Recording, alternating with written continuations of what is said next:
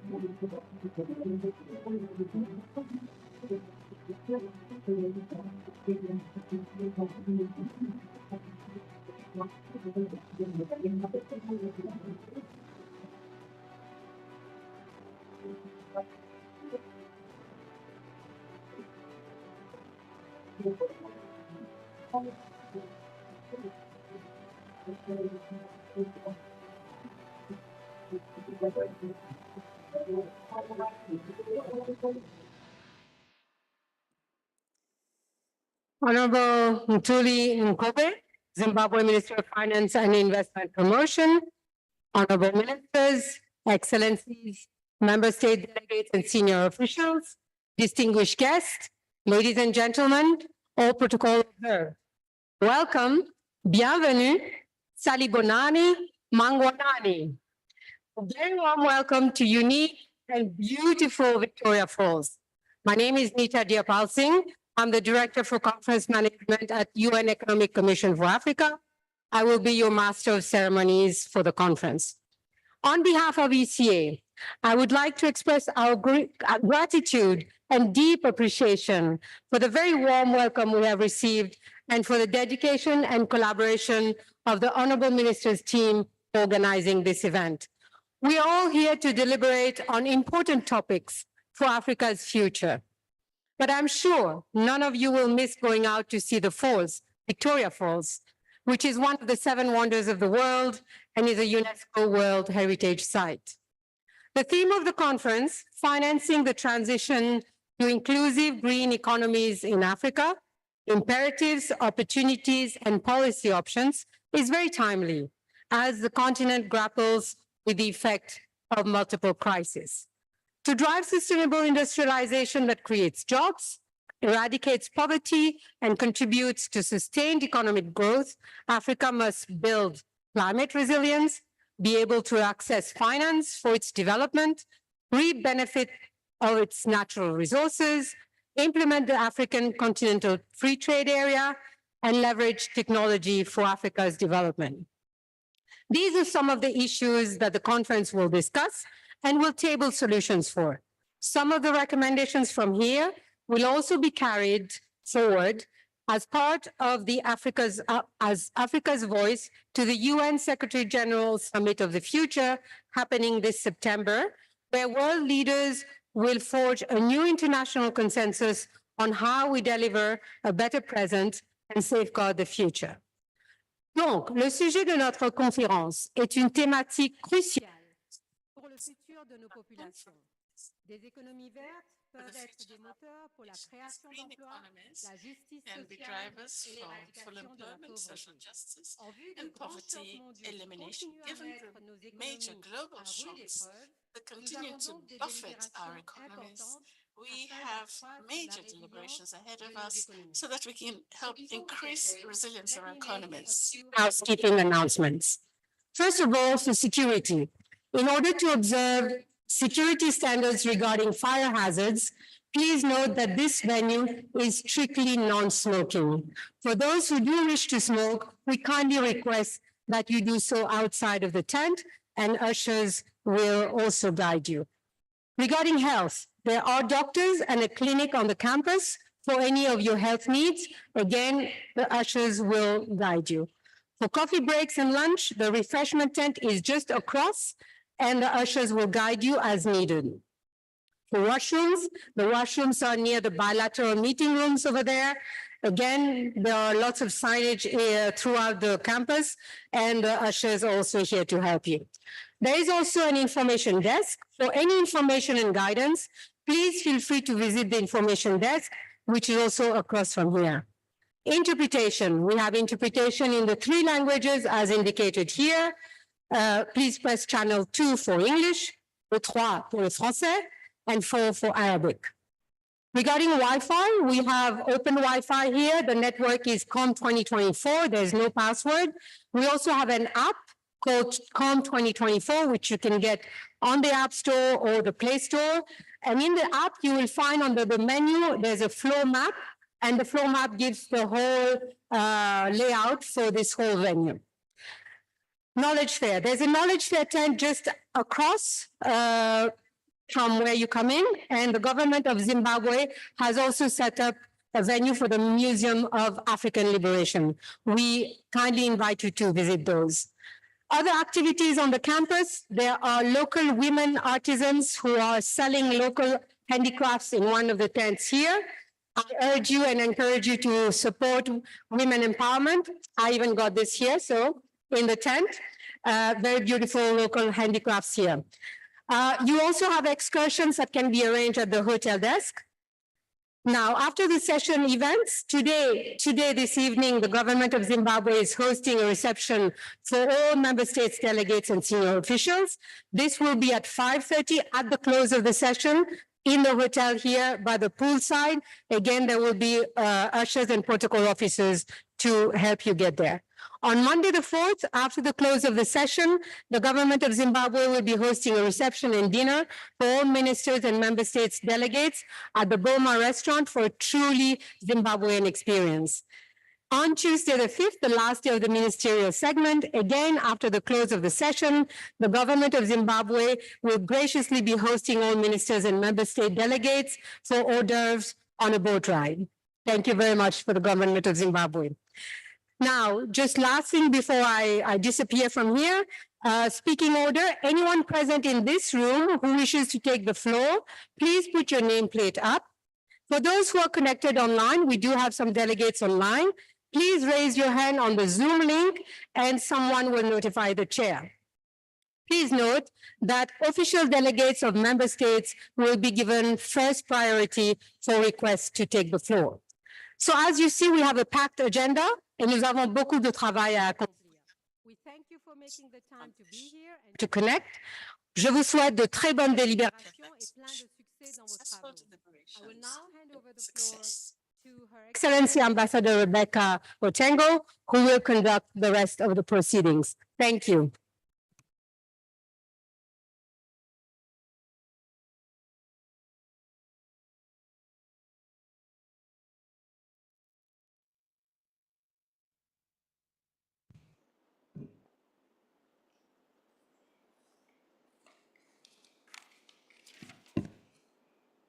Your Excellency, Professor Mutuli Ncube, the Minister of Finance, Economic Development, and Innovation Promotion of the Republic of Zimbabwe.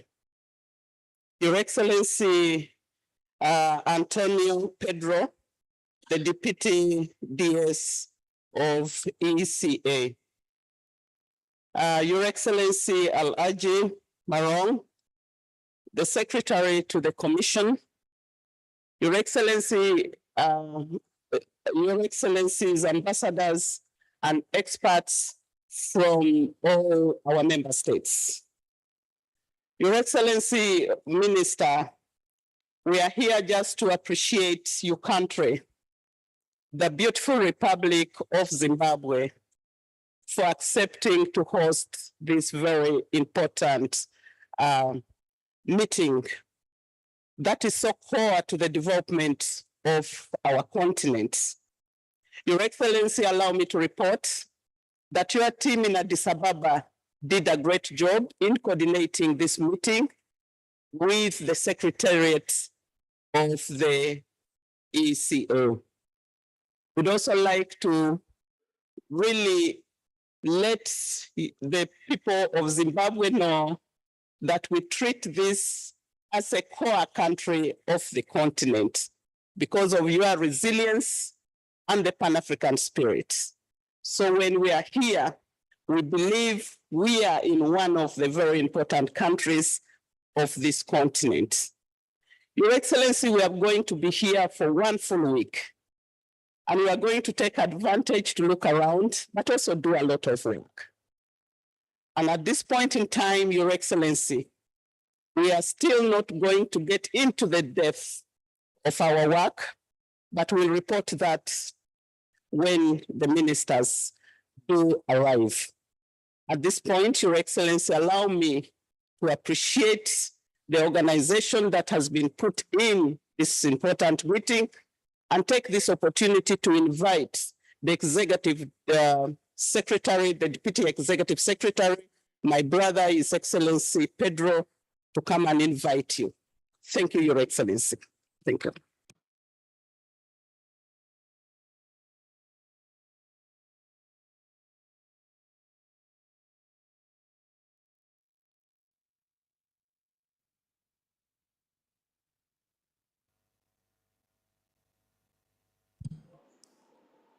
Good morning, Mangwanani Akanaka, Your Excellency Rebecca Amuki Otenga, Chair of the outgoing Bureau, Professor Mutuli Ncube, Minister for Finance, Economic Development and Investment Promotion of Zimbabwe, Your Excellencies, distinguished delegates, ladies and gentlemen, colleagues. It's my honor to welcome you to Victoria Falls, Zimbabwe, for the 42nd meeting of the Committee of Experts of the Conference of Ministers of Finance, Planning and Economic Development, being held here on the theme of financing the transition to inclusive green economies in Africa, imperatives, opportunities, and policy options. But first, allow me to thank the people and the government of Zimbabwe for hosting this very important gathering. Since our last Conference of Ministers, the world has fallen deeper into economic fragility, climate change, conflict, and distrust. Sadly, Africa has not been spared from these global trends. As most of you know, the continent faces disproportionate burdens and risks arising from climate change-related events and patterns. These include prolonged droughts, devastating floods, and out-of-season storms, all of which cause massive humanitarian crises and deepen our economic vulnerabilities. The frequency of these natural disasters reminds us that we are living in an unprecedented era of human history, characterized by critical social and environmental issues. For these reasons, we must accelerate the adoption of just and sustainable transitions, which require long-term structural changes and adequate investment. Your Excellencies, ladies and gentlemen, the issues we face today are particularly acute because the global financial systems are inadequate and have completely failed Africa. In spite of this, we are equally reminded that we have the ability to create our own solutions to our own problems, no matter how small they may be. That should be our collective focus as we continue the fight to reform the global systems. We have therefore a unique opportunity to actively transform our countries by transitioning into inclusive, low carbon, and resource-efficient economies. In practice, this can be achieved by combining environmental commitments with climate action, socioeconomic commitments with poverty eradication and reducing inequalities. And we must break away from being exporters of raw materials. The transformative entry points that can catalyze and multiply effects across the SDGs are as follows. Firstly, we urgently need to transform our food systems. According to the FAO, Africa hosts 60% of the world's uncultivated arable land and is home to 9% of global freshwater sources. However, the continent continually suffers from rising hunger, post-harvest losses, and widespread malnutrition. Furthermore, shifts in agroecological zones due to climate change have affected several breadbaskets in Africa, impacting on our food sovereignty and resiliency. To transform our agriculture and food systems at scale, we must prioritize the development of regional value chains by de-risking investment and fast-tracking the implementation of the African Continental Free Trade Area. These measures will help to insulate the continent from global food security shocks. Secondly, we need to enhance energy access and affordability. Less than 2% of global clean energy investments flow to Africa. Meanwhile, over 600 million Africans, representing 52% of its population, do not have access to electricity. This sobering truth, after 60 years of independence for most African countries, cannot be allowed to continue. We must embrace the transition to affordable, renewable energy by making the most of our solar, wind, and geothermal resources, as well as our green hydrogen potential. This would make our products globally competitive by meeting the most stringent carbon adjustment measures. Thirdly, we must increase digital connectivity and inclusion. Internet penetration on the continent remains low, with only 40% of Africans using internet, revealing a digital divide that prevents our member states from taking full advantage of the digital age and accessing technological solutions that are available elsewhere. Fourthly, education systems must be transformed. As most of you know, by 2030, young Africans are expected to constitute 42% of the world's youth. With such demographics, when many parts of the world are struggling with aging populations, we urgently need to secure the future of our youth by empowering them with the knowledge and skills for the jobs of the future. To do this, we must undertake a comprehensive foresight analysis that will inform the transformation of education systems and curricula. Fifthly, we must create jobs and enhance social protection. According to the ILO, Africa has the largest rate of unemployed youth. 11.2% of Africans between 15 and 24 years old are unemployed, with the number as high as 80% in some African countries. To mitigate this problem, governments must pursue integrated, comprehensive industrial policies and private sector development strategies that create jobs for young people and improve the transition from school to work. Lastly, we must embolden our response and collective action on climate change, biodiversity loss, and pollution. The Nairobi Declaration acknowledged that climate change is the single greatest challenge facing humanity and the single biggest threat to all life on Earth. The declaration calls for the valorization of our natural capital, potentially making it an important asset class to expand our fiscal space, starting with the development of credible carbon credit markets.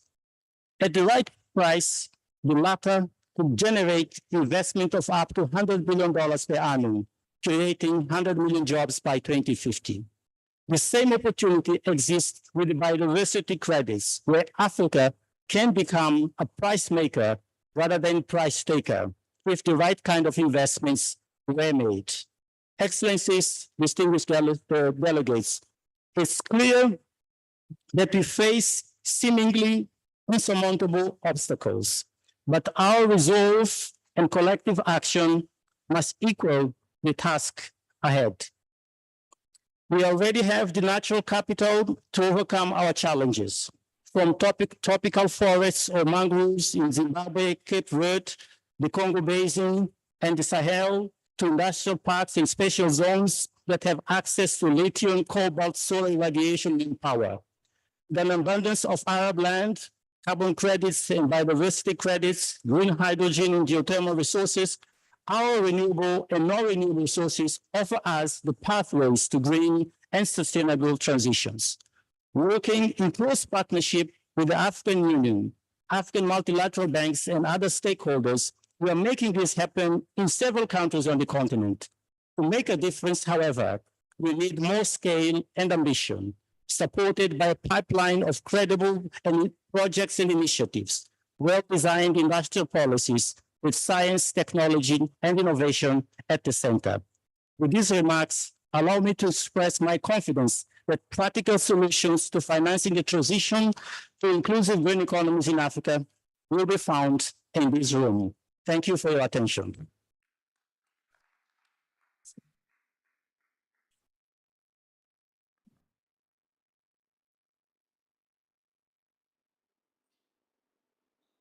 It's my honor and privilege now to invite Professor Mthuli to deliver his statement. Thank you.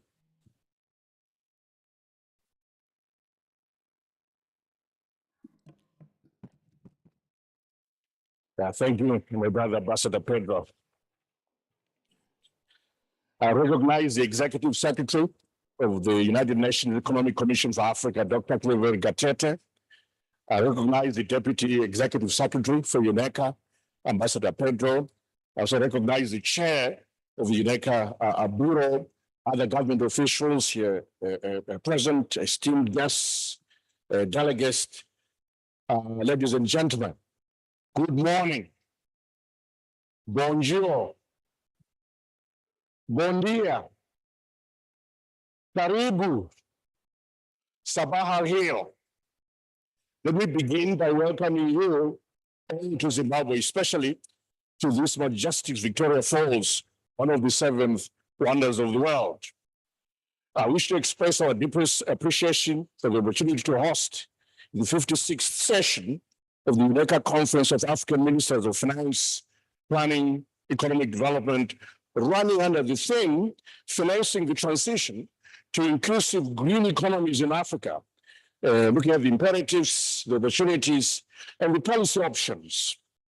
Allow me to take this opportunity to extend my sincere congratulations to Dr. Clever Gatete on his appointment as the Under-Secretary General and the Executive Secretary of the United Nations Economic Commission for Africa. We wish him a successful tenure at the helm of UNECA. We also want to commend UNECA's support towards development of Africa over the years, Pedro. Among other sectors, UNECA has provided support to the African Union and its member states in the implementation of the African Continental Free Trade Area Agreement. Honorable ladies and gentlemen, this conference offers an important platform for African ministers of finance, planning, and economic development, central bank governors to converge and exchange ideas, experiences, and knowledge. This year, the esteemed gathering provides us an opportunity to foster greater understanding and collaboration among African ministers of finance, ICT, trade, industry, and environment on the theme of our conference. The implementation of this important theme requires a whole of government approach. As you are aware, the primary objective of this conference is to promote the economic and social development of our member states, to foster intra-regional integration and promote international cooperation for Africa's development.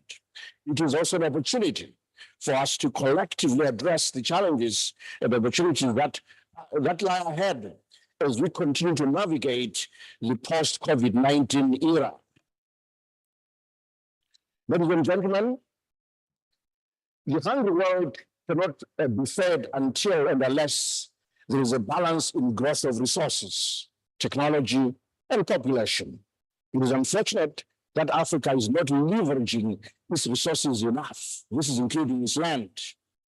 As you know, the continent has around 127 million hectares of potentially irrigable land, of which only around 13% of this land is currently used for irrigation. Only 13% of the 127 million hectares.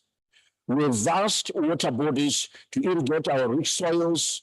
All we need is investment in advanced irrigation technology and enough funding for climate-proof our agriculture as we strive to become food secure.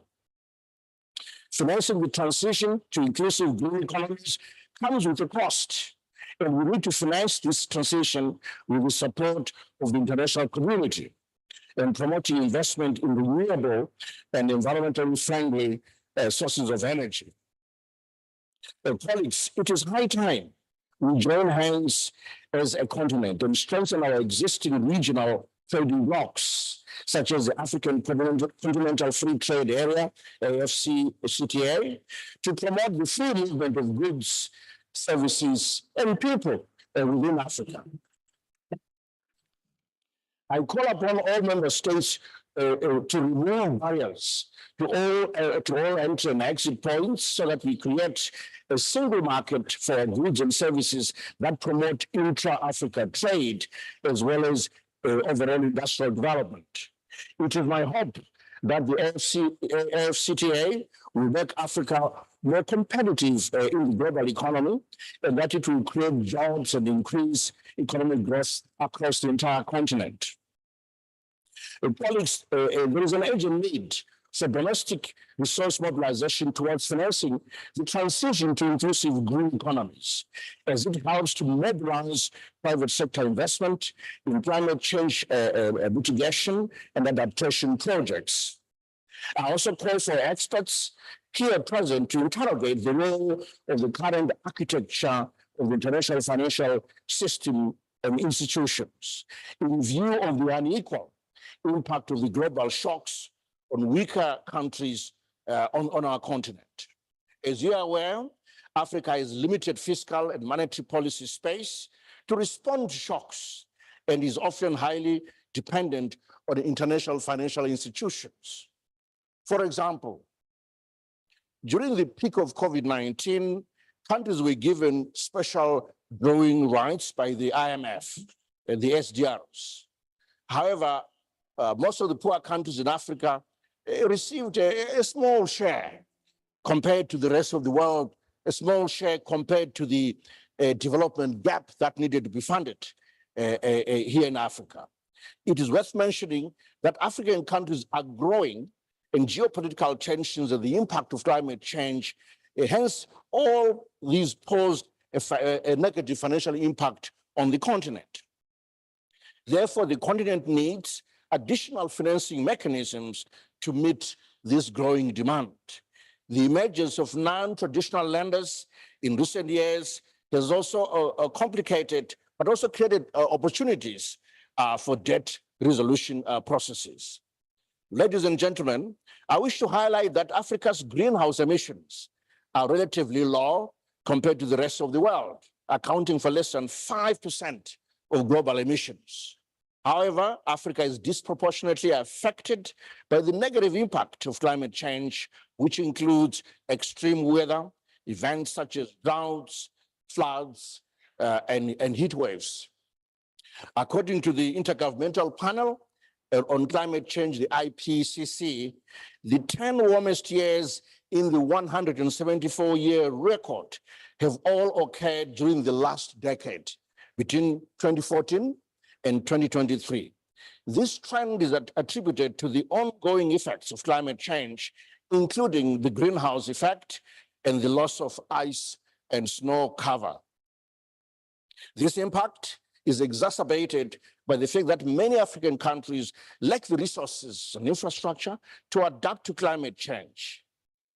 This has led to increased poverty in some areas and vulnerability, crop losses, loss of human lives, and hence the need for a just and fair energy transition process. Ladies and gentlemen, in our region, as a result of climate change, in March 2019, Cyclone Idai led to the loss of over 1,000 people in Mozambique. It caused widespread devastation in Zimbabwe, with at least 259 people losing their lives and leaving over 500,000 people in need of urgent assistance. It destroyed homes, roads, bridges, cutting off access to food, clean water, and medical care. In Malawi, for example, the cyclone affected nearly 900,000 people, with more than 230,000 people being displaced as a result. Currently, drier than average conditions have become dominant across the southern region, and the impact is more severe along the belt extending from the northern half of Namibia, Angola, Botswana, Zambia, Zimbabwe, and into most of Mozambique. This therefore calls for a concerted efforts for rapid and deep emissions cuts by the developed countries and accelerated actions to adapt to climate change to limit the severity of the least polluting countries in Africa. And Africa is most affected. As an adaptation measure to combat climate change impacts, African countries should consider taking advantage of artificial intelligence to fight the effects of climate change, such as droughts, which result in crop failures, as we know. According to the United Nations Environmental Programme, UNEP, the total cost of transitioning to a low carbon and climate change resilient economy in Africa is estimated at around 130 to 170 billion US dollars annually between now and the year 2030. This includes the cost of investing in clean energy, sustainable agriculture, water management, and building climate resilient infrastructure. However, the benefits of making these transitions are estimated to be much higher, with a potential net benefit of up to 3 trillion US dollars per year up to the year 2030. As you are aware, at COP 2015 in 2009, developed countries committed to a collective of mobilizing $100 billion per year by 2020 for climate change financing in developing countries. In the context of meaningful mitigation actions, funding for adaptation, technology transfer, and capacity building and transparency on implementation of these commitments. However, we are now in 2024, and African countries have not yet received the $100 billion so promised in climate finance by these developed countries. As stated in the African leaders' Nairobi Declaration on Climate Change and Call to Action, Africa can be a global powerhouse for climate action and offers an opportunity for investments for the continent to be a green industrial hub. It is important to unlock the renewable energy resources that we have on our continent. Zimbabwe, on the strength of its renewable and non-renewable resources, has investment opportunities in solar energy, in critical minerals such as lithium. Zimbabwe is the largest deposits of lithium on the African continent, for example. The nearby Zambezi River, on which Victoria Falls is found, provides a huge opportunity for hydropower. So far, we know that Zimbabwe, Zambia, and Mozambique are extracting hydropower from this river with incredible, opportunities still remaining to be exploited, particularly on the Zimbabwe and Mozambique side. And we're looking into building hydroelectric facilities along this river. Ladies and gentlemen, Africa is already in debt distress, and for the sub-Saharan African region alone is experiencing high levels of indebtedness. We see that in year 2022, debt was as high as $833 billion. According to the IMF, if you look at the medium public debt ratios, these have increased from about by 30 percentage points, from 28.8% of GDP in 2012, increased to about 59.1% of GDP in 2022. You can see that debt levels have risen since 2012, and this is clearly unpalatable. The increases over the last decade are due to a series of shocks, including the COVID-19 pandemic, climate-related events, natural disasters, and high international prices of food, fuel, fertilizers in the aftermath of the geopolitical tensions and conflicts. Worth noting are efforts put in place through the G20 Common Framework for resolving resolving sovereign debt crises. The framework aims to provide a coordinated and orderly approach to debt restructuring to prevent and resolve debt crises while promoting economic growth and development. The current market environment has become challenging for many African countries, with access to market financing tightening up and becoming very expensive, as advanced economies have raised interest rates to fight inflation, and international investors have become more risk averse. Official financing flows are also trending downwards relative to the country's economic size and needs. As a result, it is becoming increasingly difficult for countries to roll over their maturing debt, forcing them to make difficult policy choices, including defaults. In this context, debt restructuring has become a growing concern for African countries that are experiencing debt vulnerabilities and risks to debt sustainability. In view of the above challenges, access to finance for Africa must be made cheaper and easier. Hence, there is need to relook at the international financial architecture to ensure that it is fit for purpose. To support African countries to attain Agenda 2063 aspirations and to achieve the SDG goals by year 2030, and above all, to reduce poverty and gender prosperity, which is in the main challenge for our continent. In addition, due to lack of access to climate finance, African countries are not able to reduce the negative impacts of climate change we face year by year. To this end, I would like to join others. We have called for the reform of the global financial architecture.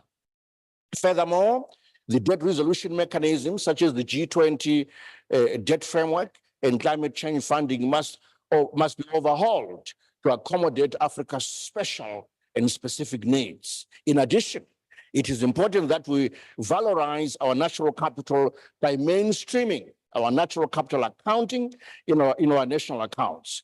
This would lead to a rebasing of our GDP and expansion of our physical space and reducing vulnerability to external shocks. As we discuss the issue of greening our economies, it is important to take into account our forests, which can be a source for development, and also a force for reducing carbon emissions.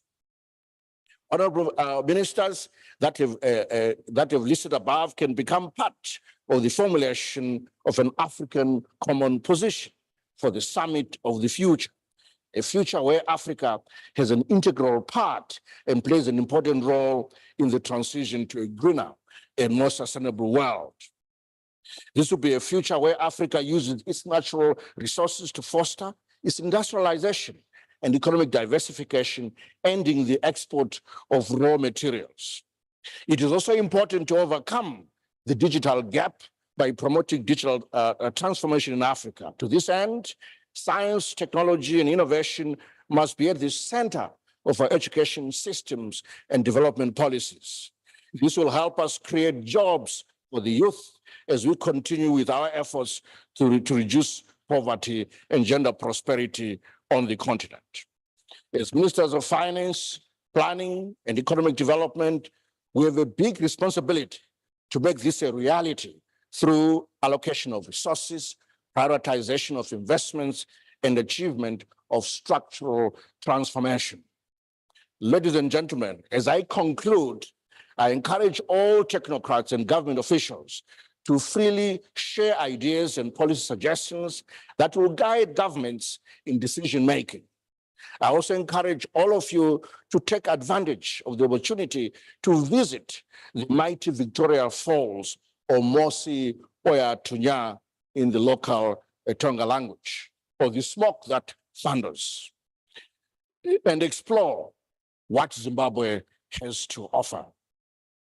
Let the thunder and beauty of this natural wonder inspire you as we discuss and deliberate on financing the transition to inclusive green economies in Africa, looking at imperatives, opportunities, and policy options.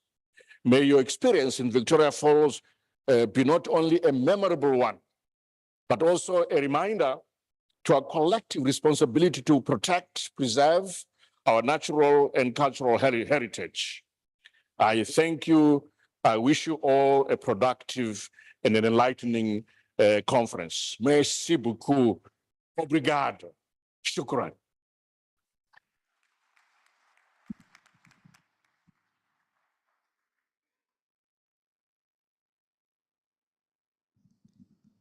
Thank you, Honorable Minister, for your very detailed exposition. We just know that the conference will be in the right hand, because if you are the one steering us for the next 1 year, then we are on the right track.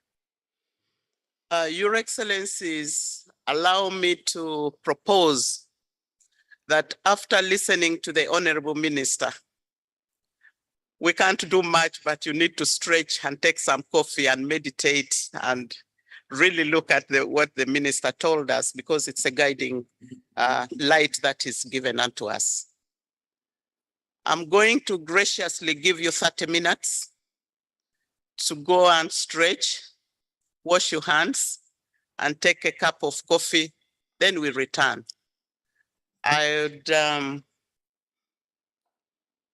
They are giving me the right time. So 10 minutes to 11, we should all be in the room. And I propose that you sit behind your flag so that we are able to know who is here Thank you. I now adjourn up to 10 minutes to 11. Thank you. Thank you, Honorable Minister.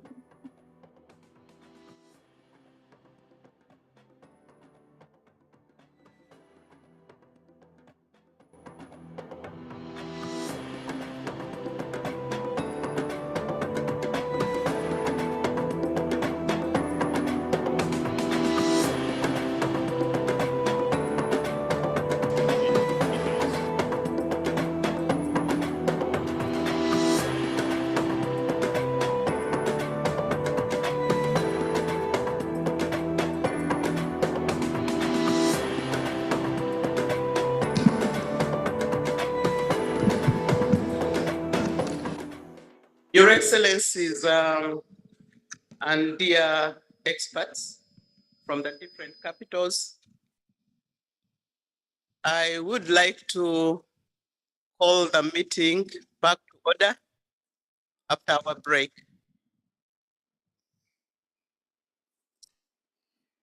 May I once again take the opportunity to thank the minister for gracing the opening ceremony and the ES for also giving very good exposition to us. Your Excellencies, dear participants, we are going to a very important stage of our meeting, as shall be cast on the screen, that we now move to the election of the new bureau and adoption of the agenda and the program of work. I would like to invite the committee of experts to turn to item 2 on the provisional agenda, and it's entitled Elections of the Bureau and Adoption of the Agenda and Program of Work. It must be amongst your documents, and it's contained in the document that we are going to refer to as E/COE/42/3-Rev2, just amongst the package that you have with you and also on the screen. I would like to report that as the outgoing chair, I organize a series of consultations in Addis Ababa between the outgoing bureau members, each of whom in turn organize consultations within one of the 5 sub-regional groupings that he or she represents. The outgoing bureau took into consideration the tradition and practice of the ECA Conference of Ministers, also ensuring representation of all the sub-regional groupings in the bureau and the principle of rotation. For your information, the composition of the bureau of for the last 22 sessions can also be found in the annotated provisional agenda in your package. On this basis of consultations, the following has been received as the nominations for the Bureau of the 56th session of the Commission. Chair, Zimbabwe for Southern Africa. First Vice Chair, Egypt for Northern Africa. Second Vice Chair, for Central Africa, they are still consulting. Third Vice Chair, Cote d'Ivoire for West Africa, and Uganda remains the rapporteur.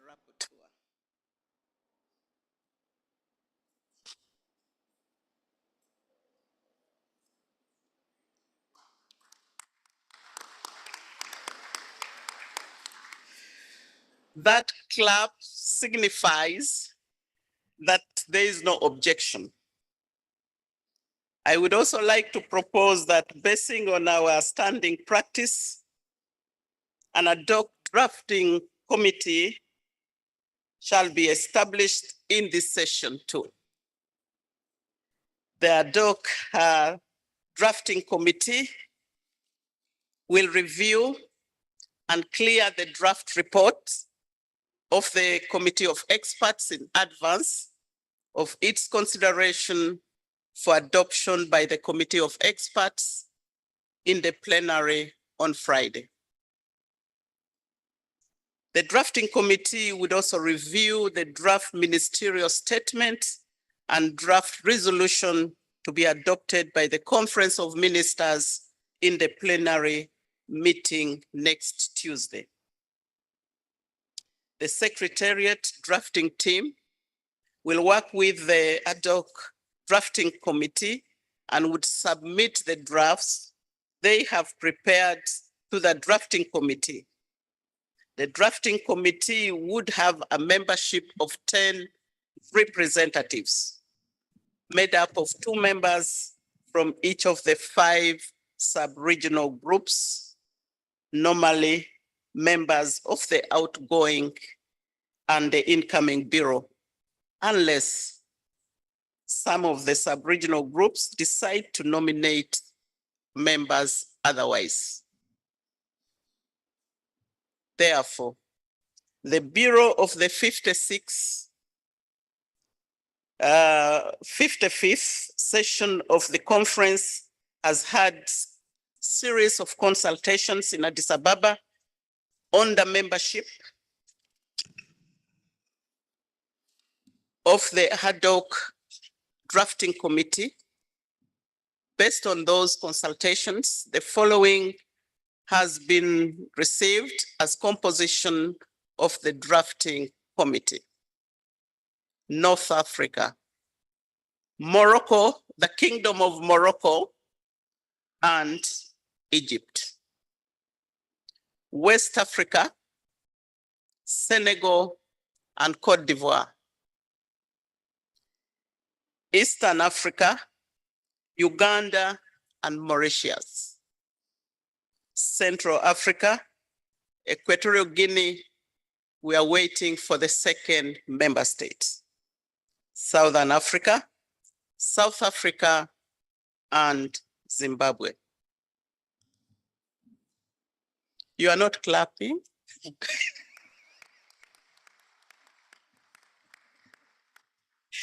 Thank you for no objection, and it is therefore decided.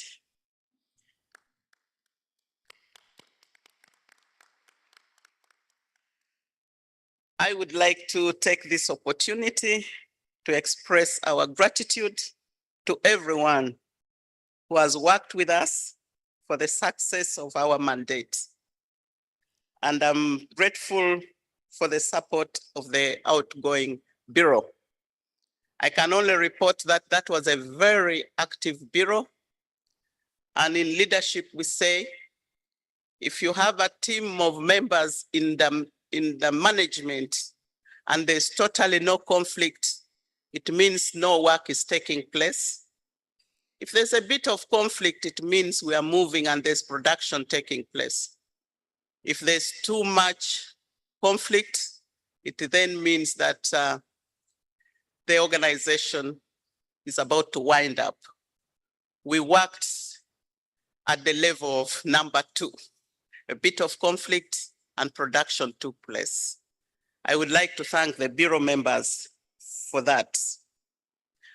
And I would also like to say that Zimbabwe, the team in Addis Ababa and that in Harare supported our work when we were trying to get the host of this very important conference. But I would call upon you to clap for the Secretariat because they did more work. Don't think I don't want to get up, but I now have the honor and privilege to invite His Excellency, Mr. A.N. Buvumba, the Permanent Secretary, Ministry of Finance, Economic Development and Investment Promotion of the Great Republic of Zimbabwe, to take your seat at the podium.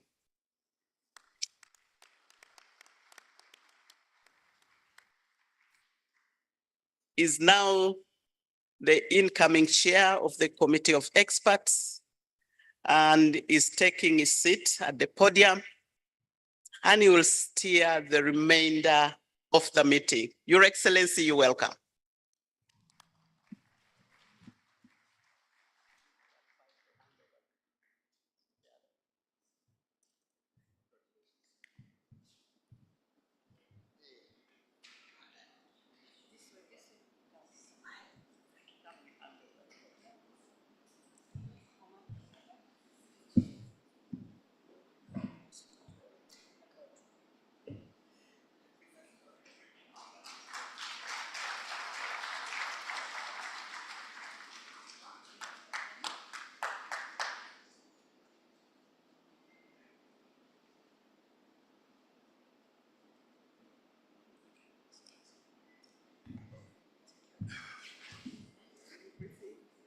Not even my coat should remain here.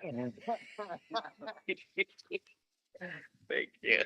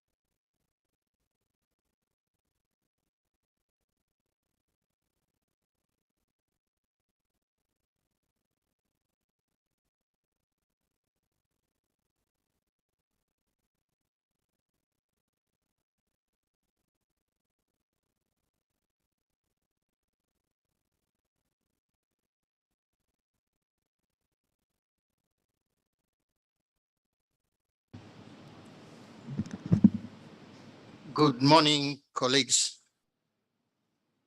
Let me first of all welcome you all to Zimbabwe, which is being held here at the magnificent Victoria Falls. I hope you'll enjoy the lovely environment we have and also the beauty around us. On behalf of the government of the Republic of Zimbabwe, let me thank all the member states for electing Zimbabwe as the chair of this conference, and we humbly accept this responsibility over the next 12 months. Thank you so much. Let me also thank the members of the Outgoing Bureau under the chair of my sister from Uganda for the sterling work which they undertook. Well done, colleagues. Thank you so much. I have noted that we have a loaded agenda for the next 3 days, so we need to be focused in our deliberations, keep time, and make sure that what we are discussing results in productive solutions for the continent. So I'm looking forward to your cooperation and looking forward to the 12 months ahead for us to be productive and results-oriented in our focus. On behalf of the 42nd meeting of the Committee of Experts and 56th session of the Conference of African Ministers of Finance, Planning and Economic Development, I would like to extend my deepest appreciation to the government and people of the Republic of Zimbabwe for their cooperation and generosity in hosting this year's gathering. Please allow me to begin by thanking the outgoing chair, which I've done, and all members of the Bureau. I think they've achieved sterling work and results. Honorable ministers, distinguished ladies and gentlemen, delegates. Well, as I've already said, we are grateful for this honor to be chair, and we are committing fully to the progress and successful 12 months. And we will be articulating our areas of focus for the next 12 months. Let me also go on to express our issues as we go forward. I think one of the issues for Africa is the Sustainable Development Goals. I think that has been critical and foundational in most of the policies and activities and programs for Africa. This, of course, is being guided by Agenda 2063. And at this juncture, it is very important for us to see progress and also assess how progress is being achieved by the various countries in Africa on these two critical focus areas. I think the issues on the progress we have achieved, there are risks associated going forward. Some are high, some are medium, some are low, but I think all risks, we need to mitigate the risks for us to achieve the Sustainable Development Goals and our Agenda 2063. I think one of the critical imperatives is the financing of the transition to inclusive green growth which is very critical for Africa. As my honorable minister has already talked about, we are the least polluters, but the worst hit by this, by the climate change. So we need to accelerate progress towards mobilizing resources and also in that process towards SDGs achievement and Agenda 2063. I think what will be critical for Africa going forward is to ensure sustainable and equitable growth, and also which is inclusive. I think the critical issue for me is we're always talking of potential. Africa is potential. I think we now need to move to action and results. We've talked too long of potential and the natural resources, et cetera. I think strategically we need now to focus on results. The jobs, creating food security, ensuring we have sustainable health systems, education, etc. So I think during our tenure, we'd want to see actionable programs and results-oriented programs, and we should be measured in terms of what we are doing as we go forward with our program. So for me, let's have action, action, and action. I think today we'll be focusing on the issues relating to synergies between domestic and international financing. I think we'll look at issues both for the private sector and public sector, and also the development financing framework, and the issues of debt vulnerabilities, which have taken center stage for Africa. We know there are various countries now in debt distress. So it's a critical issue we have to look at. One of my critical issues will be the G20 common framework, which has been slow in response to our challenges for those countries facing these issues. I know my neighbor Zambia has been at it for too long, and this is not really acceptable. We need agile solutions for these debt vulnerabilities. I think also there are issues which are critical for us in terms of domestic resource mobilization, where if you look at the percentage of GDP of revenues, they are very low for some African countries. So we need to enhance our capabilities on tax administration and also all the critical areas relating to revenue. And I think one of the critical areas we have avoided as Africa, which is a big drain for Africa, is the illicit financial flows. This area we duck and dive, and we are not going head on with this critical issue. The resources are going out, and the studies have shown that this is a huge drain on Africa, and it's even bigger than ODA. So really, I think it's an area which I would want to urge the ECA, also together with other international financial institutions like the ADB, etc. We work on this also issue. I know the AU also, they commissioned a report by the former president of South Africa on this issue. So I think it's something we need to take much more seriously and boldly as we move forward as Africa. I think for me, it's one of the areas I also raised when I was at the World Bank in terms of issues relating to illicit financial flows. So I think we need solutions. We've talked enough, we've researched enough on these issues. I think we need action now going forward. I know we also focus on concessional financing, but for me, it's concessional financing versus the abundant resources we have. I think if we lock our resources and make them sweat, the issue of concessional financing for Africa will not be necessary. And I firmly believe in this. We have the land, we have the resources and everything. Why are we going out begging out there for concessional financing? We have enough resources. Let's exploit our resources. Let's maximize the resources. So this is my take on issues of whilst concessional financing is okay, but I think it's high time Africa stood up and made its assets sweat for the benefit of the poor. So that's one issue I'd like also us to look at as we go forward. And then also the issues of technology and industrialization are becoming critical. I hope we can also be practical and look at issues of value addition. We've talked about opportunities in value addition, but we don't have strategic programs, strategic country or regional based strategies for value addition. So it's one area we should also be looking at. We have talked a lot about also the SMEs, etc., in terms of how they contribute to employment, to GDP. In most of our countries, as you're aware, we have a huge informal sector.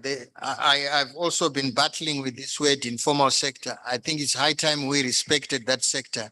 If a sector is contributing over 60% of your GDP, I don't think you can no longer call it informal.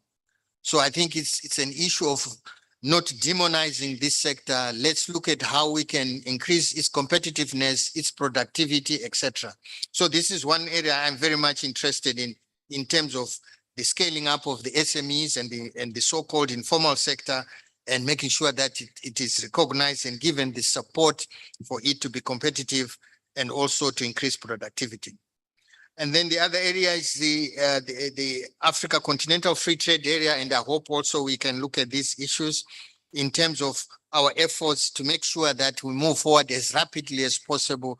I know there are programs up there with the Secretariat, but I hope we can fast track this area so that we can be a giant in terms of the market potential we have. Again, we need to move from a potential to realization of the benefits of this huge market which we have in Africa. I think also we acknowledge the huge opportunities by being presented by the Africa Continental Free Trade Area, and the resilience and also the contributions from each country. But I think now we need to focus on concrete actions. How do we move forward with implementing what we've agreed to? So in conclusion, on behalf of the incoming Bureau, I would like to assure that we'll do our best to work with all of you and with the ECA leadership team to bring strategic foresight and innovative ideas to scale, exploring financing opportunities and the exploitation of our natural resources for the benefit of the continent, to ensure that we address inequality and vulnerabilities on the continent, as well as propel Africa onto a sustainable, prosperous, equitable, and development path and beyond. I'm very confident that our deliberations on the serious issues on the agenda will be productive and lead to concrete outcomes for the benefit of our people and our continent. I look forward to collaborating with each of you to achieve our shared goals and make positive impact on our dear continent. I thank you.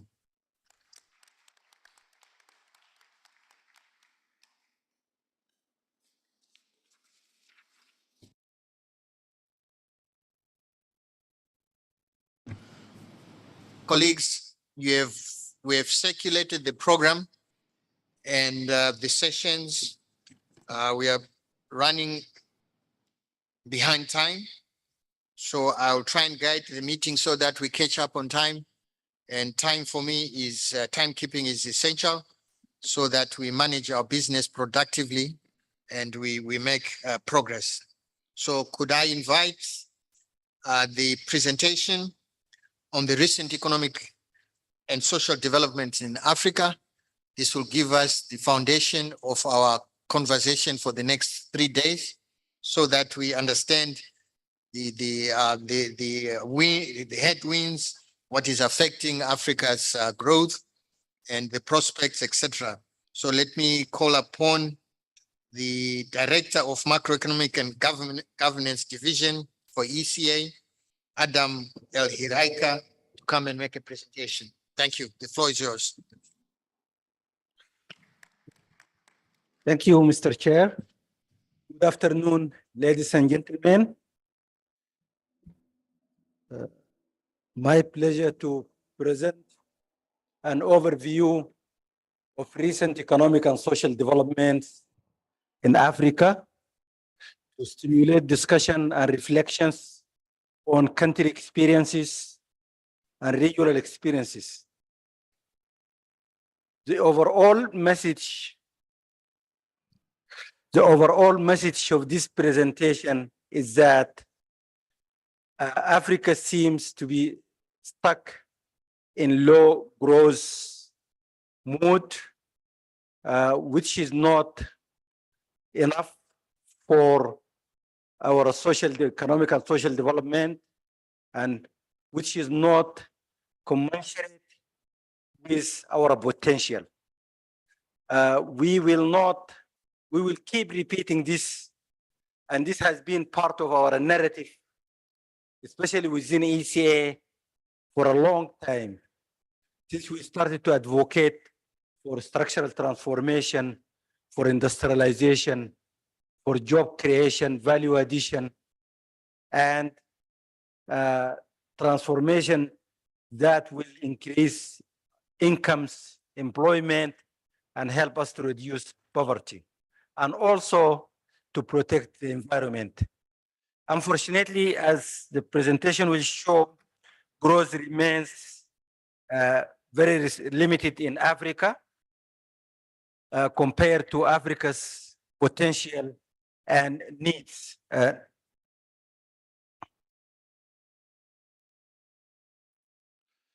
In 2023, the world economy showed in 2023 and 2024, the world economy grew at modest rates of 2.7% in 2023, and 2.4% is expected to take place in 2024. And Africa remains highly dependent on exports of raw material. So whatever happens in the global economy will affect growth in Africa. So economic growth in Africa has declined to 2.8% in 2023, down from 3.1% in 2022. As I said, Africa continues to rely heavily on primary commodity production and exports, and changes in commodity prices globally affect Africa in two ways. Recently, as you all know, food commodity prices have increased and remained elevated for a long time. And this has a negative impact on Africa as far as imports are concerned. On the other hand, primary commodity, especially minerals, prices have declined over the last few years. And this has a negative impact on export revenues. So the two types of changes are not good for Africa. Recently, of course, as you all know, there is a decline in global growth because of the financial crunch, global financial crunch, and slowdown in demand especially for exports. Yet we expect growth in Africa to recover this year to 3.5% and reach 4.2% in 2026. When we look at growth by region, we find that East Africa is leading Africa's regions, sub-regions, growing at around 5.5% in 2023. And East Africa has been actually leading Africa's growth for quite some time, thanks to sustained investments, especially in infrastructure and private consumption and government consumption, as well as net exports. Growth in Africa by sub-region is also led by growth in West Africa at over 3% in 2023, and then there is a recovery in North Africa. However, growth in Southern Africa continues to be low, especially in large economies like South Africa.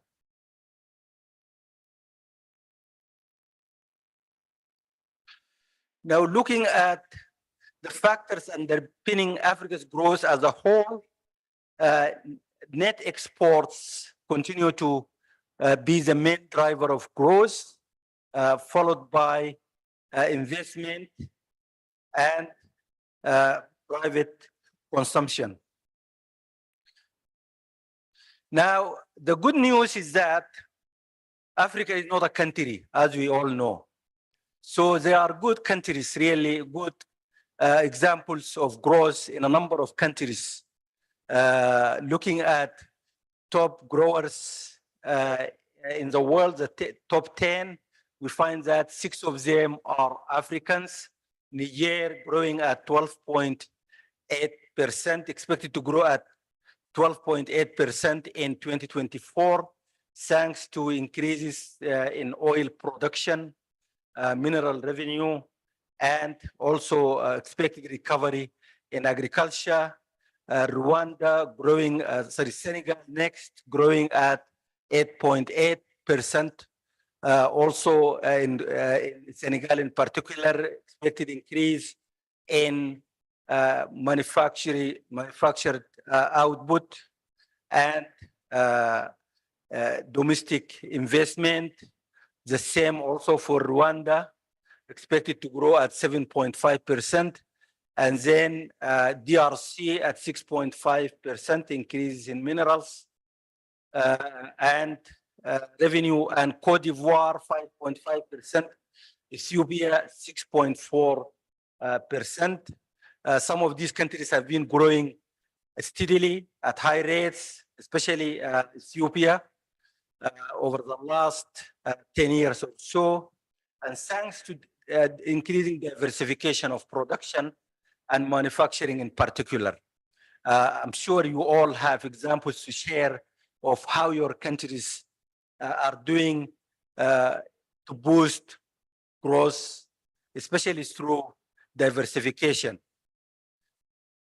We have other also countries that are doing well to mention.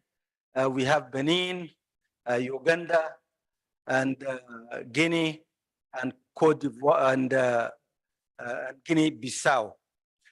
So there are examples of countries that are doing relatively well, but there are also examples of countries that are not doing well in terms of growth. Now going to fiscal performance, Africa's average fiscal balance has deteriorated to 4.6% of GDP in 2023 and expected to deteriorate further to 5% of GDP in 2024.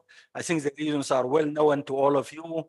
Revenue is not increasing at the rate needed to cover increases in government expenditure. And here we will be talking a lot about the potential that is not tapped yet. Africa, we have demonstrated in many reports that Africa has the potential really to increase domestic revenue mobilization, especially tax revenue, through improved tax administration and policies, and through innovative sources of finance. We demonstrated in 2019 economic report on Africa that African countries have the potential to increase tax revenue alone as a percentage of GDP by between 12 and 20%.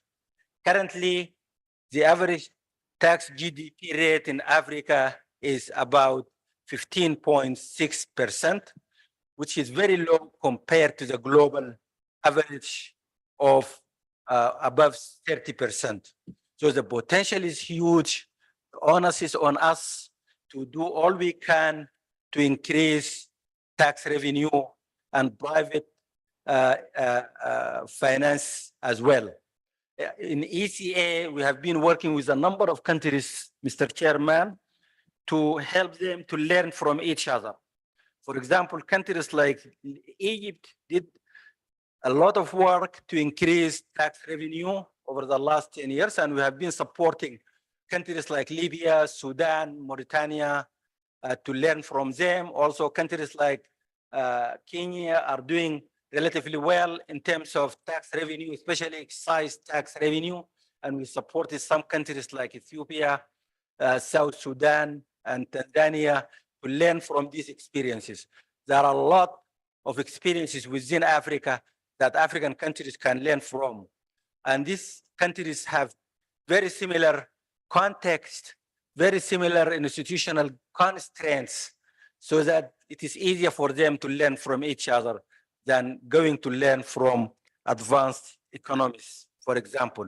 So the potential is there to address this fiscal gap, fiscal imbalance.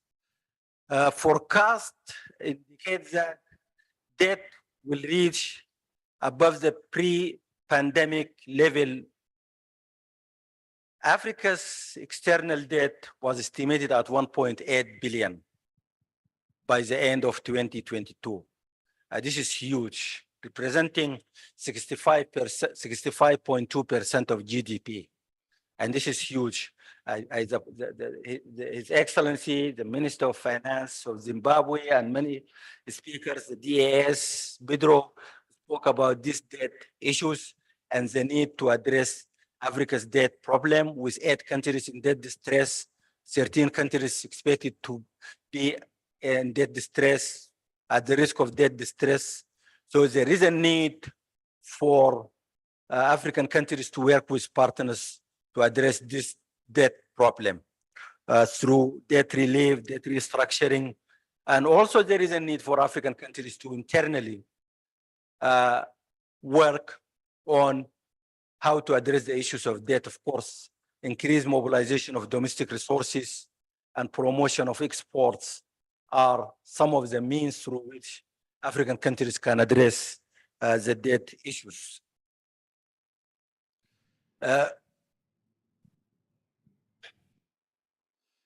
Inflation in Africa remains also high, relatively high, at 18.3% in 2023.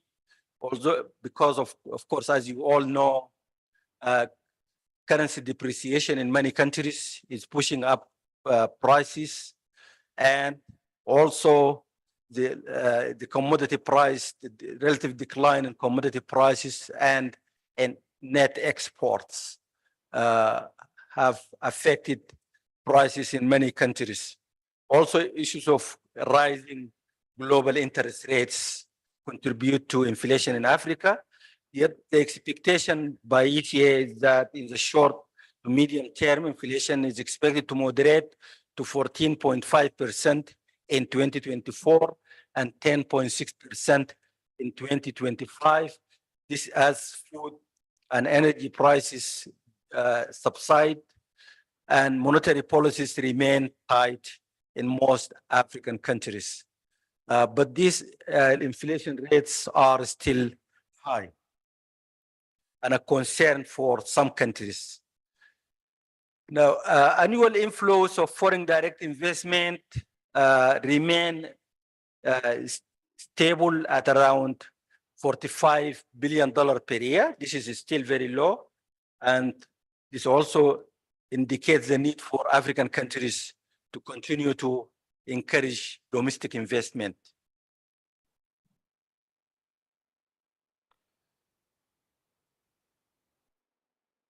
Well, now coming to trade, and this is a very interesting story, which my colleague Stephen will talk more about. And we have to take notice of opportunities for Africa. As I said, net exports, as exports minus imports, have been the main contributor to Africa's growth in recent years. This is a very good, and positive aspects of Africa's growth. So there is a potential for Africa to increase growth through trade. And there are two sides to this trade. Of course, international trade and regional trade.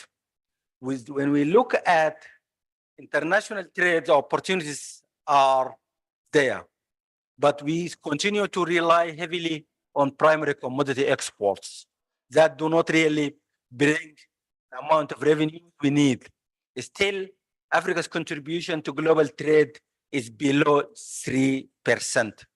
And similarly, Africa's share in global income is below 3%.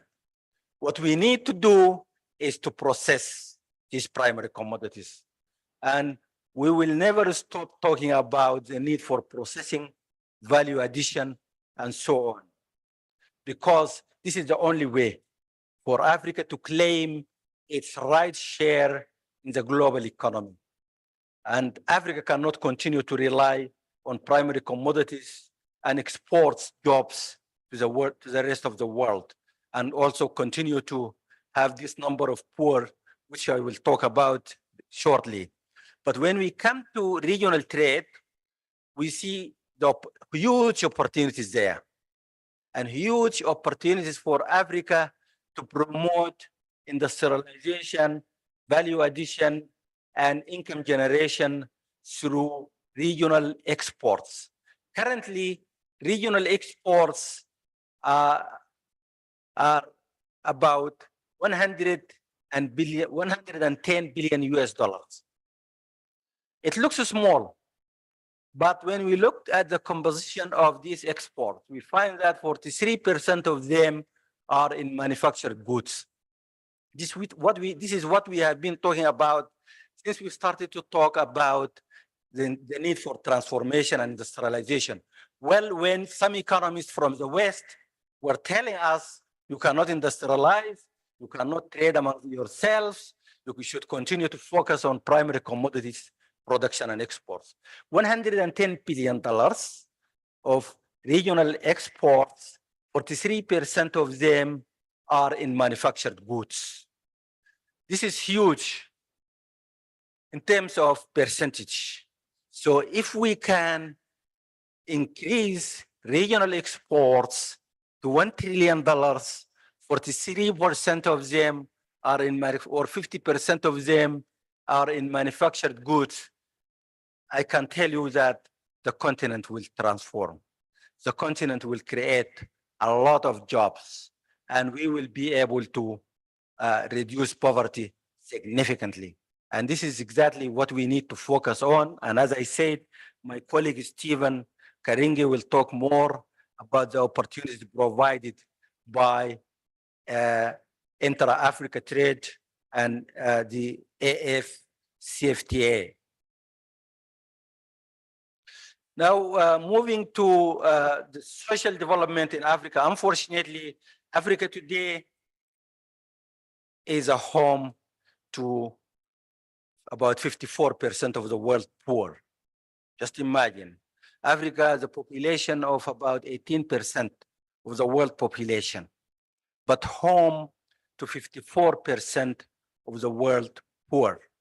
And according to ECA estimates, 476 million Africans are expected to be under the poverty line in 2024. And the poverty rate is estimated at around 32.5%. This is huge. This is very huge. So the increase in poverty rate between extreme poverty between 2019 and 2023 is 28%. This is very huge. And we need a new social contract for Africa really to address this poverty problem. Well, there are a lot of factors, of course, contributing to this. The nature of growth and the nature and the climate change, and also high dependency within Africa on informal economies continue to contribute significantly, of course, added to lack of modernization of agriculture, high dependence on indigenous technologies with new technologies and systems in place. So poverty continues to rise in Africa. This trend of low growth rates, high poverty, unemployment, inequality in Africa raises a lot of risk for our growth prospects. And the risk include the nature of production systems, consumption systems, as well as global risk in terms of sluggish global economic growth and tight global financial conditions, political instability and geopolitical fragmentation. We have seen political unrest in a number of African countries. I also spoke about high debt levels and high inflationary pressures. These are some of the risks and the opportunities we see in terms of African continental free trade area and adoption of innovative financing mechanisms, including climate finance, including debt for nature swaps, and so on.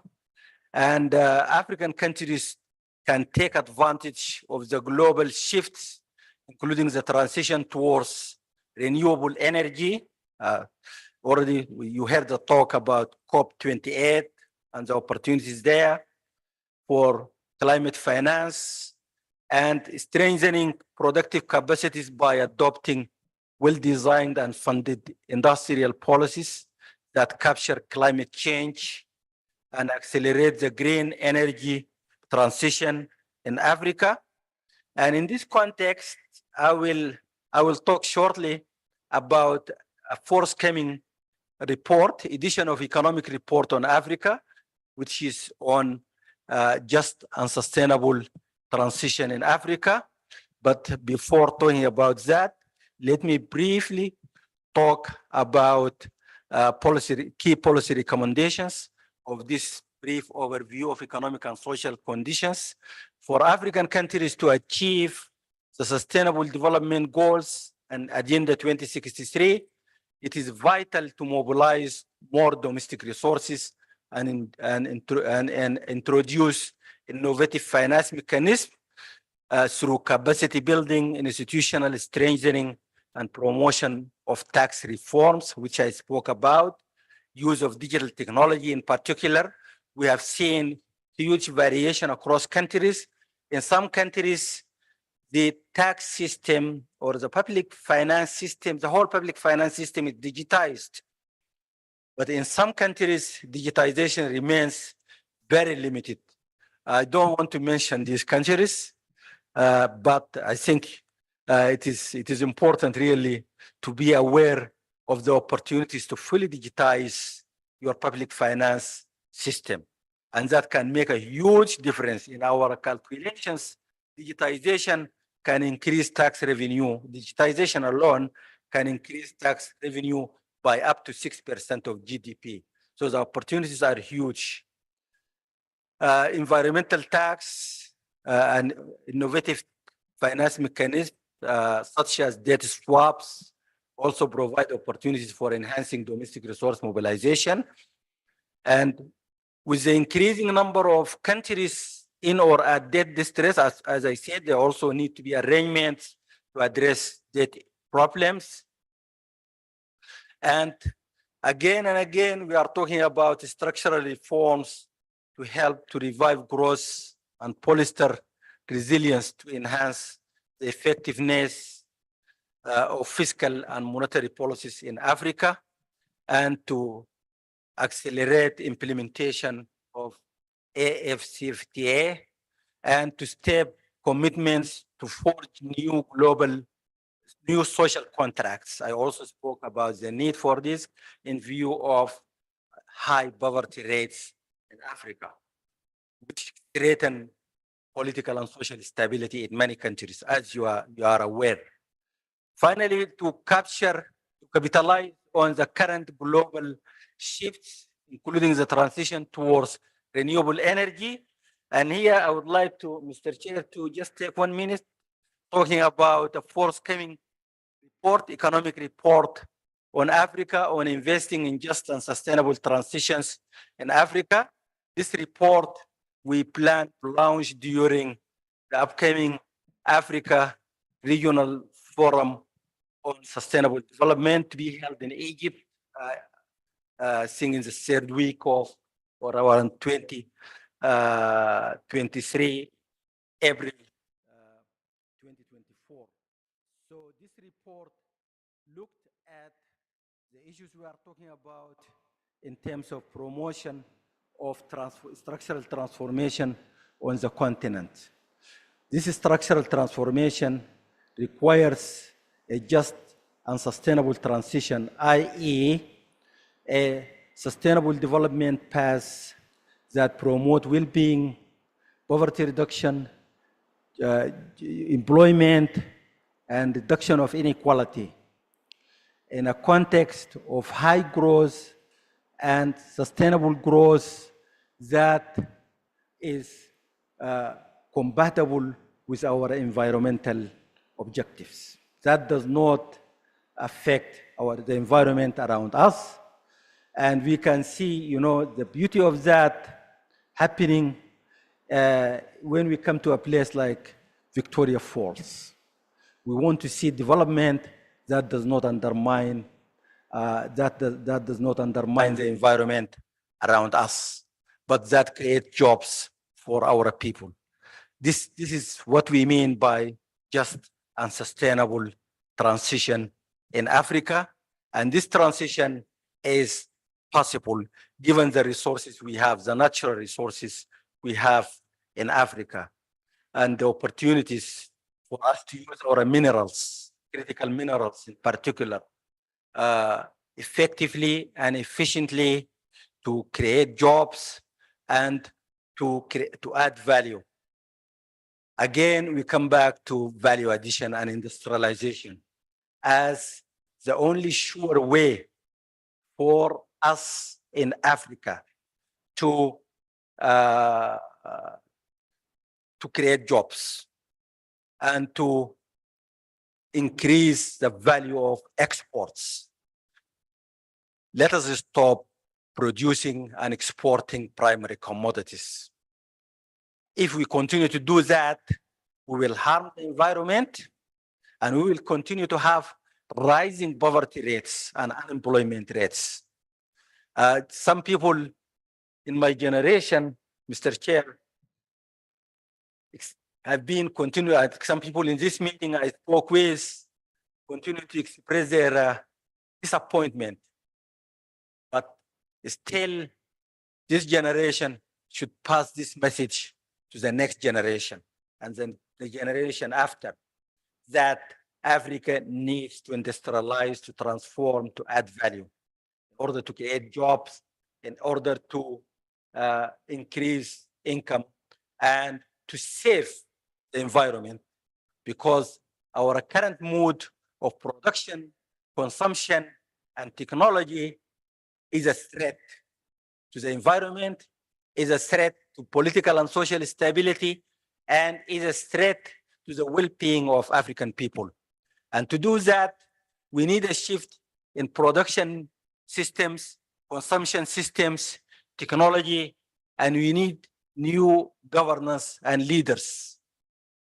Leaders, not just the presidents and the prime ministers, but leaders like you here in this room who can bring these new ideas and shift the focus of policy making and implementation to really create opportunities for the transition, the just and sustainable transition Africa needs. In this context, we have some preliminary findings and policy recommendations, which we will share with you again during a formal presentation during the ministerial segment of the conference of Ministers.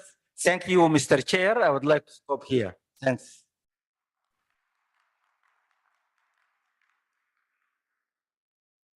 Thank you very much, Adam. Well, colleagues, you have heard the presentation, the usual issues we are talking about: diversification, fiscal space, debt distress, macroeconomic stability, trade, low trade levels in Africa, increasing poverty levels, political instability, etc., etc. So I would like us to go straight into 10 minutes of discussion. In terms of our discussions, let's be concise, and also let's offer practical solutions, and also country experiences in some of these critical areas which have come out from the presentation. Those who want to contribute, please, let's put up our country tag, and then we can identify those who want to contribute. Thank you. We open this for discussion.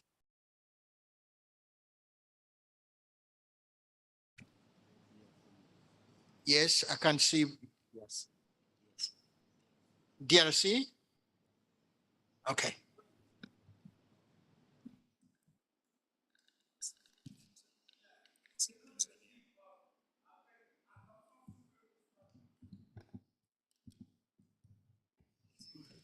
Nous venons de suivre avec attention soutenue les brillantes the brilliant explanations donc, des orateurs. of both speakers, and we thank them for their input. However, I have a comment to make.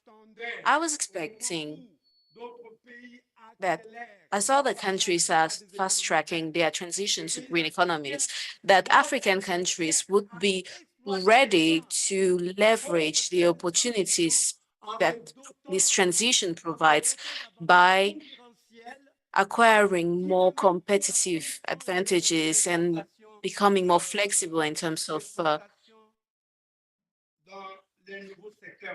exporting in the new green sector. To my understanding, rather than having these figures, we have these figures and they're quite telling, and I'm putting the question to the presenters. What are your sources? The sources based from which you took out this data on economic growth in Africa. To me, I really felt that these works ought to focus in order to bring out green economy under sustainable development and for poverty alleviation. So we should first of all discuss green economy and find ways to promote it in Africa for green growth and for the growth of African economies, regardless of their levels of development. In my humble opinion, we should implement policies for green industries in Africa. This is my suggestion. For instance, in order to promote green economies, we need to trade with vast forest areas. We ought to promote the trade of forest products. In our forest, we have honey, we have some insects, we have so many resources. So this is part and parcel of a green economy. So thank you. It's good to provide data regarding economic growth, but why at this level is it that African countries remain poor? This is just because of poor governance, the poor governance of leaders. So what is public aid for development used for? So I would like our works here to focus on how to fund that transition to green economy. So I was expecting to have that discussed. So I'd like us to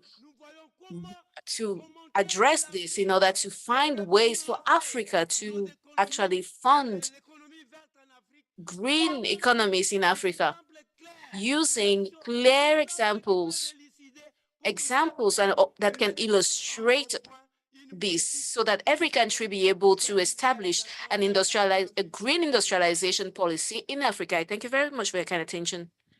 Thank you very much for your passion. It's well noted. Thank you so much, sir.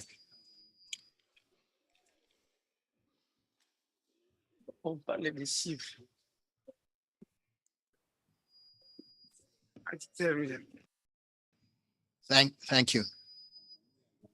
Next, Tanzania. Could we keep our contributions short and concise, please? Thank you. Thank you very much, Chairperson, for giving me the floor.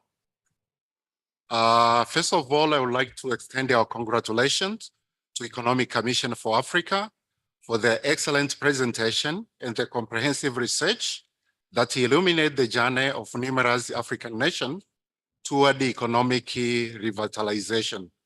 Chairperson, first of all, we align ourselves with the recommendation provided in the report.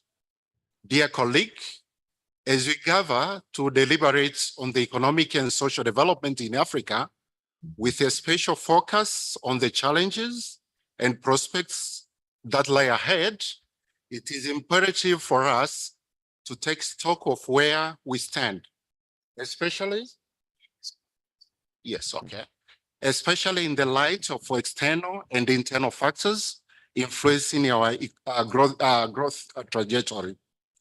Chairperson, in 2023, Tanzania witnessed a commendable economic recovery with our GDP growth estimated to reach 5.2%, up from 4.7% in 2022. This growth, Chairperson, has been underpinned by the structural reform aimed at enhancing our economic competitiveness, improving the business environment, and reducing regulatory compliance costs. These efforts have positioned us favorably within the sub-Saharan African region, where we have outperformed the average growth rates.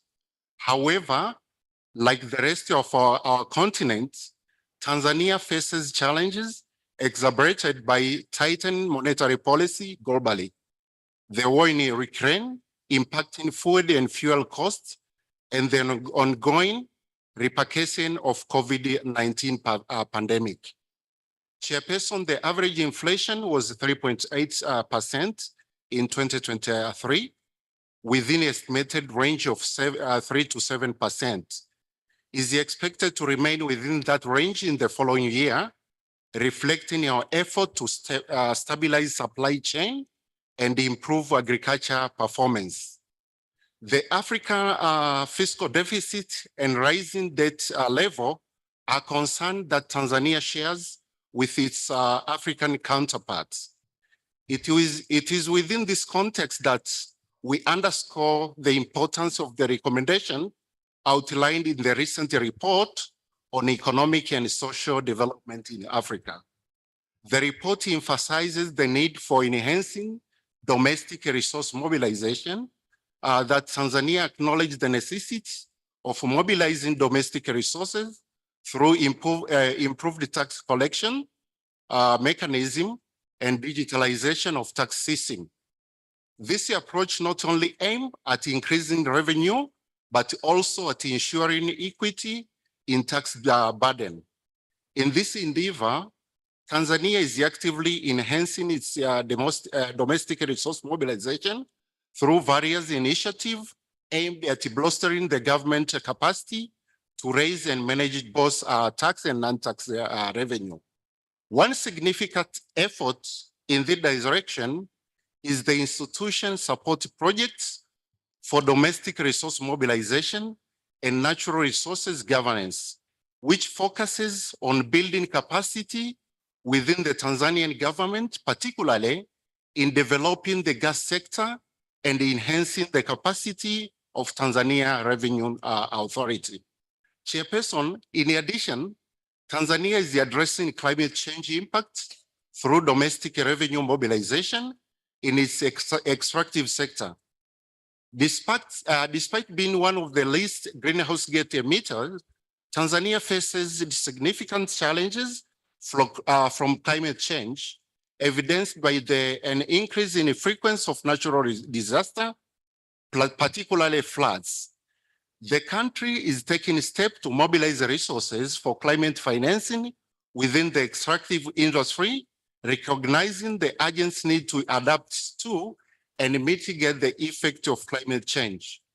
Chairperson, in addressing environmental sustainability and climate change, Tanzania is focusing on renewable energy, environmental friendly agriculture, and the implementation of environmental policy reviewed in 2021, alongside an independent climate policy.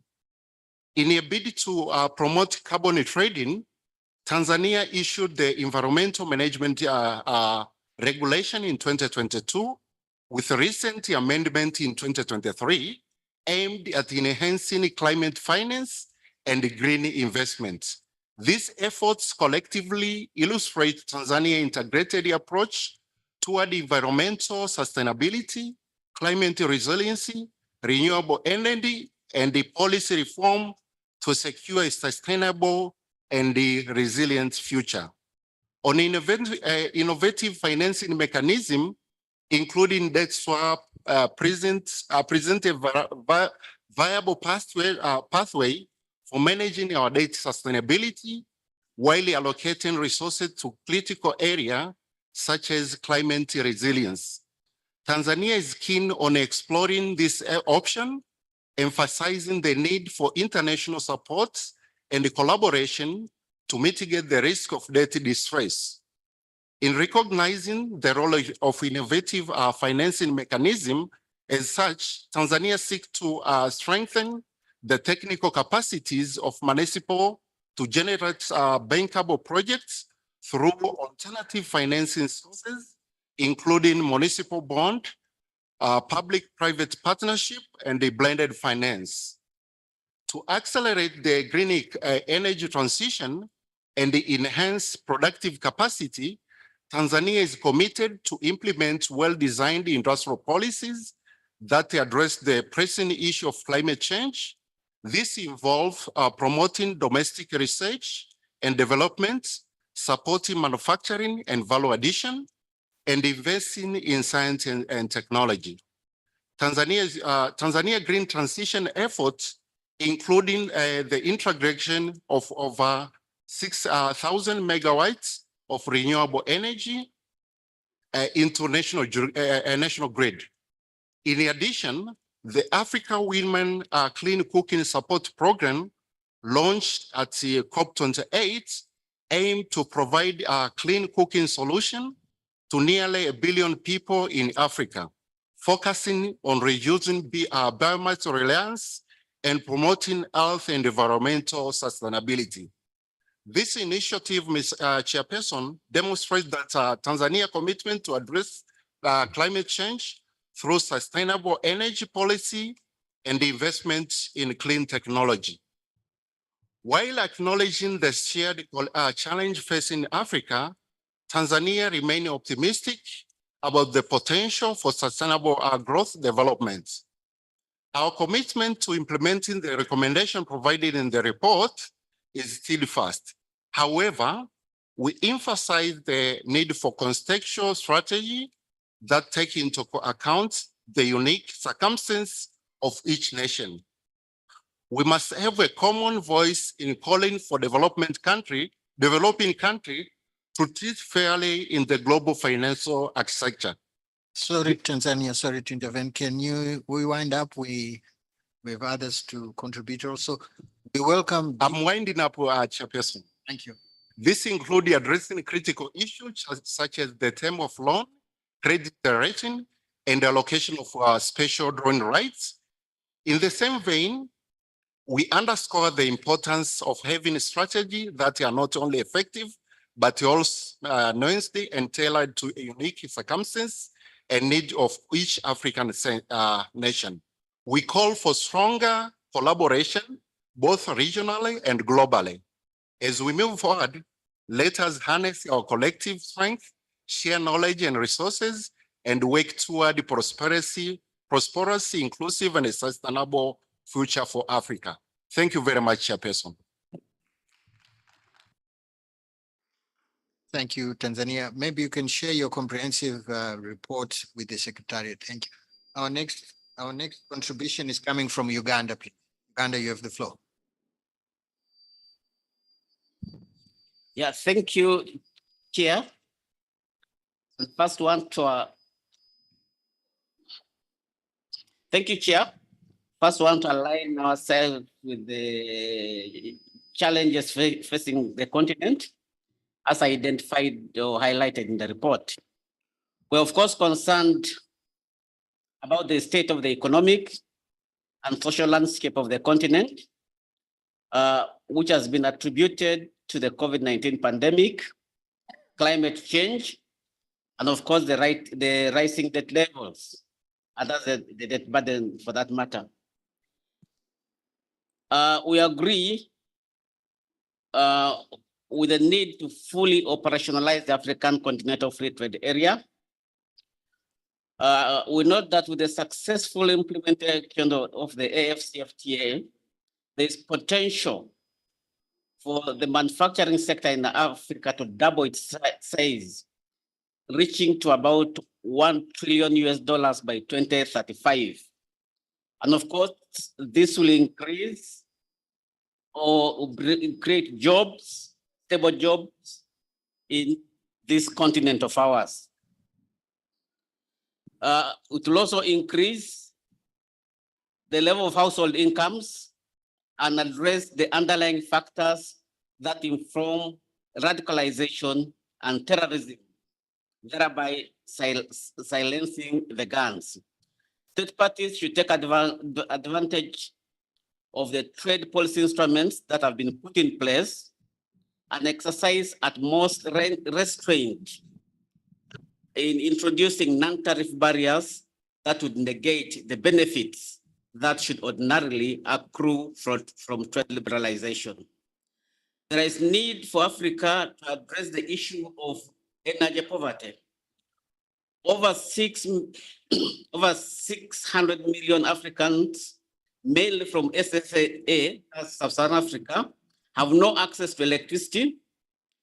This is a main impediment to our socioeconomic transformation, and how Africa will meet the projected high energy needs in the future will be crucial to the industrial, socioeconomic, and peace and security future of the continent. We support the idea of green transition. However, we need to take into account the principle of equity and common but differentiated responsibilities, and as well as recognizing the development priorities of the continent. Africa needs to use the available resources. Africa needs to use the available energy resources equitably and not restrict its available energy sources. We note that if Africa, for example, was to increase energy production by using her known reserves of natural gas, the continent's share of global emissions would only increase from about 3% to 3.5%. The International Energy Agency has also called for Africa to be empowered to use gas and other hydrocarbons for industrialization. I thank you, Chair. Thank you. We have online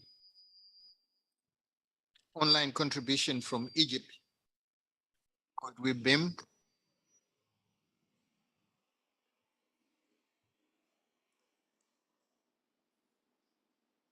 Are we okay to BIM?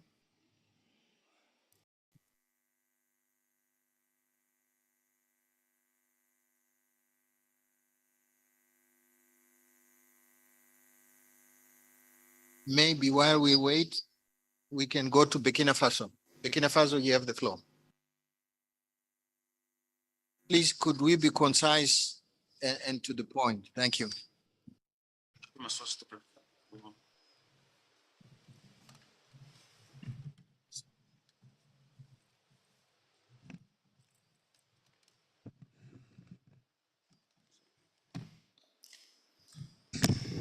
Merci, Thank you very much, Chair, for giving me the floor. I positively appreciate the report which was presented.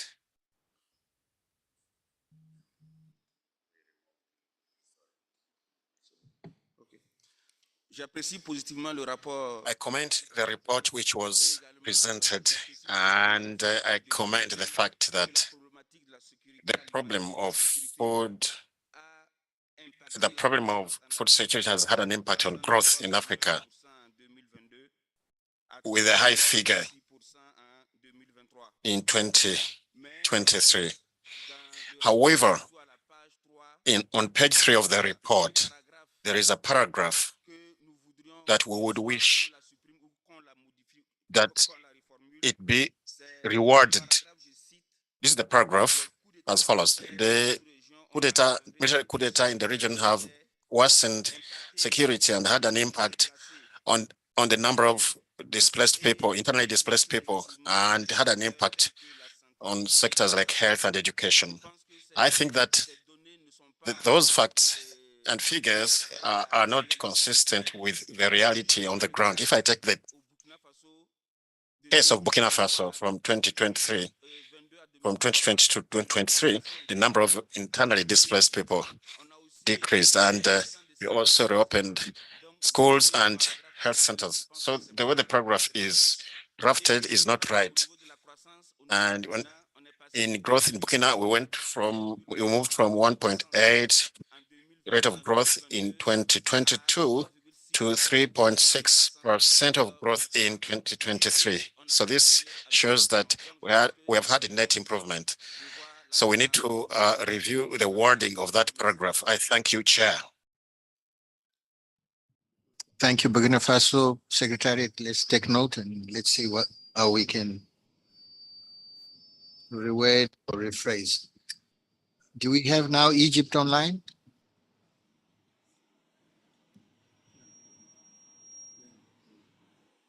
Okay. Whilst we're trying to connect, let's have Côte d'Ivoire.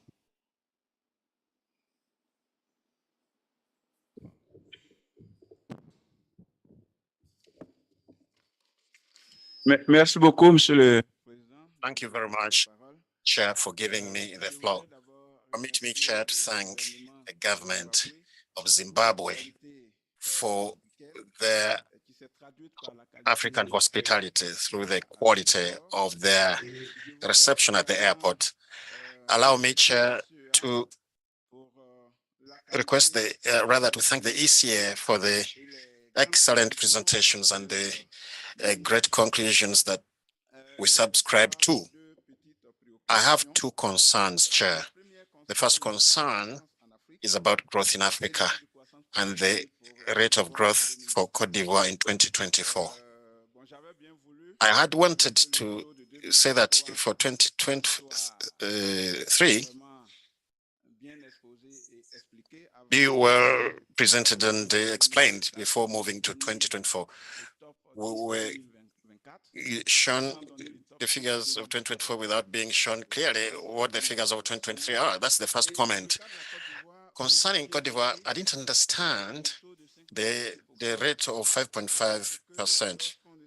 When we try to sort of go back a bit, Côte d'Ivoire had growth of 7.4% in 2023 and 7.2 in 2022, and so on. I think in the macro frame, there's a projection which is higher than this. So we don't understand when we look at this trend coming to 5.5% in 2024, which seems pessimistic as a rate for Côte d'Ivoire. I didn't look at the report of the World Bank to be able to corroborate those figures, but this is a comment that I would like to make right now. Now, the second concern is about the informal sector in Africa. We know that this is a big challenge, and it is a problem that, which is to do with the fiscal pressure. We have a lot of work in the informal sector, and we have trouble in many African countries to really overcome that challenge. This is a matter which I put before ECA with the comparative analysis. Is there a country which has made progress in the area of formalizing the informal sector and improving the fiscal picture so that we can draw lessons therefrom? We're here to draw experiences and share from different countries. So comparative analysis can help us to understand what's going on. Which countries have made progress in this area, and what are the instruments that were mobilized and used, and how are the other countries, how can they draw or borrow a leaf from those countries that are doing well? Let me stop there right now, and I'll take the floor later. Thank you. Thank you so much for the contribution. On the numbers, etc., I think I would like to urge the ECA also to be careful as we compile statistics on growth rates. We have had the same problem in Zimbabwe with the IMF and World Bank, but now we are working together in collaboration so that we publish the same data, especially on growth and the pessimism. I think it has to be a collaborative effort. Come up with GDP numbers. They can be very controversial and sensitive to countries. So I would urge that approach. Egypt online. Thank you, Mr. Chair. I hope that you can hear me now. You can please confirm.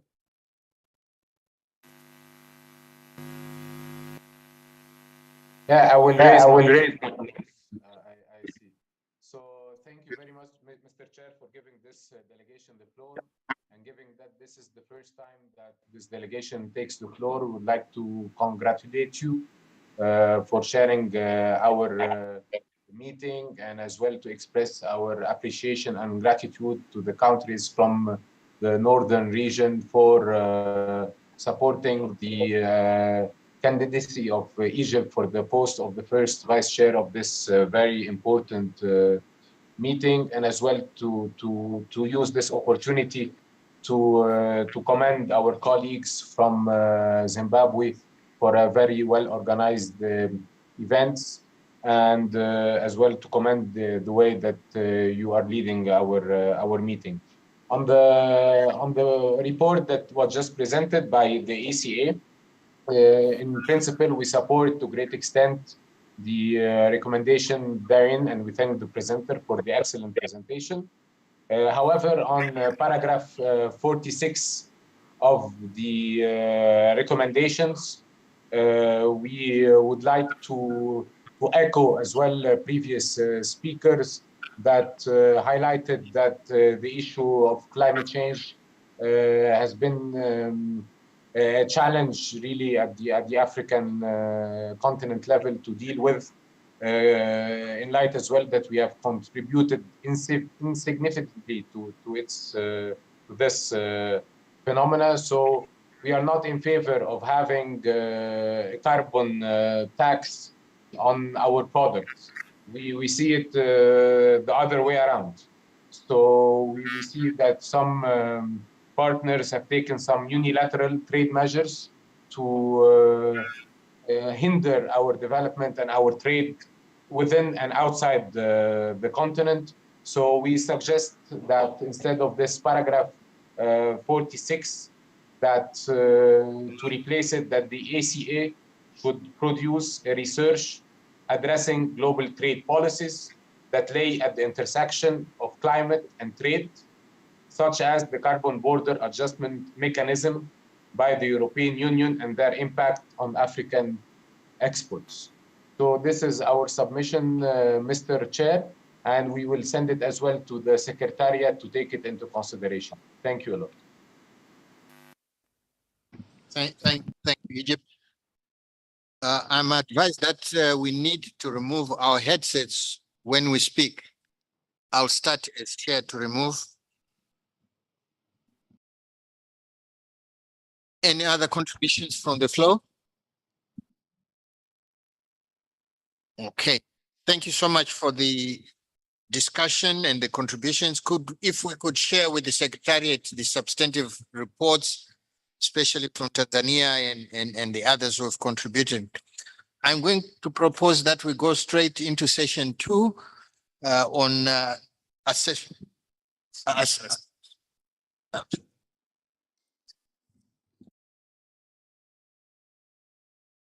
Okay, Adam, you want to respond? I hear. Okay, yeah, just 1 minute, Mr. Chair. Thanks. I would like to thank delegates for the comments and the questions and some of the concerns. We appreciate this very much. We take note of the issue of, we took note of the question raised by Burkina Faso, and we will check and verify the figures. Egypt and DRC, we will appreciate receiving and all the honorable delegates who raised issues. We will appreciate your written comments, and we'll take care of them when we revise this report. But very, very briefly, the data we use in this report is a UN data, normally gathered by the United Nations Department of Economic and Social Affairs, working closely with all regional economic commissions and with selected countries. We don't bring all countries, but selected countries. So very often the data might not be the same as country data. So what we do is, when we do our analysis, we show both, when available, we show both the data we have, the figures we have from our own data, and the country figures. So please share with us your country figures. Finally, Mr. Chair, also the question of informal sector. And data on green economy. We use international sources and the international data shows that really the informal sector in particular is huge in Africa, including agriculture, including traditional agriculture. This sector accounts for 80% or more of employment in most African countries. And the data and figures we have on green economic potential come from very different sources. Africa has a major share in global minerals in particular, and in, like the Minister of Finance of Zimbabwe stated today, the arable land in Africa is huge. So in our report, which we will launch in April, we'll provide more detailed statistics with all sources cited. I'm available to talk with you, delegates, honorable delegates, and thank you, Mr. Chair. Thank you. Yeah, the issues of the informal sector, I think we need to talk more about it and have some focused conversation on that. Deputy ES wants to say something. Thank you. Thank you. Thank you very much. I just wanted to react to the comments made by the honorable delegate of DRC to say that the issue of promoting green economies is part of the priorities of many of our member states.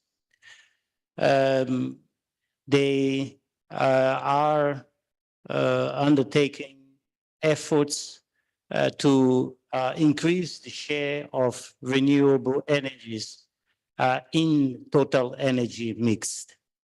Like, for example, here in Zimbabwe, during COP27, an agreement was signed with a company called Sky Power to produce 500 megawatts of solar energy.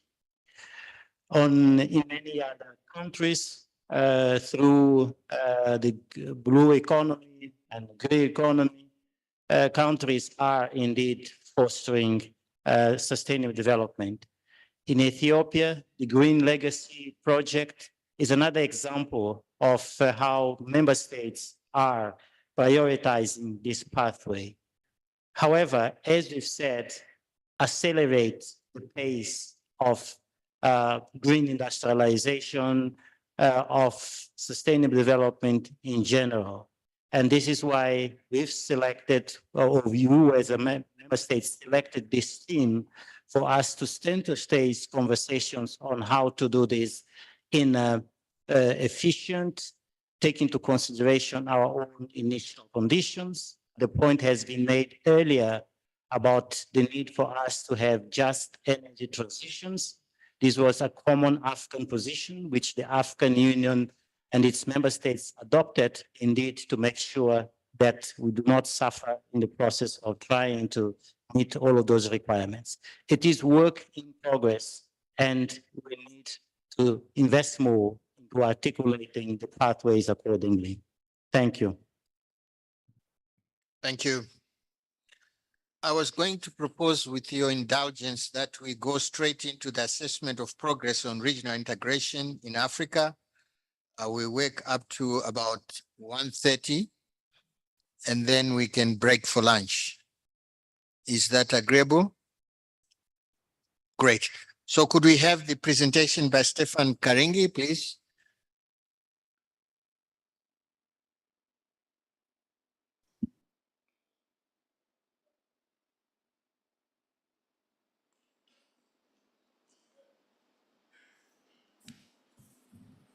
Can we acknowledge our colleague?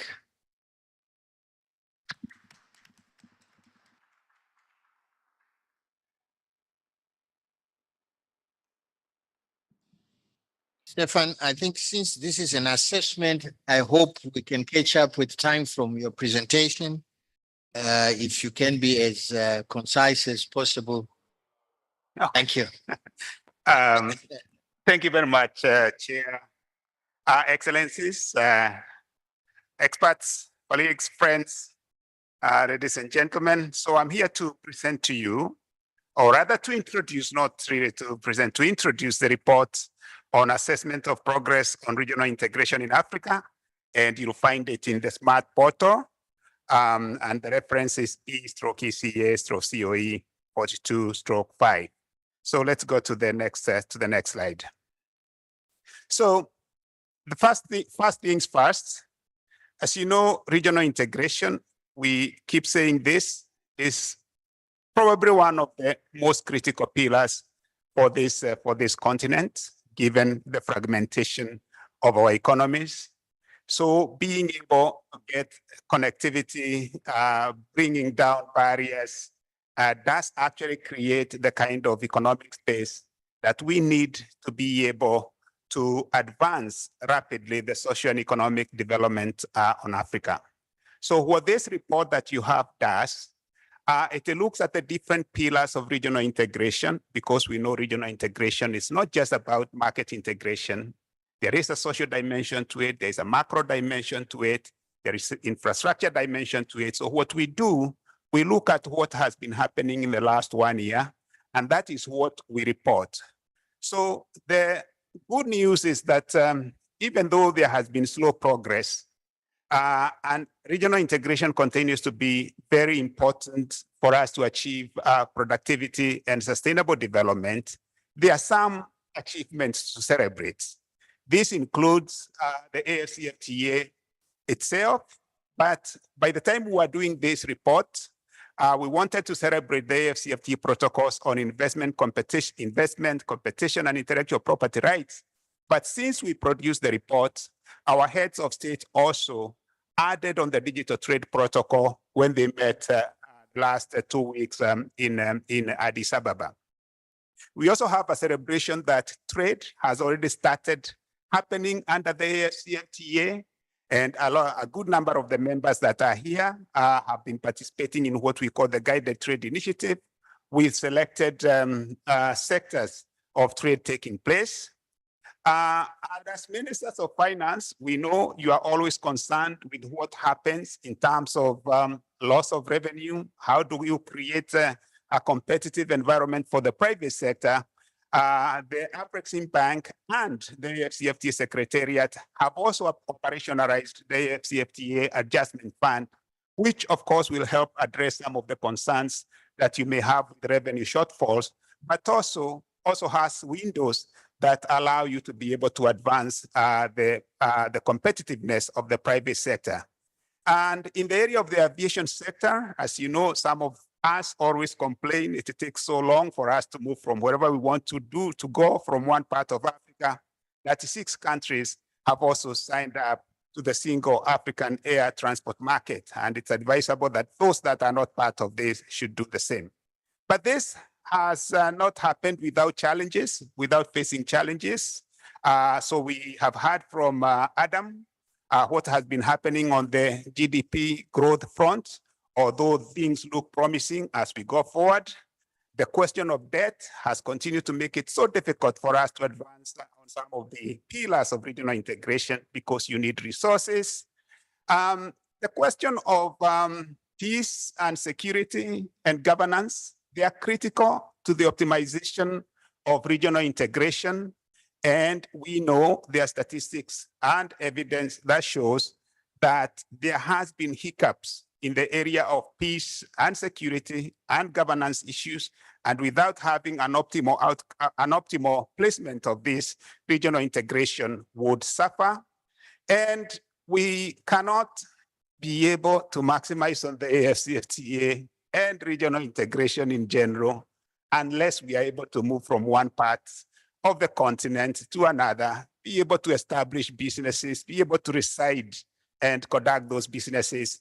So it continues to be a challenge that the free movement of people protocol, which has been signed by the majority of the countries that are here, has only been ratified by 4 countries. Next slide. So those are the key messages. So in the next, let me go through briefly some of the pillars in a bit more detail. The first one is on trade. And the story here is that, as you heard from Adam, we are not doing very well when it comes to our global share of trade. And when we are not doing well, it also means we are not maximizing on the benefits of trade, which is basically to reduce poverty, reduce inequality, create jobs for our citizens. So we are not doing very well. Now, however, we have a platform that we have created as a continent. This is the AFCFTA. The benefits are yet to be felt, but we believe that now that the negotiations of all the protocols that needed to be negotiated have been completed, and that the implementation is already taking place and trade is taking place. And considering that the ministers of finance, and I want to repeat this, the ministers of finance, at the end of the day, they are the ones who gazette the instruments that are used to conduct trade under the AFCFTA. It's also the ministers of finance and planning who also work very closely with the attorney generals to ensure that the regulatory overhaul that is required under the investment policy, competition policy, intellectual property rights, digital trade, because you are concerned with e-commerce and the taxation when it comes to these issues. Again, it is you who can help accelerate the implementation of the AFCFTA. Without you, the ministers of trade cannot be able to achieve what they need to achieve or what the leaders want to see happen under the AFCFTA. So we are yet to feel the full impact of the AFCFTA, but we have that window to do that now. Of course, in terms of the trade, I think the positive story is what you heard from Adam. Even though the share of our intra-African trade is low, most of that trade is on value-added goods, and so there is something to build on. So let's go to the next slide. So that's what's happening on the trade. And I think, Chair, in your intervention, you did actually talk that we have to be careful about introducing new barriers when it comes to trade. Now, very briefly, integration cannot happen without hardware. So we have here the fact that of the 30,700 kilometers of roads that were to be completed by 2040 at APIDA, they have been completed. 52% of them have been completed. We have a good number of one-stop border posts that make it possible for our traders, the movement of goods and services across borders. Another issue has been the issue of the dollar. I think you have heard all of us, Adam, and I think even the minister did touch about this question of exchange rate and the scarcity of forex resources. There has been progress in the sense that, again, the Afreximbank, working with the central banks and the AFCFTA Secretariat with input from the ECA, now we have the Pan-African Payment and Settlement System, PAPS, which was launched in January. And I believe there is actually going to be a platform where now trading under the African currencies, under the PAPS is going to happen. And what this is going to do is actually going to make it possible for us to overcome one of the major costs when it comes to trading. And so there has been progress in terms of regional integration in the context of payment system. Again, when it comes to the issue of connectivity on ICT, we could do more. And if we are to optimize on the digital trade protocol, which again, we need to celebrate because it was endorsed by the heads of state in their meeting on I think the early morning of the 19th. We need to invest more on our fiber optics, and if we are going to realize the benefits of the data centers that we need, that are going to be possible under the digital trade protocol, and also to conduct e-commerce under the AFCFTA. On energy, we continue to lag behind. So we have so much work to do because only 21% of power transmission lines were completed at APIDA by 2023. So that's what's happening on those other pillars of regional integration. A little bit more, next slide.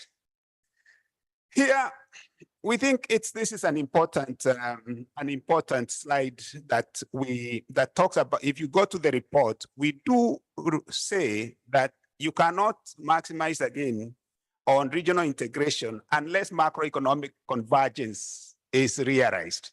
And so what we decided to do here is to indicate that maybe what we are seeing as a slow progress in terms of our ability to trade could also be as a result of a poor macro environment or as an optimal macro environment. So there is a criteria that the Association of African Central Banks have adopted in terms of African monetary cooperation. And remember, that is where we want to go at the end of our Africa Economic Community. We want to have inflation that is below 7%. We want to have fiscal balances that make sense, that do not require us to go and borrow a lot from the market. We want to be able to have that ability for our manufacturers to access foreign reserves and, of course, keep the debt to GDP ratio low. Now, in terms of the progress for the last 1 year, for these primary criteria, inflation continued to be above the criteria because the average was 18%. In terms of the debt to GDP, not too bad compared to where we were in 2022 and 2023. But I think I wanted to put this here because the first presentation and the presentation on regional integration, they are both very important. They are both interconnected. The next slide. On the social dimension on regional integration, we do not do regional integration for doing regional integration. We do regional integration for the people of the continent. And so what we have done here is to say that, okay, how do we make, what kind of report can we give you as a secretariat in terms of the way regional integration is allowing you to to coordinate policies, to pool your resources, and to do things together. So the AFCFTA Anchored Farmer Initiative is an initiative that we've been reporting to you, whereby we try to demonstrate as a secretariat that it is possible to use the harmonized rules under the AFCFTA, the harmonized regulation under the AFCFTA, to support the local manufacturing of pharmaceuticals within the continent and be able to deliver those pharmaceuticals at accessible and affordable prices to our population. So, and this is now the social dimension of regional integration because it's countries cooperating together. And so we are hoping that, so we've moved from getting a decision to do a centralized pool procurement mechanism now to a point where we have a legal instrument that we hope that the member states that we are working with will sign off. And if they do that, this is going to become a very good demonstration of what the leadership asked the Africa CDC to do last week. The Africa CDC was asked to put together a pool procurement mechanism, not just for vaccines, but also for medicines. And your secretariat here is actually quite ahead. We are almost able to achieve something that can be scaled up under the Africa CDC as a way of showing how regional integration can actually deliver even on the social dimension. The next slide, and which I think is the last one. So what is it that we are asking?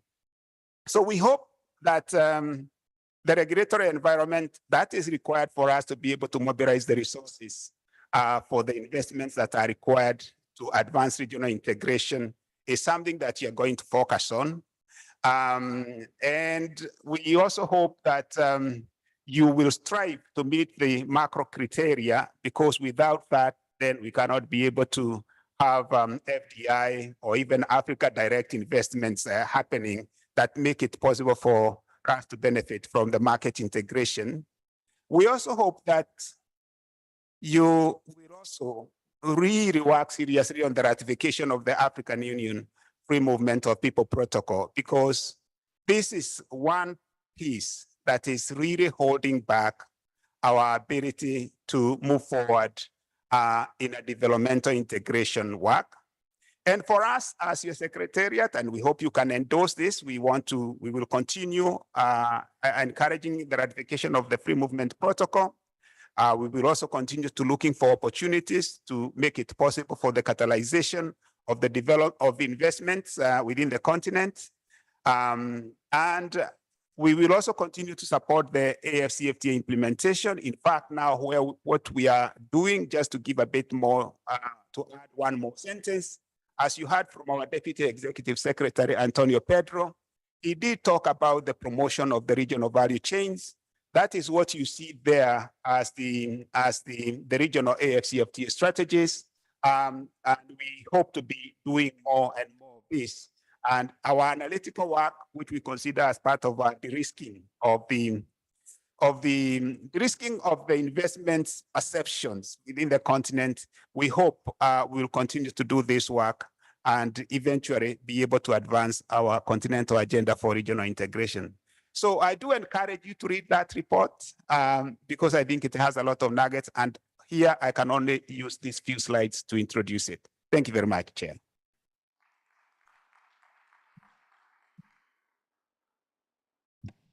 Thank you, Stephen, for your concise presentation. It's welcome. Maybe just a quick comment from me. I think I get worried with the PIDA investments. I think I've gone through the list, and there are priority projects here which are very, very fundamental to regional integration. And I think as Africa, we need to be strategic about these investments if you are serious about regional integration, because without connectivity, regional integration will be practically impossible. So I don't know how we can ensure that the PIDA projects which facilitate and really underpin regional integration we can galvanize the implementation of these critical projects. Maybe we have regional priorities in terms of connectivity and the implementation of projects under PIDA.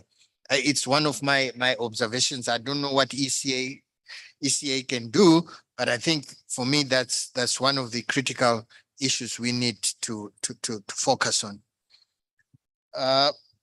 I'm told Egypt Central Bank is online.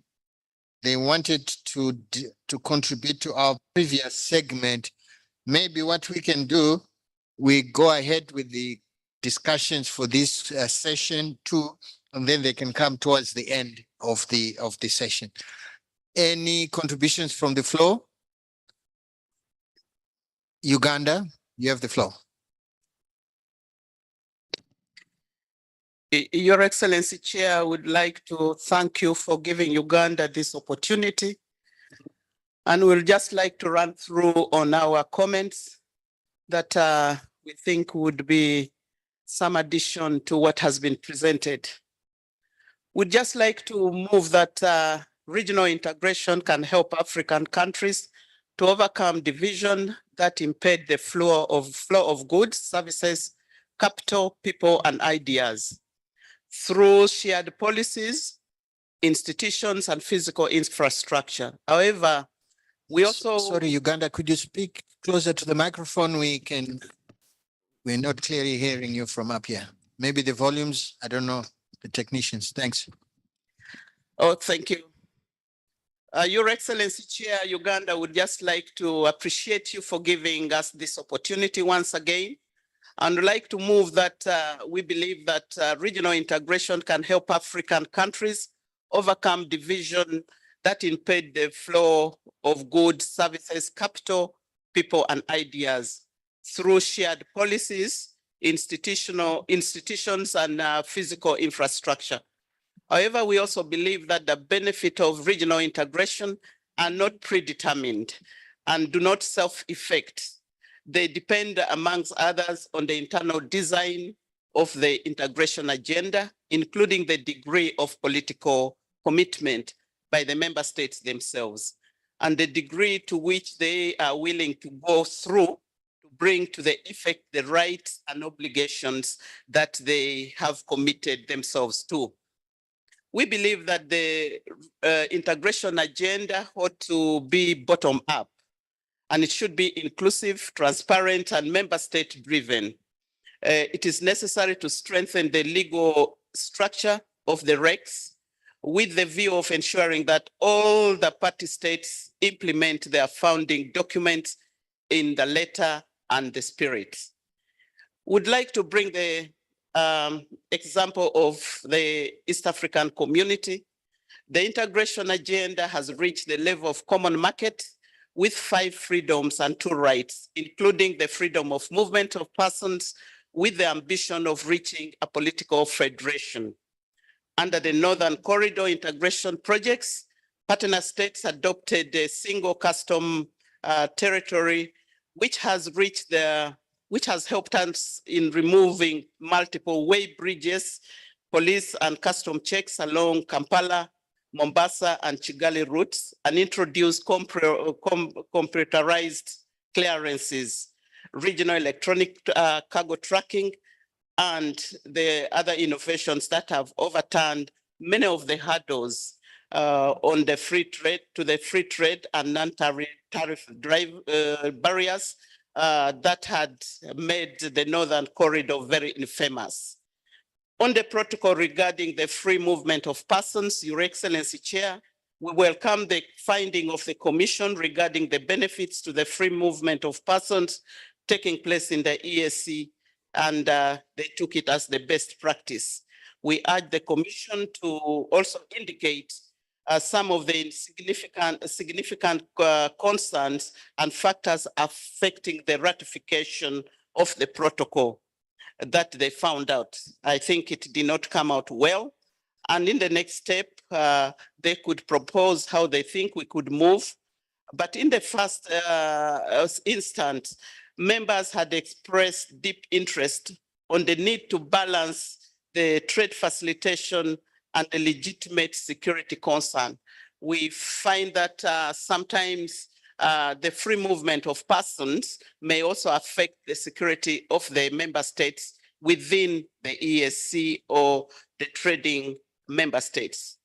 Your Excellency, we truly believe in the nexus between peace, security, and development.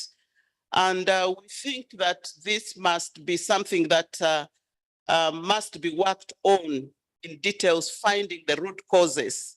What drives insecurity in Africa, especially what makes most of the youth get into the recruitment of these radical groups. We think part of it could be promotion of good governance, sustainable socioeconomic development, and poverty eradication if possible. Last but not least, we would like to look at the digital trade. We welcome the adoption of the African Continental Free Trade Area Protocol on digital trade.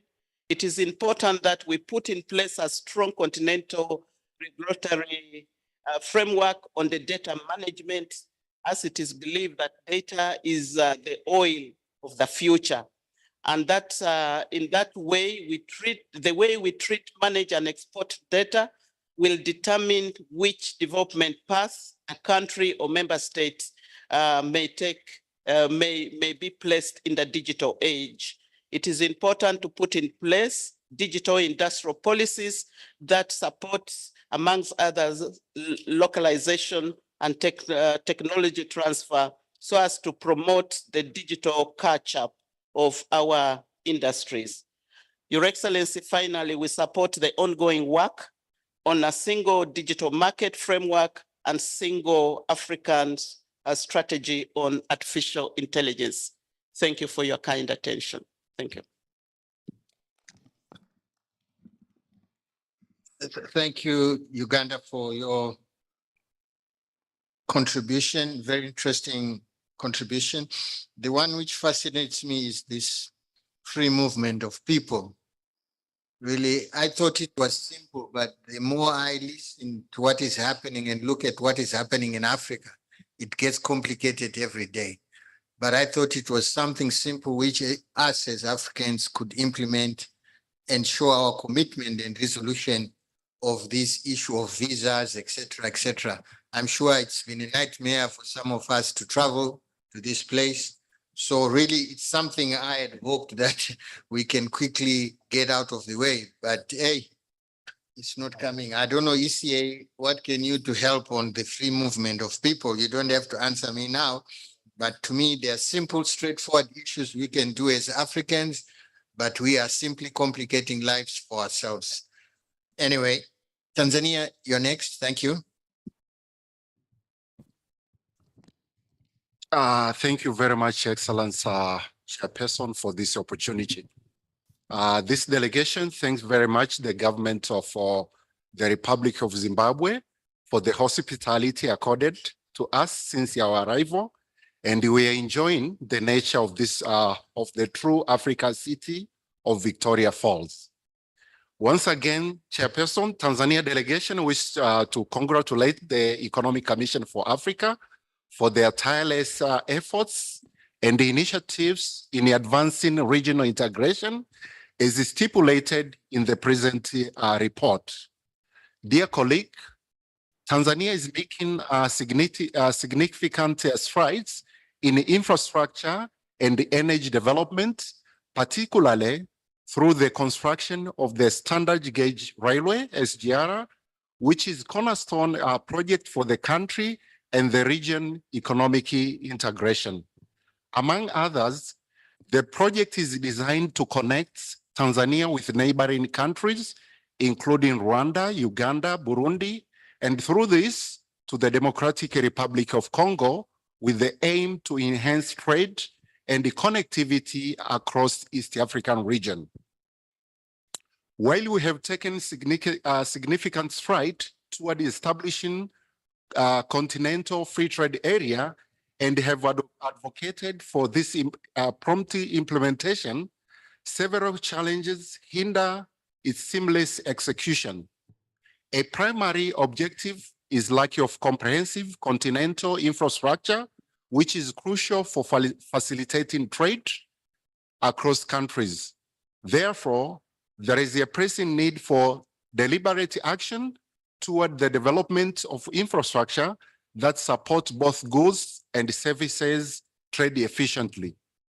On the same note, Chairperson, it is essential to conduct a thorough analysis of the guided trade initiative, which currently include only a selected few member states. Dear colleague, above all, ensuring peace and security stand as a fundamental prerequisite for facilitating trade and fostering deeper regional integration.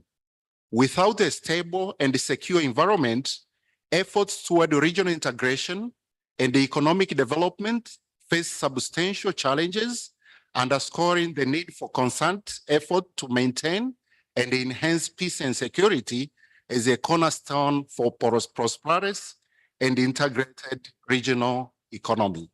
Thank you very much, Chairperson. Thank you, Tanzania. Any other contributions from the floor? Malawi, please. You have the floor.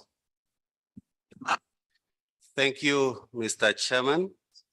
And as my previous colleagues have said, let me thank the government of Zimbabwe for the hospitality.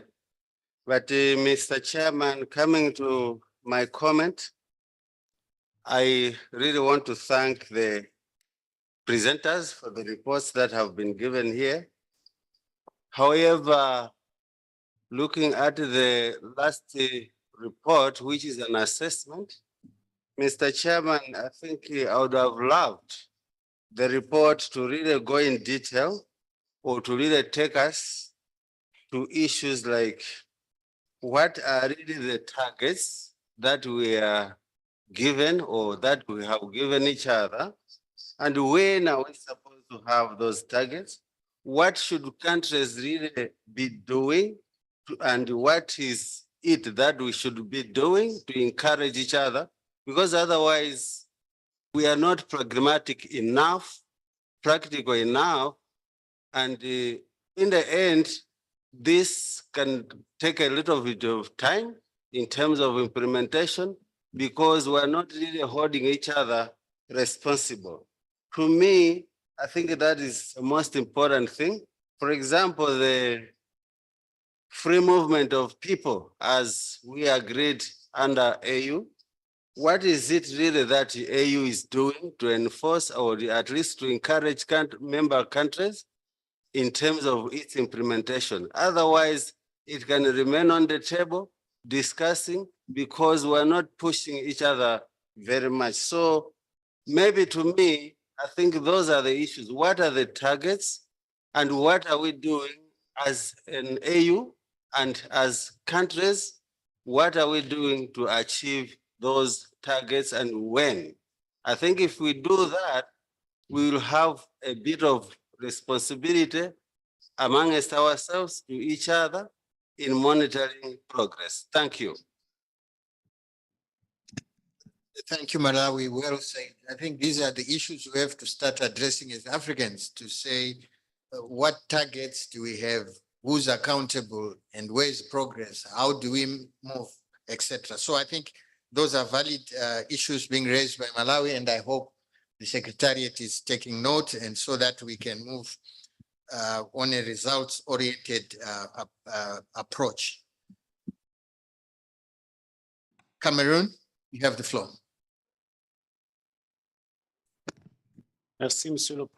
Thank you, Chair. Cameroon also supports the conclusions of the report that was just presented. We would like to add the imperative to fast track the free movement of persons, not just remove the need for visas at borders, and also establish financial institutions of the African Union, such as the African Monetary Fund, the Central Bank, and the investment funds in order to remove some of the constraints related to the existence of about 50 currencies in Africa, which lead to an impediment to inter-African trade. Thank you, Chair. Thank you, Cameroon. Well, I think also there are simpler things to do when we move to the deeper stuff in terms of regional integration. I think, why are we not implementing the simpler things? And now, let alone when we go to the deeper, tough, sensitive issues. So really, there is that dichotomy which I'm seeing. DRC, please, you have the floor.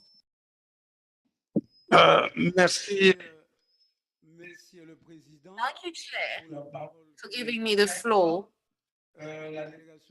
The delegation of the DRC wishes to appreciate the Republic of Zimbabwe for its warm welcome. That said, I'd like to expound on a key concept regarding progress assessment. Progress assessment as presented has been well done, but assessment involves gauging and taking into account the strong points and the weak points in order to achieve or to find solutions or propose solutions. But up to now, in the presentation made by this presenter, there seems to be no proposed solution for the audience here present. In my opinion, regional integration can, if possible,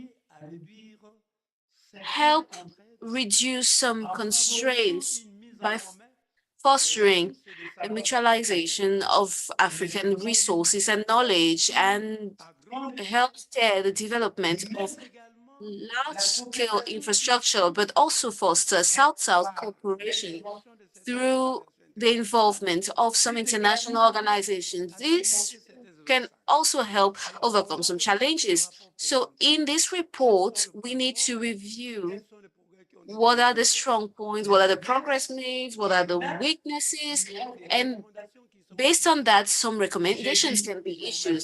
I have made my statement, and I thank you very much, Chair. This was my input. Thank you very much.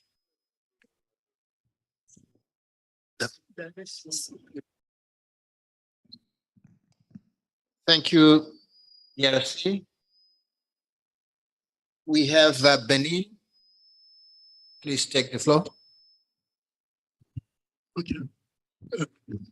Merci beaucoup, Monsieur le Président. Thank you very much, Chair.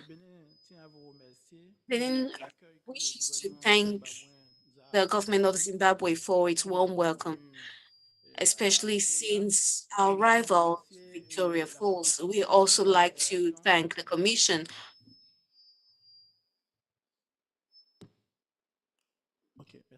Well, thank you. We'd also like to thank the Commission for organizing this conference. We have read the document on progress assessment, and once again, I would like to appreciate the efforts that you highlighted with regards to Benin, with regards to regional integration and the free movement of goods and persons. Benin being a country open to other countries, you need no visa to come in. The second point is this: against this backdrop, wherein regional economic communities are to manage political crisis and economic crisis, and with regards to the decisions that we are to observe, how do we support the general public such that this integration be successful? The point we would like to see mentioned in the report is that we have observed, and some colleagues, some delegates have mentioned it regarding the evaluation criteria. We would like to see indicated that there be a review of the various convergence criteria regarding integration. There needs to be a concrete analysis, because it takes one step after the other for us to make major progress. So we need to follow up those criteria that are already available in order to, at the end of the day, achieve an African monetary fund. So this is one of the points. Now, if the chair will allow me, we had raised hand in regards to the first report. Now, on social matters, there was an issue of urbanization and employment rates. However, we observed that the analysis in the report was not thorough. So issues regarding education and urbanization were left not fully addressed. We focus solely on employment among others. So we think we can go more in depth on those.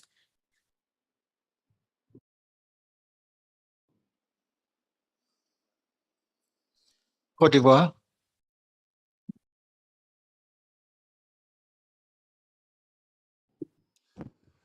Merci encore, Monsieur le Président. Very much once again, Chair. Once again, I would like to thank ECA. I would like to commend ECA for the quality of the conclusions of this report and the various recommendations issued. However, I'd like to come back on one issue which I felt was quite important, but which was not highlighted in the report. This is with regards to the major integration projects. Major integration projects at the level of the major RECs in Africa. Of course, these can have significant impacts, but they can also fast track the integration process. I think the case of East Africa is quite interesting.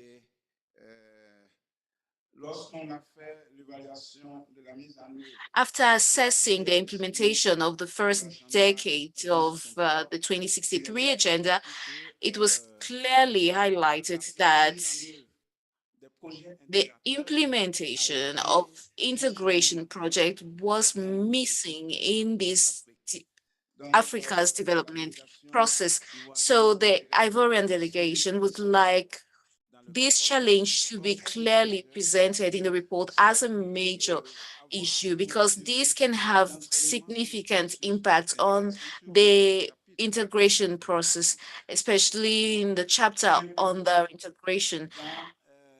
And we also like to say that in future reports under this integration, we review the state of integration projects. For instance, the railway project. For instance, in West Africa, there is a project to establish a railway up to Niger. That project has been stalling. This railway was to go up to Lagos. If I'm not mistaken, why is this stalling? There are other projects involving energy supply. They are supported by some partners such as Japan, JICA, and other countries, but these projects are not really moving forward. However, these could have significant impact on the integration process. So we are just suggesting that this be mentioned as a critical impediment in the integration chapter, and in the future, there be an assessment of the progress of these projects. We present the impediments to the implementation of those projects as well. So thank you very much, Chair. Well, thank you so much for that contribution. I totally agree with your observations. Any other contributions on this session 2 from the floor? Okay, thank you so much for your contributions. Well noted. I think the issues are very critical, especially the last one raised by Côte d'Ivoire on regional integration projects, the lack of implementation, slow implementation, and also other issues relating to challenges facing those problems. So I think also that we can look at all those issues and see how we can address them. Stefan, you can respond. Thank you. Before we move to Egypt. Thank you so much, Chair, and thank you so much, honorable delegates, for your contribution.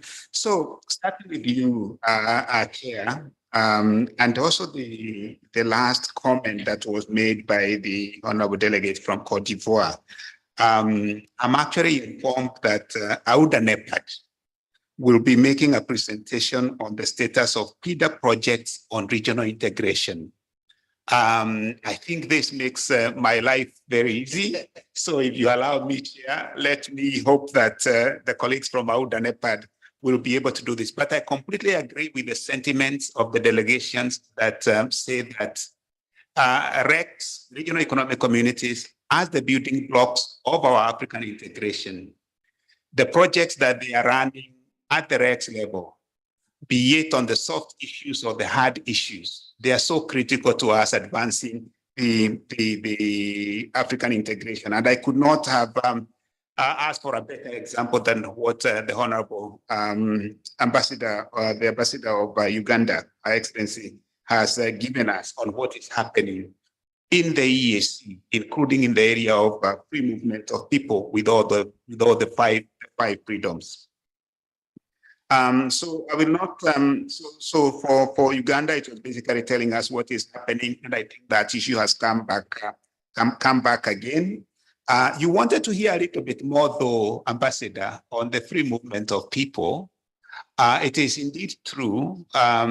Working with the African Union Commission, we did a study which was trying to understand why is it that there is not enough members who signed the Free Movement of People protocol that are ratifying. And clearly one of the things that is coming out is because, you know, you have three issues. So you have the movement, the visa, you have the right of residence, you have the right of establishment, and in all those, you also have the issue of the question of security. And so you have different ministries that have an interest in the free movement of people protocol.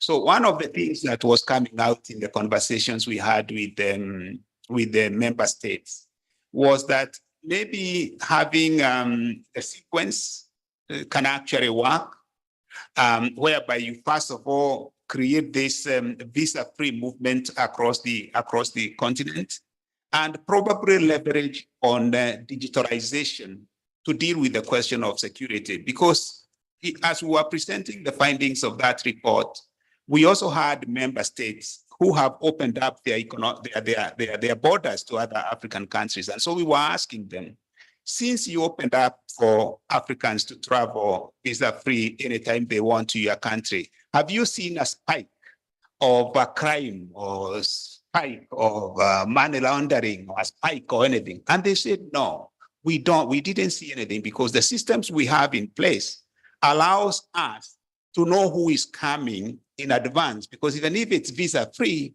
you have this advanced information sharing that allows them to, to basically know who is coming to the. So there is a solution to the fears and concerns under the free movement of people protocol. And I think that is what we should say, since all of us, Africa wants to be the key thing in digitalization. I think we should use digitalization to solve this problem. Tanzania, you also shared you shared the examples also of what you're doing at the country level. Again, transboundary projects, first and foremost, also have to be implemented at the national level. So, but you have requested that we do a thorough analysis of the guided trade initiative. I was going to report that actually we have done this, but not on the 31 countries. We have done an analysis of the past 8 countries that were involved in the guided trade initiative, and I can actually be able to make available to all the delegations the findings of that work as we speak. We did actually find things that were not working as they were expected to work, but by and large, trade managed to happen. So I'll be able to share that. So yeah, quickly, yeah. Now, there was a question that was raised. I think it was not just Malawi, but even DRC and also Benin. The message that I was getting from your intervention, and I'm glad that my colleague director from the African Union Commission is here in the room, what you are asking us, you want to see more evidence that we were presenting to you through the Regional Integration Index. Because in that integration index, we are saying this is what you promised, this is where you are, and this is what the performance of each country is. The good news is that together with, under the leadership of the African Union Commission, Director Jamal is there, Africa Development Bank, Zodwa is there, and ourselves. We are going to have a meeting in Kigali in April to see how to advance this issue of the Regional Integration Index. In a way, it captures a bit more than what we were capturing before. And hopefully when we report to you next time, we'll be able to have those concrete assessments that you are asking for. So maybe let me stop here, Chair. But I'm open to further conversations as we stay here for this committee of experts. Thank you. Thank you, Stefan. I think your last point is going to be very important for us as we go forward. Let's have measurables, targets, etc. What is it we promised and how are we doing? If I can, with your quick indulgence, we have Egypt Central Bank online for comments on the session, on the previous, the first presentation in session 1. Are they online now?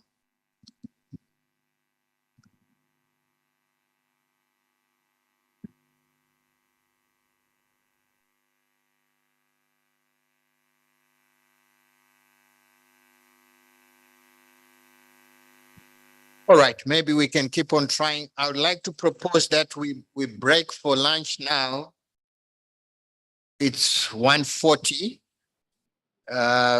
Guided by my colleagues, yeah,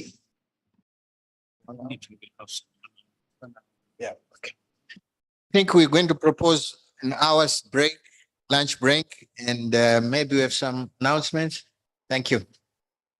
Thank you, Chair. Indeed, so all the ushers, we're now breaking for lunch, as the Chair has said, and the ushers are going to guide you to where the place of the lunch is. Thank you very much. Bon appétit.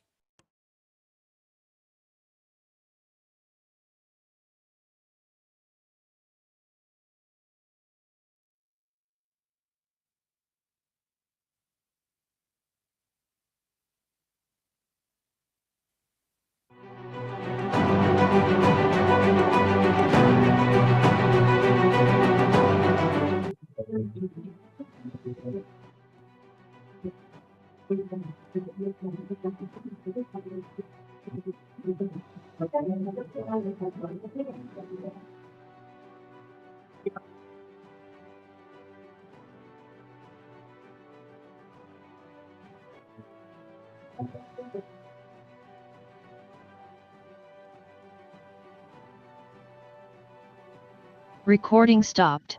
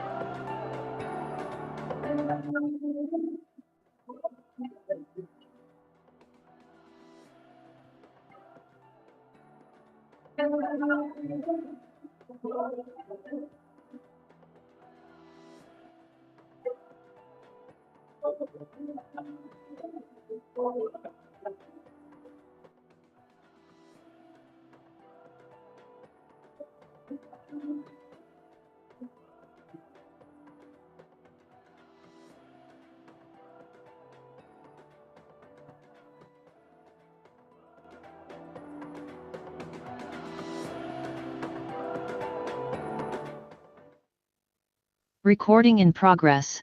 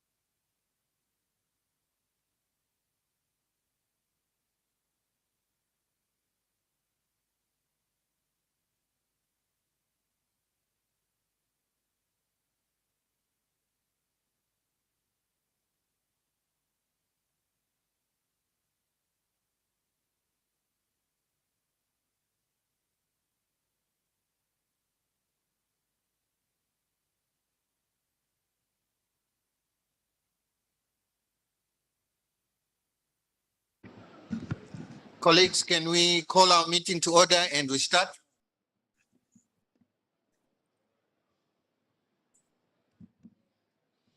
Good afternoon and welcome back from lunch. I hope you had a good lunch and enjoyed the Zimbabwean meals.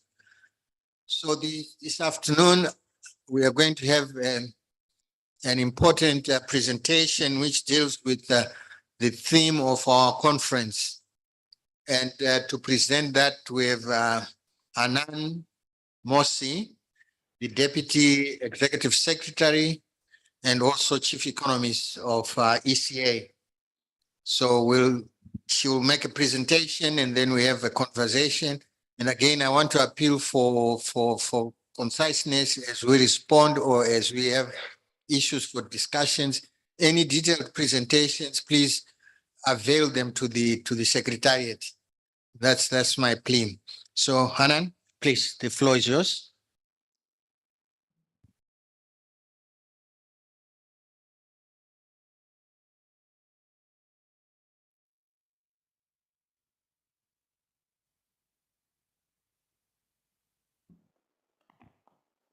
Good afternoon, everyone. Today, I will be presenting the Conference of Ministers issues paper, which had been shared with all of you, on the issue of financing the transition to inclusive green economies in Africa, imperatives, opportunities, and policy options.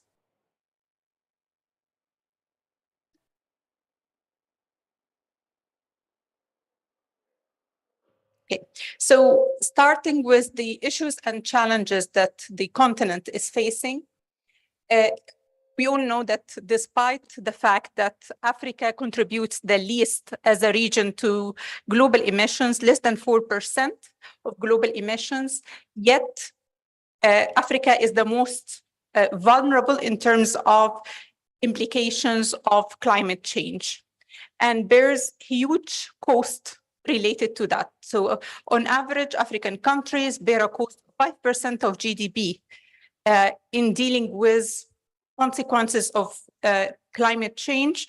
And in some cases, that cost rise to 15% of GDP when hit by a extreme weather shock that is related to climate change. At the same time, this is not, this huge, the huge needs in terms of climate action that the continent faces. For example, the financing needs to meet the nationally determined contributions by 2030 is estimated at $2.8 trillion US. Yet we only receive less than 0.3 of that amount. So that leaves us with 2.5 trillion US dollars in financing gap. And while we actually have a huge potential in terms of renewable energy, 60% of the solar potential in the world is in Africa.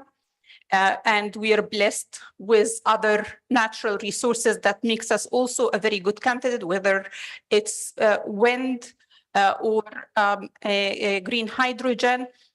The financing that comes to Africa for clean energy technology is only 2% of the global financing available.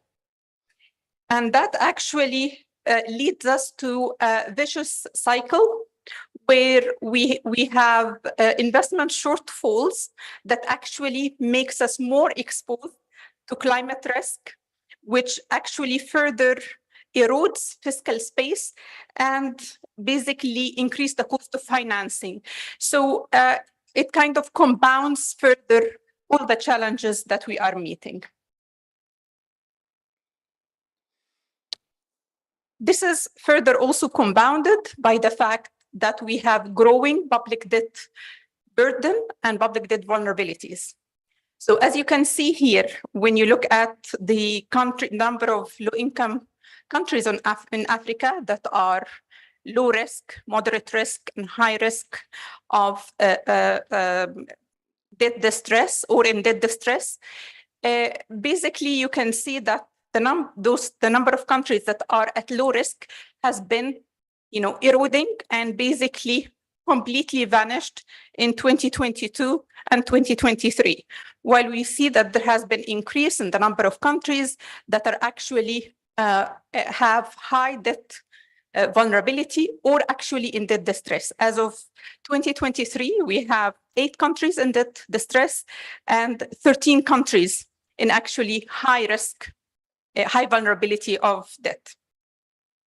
Moreover, and a very important issue is the implication in terms of trade-offs that this poses for African countries.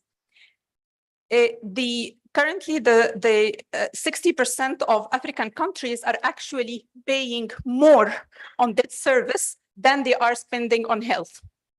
And all countries are paying more on debt service than they're actually investing in climate action.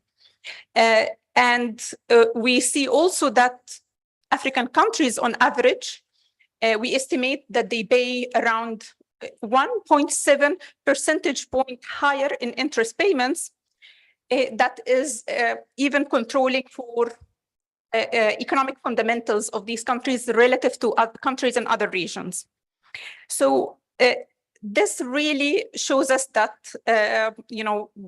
the burden of debt service is actually eating away from the country's capacity to do social spending as well as to act on climate.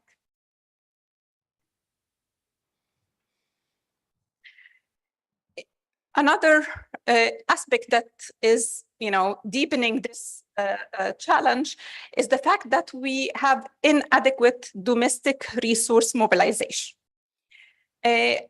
As you can see on the charts here, you see a clear trend, declining trend. If we look at the data for Africa since 2000, basically with that trend rebasing to 2000. And you can see the drastic trend relative to all other regions, as well as relative to other income groups, whether it's low income group, middle income group, or upper income group. And currently, the average for tax revenue to GDP is around 16% for Africa, yet it's around 22% for Latin America and 19% for Asia. So we remain below other regions, but also we can see that that trend has been further exacerbated over recent years. Another major issue is the issue of leakages, revenue leakages due to illicit financial flows. And when we talk about illicit financial flows, that includes, of course, transfer, pricing, trade mispricing and misinvoicing. It also includes issues of tax evasion and tax avoidance. And the estimate is around $88.6 billion annually that had been estimated to have actually been lost due to illicit financial flows between 2013 and 2015.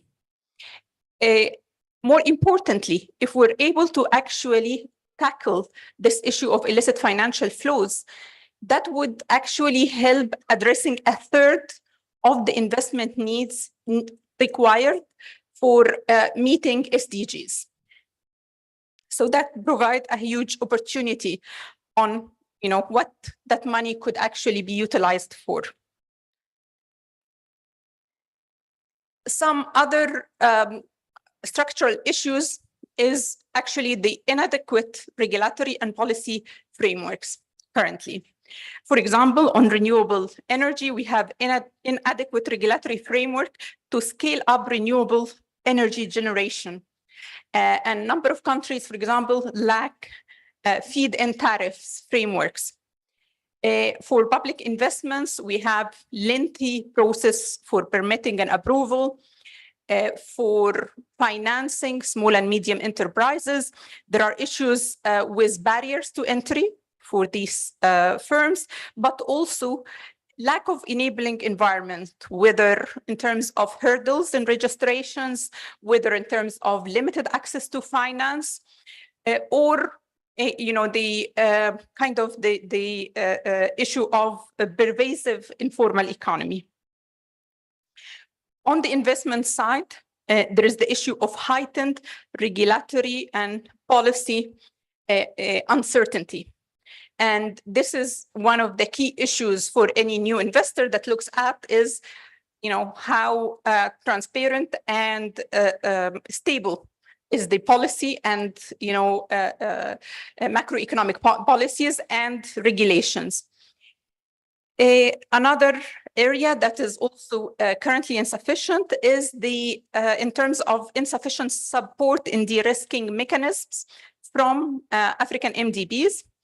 And they need to mobilize more private capital, whether domestically or foreign. So what can be done to address these issues? And we will try to basically look at this at three levels. At national level, what can countries and policymakers do?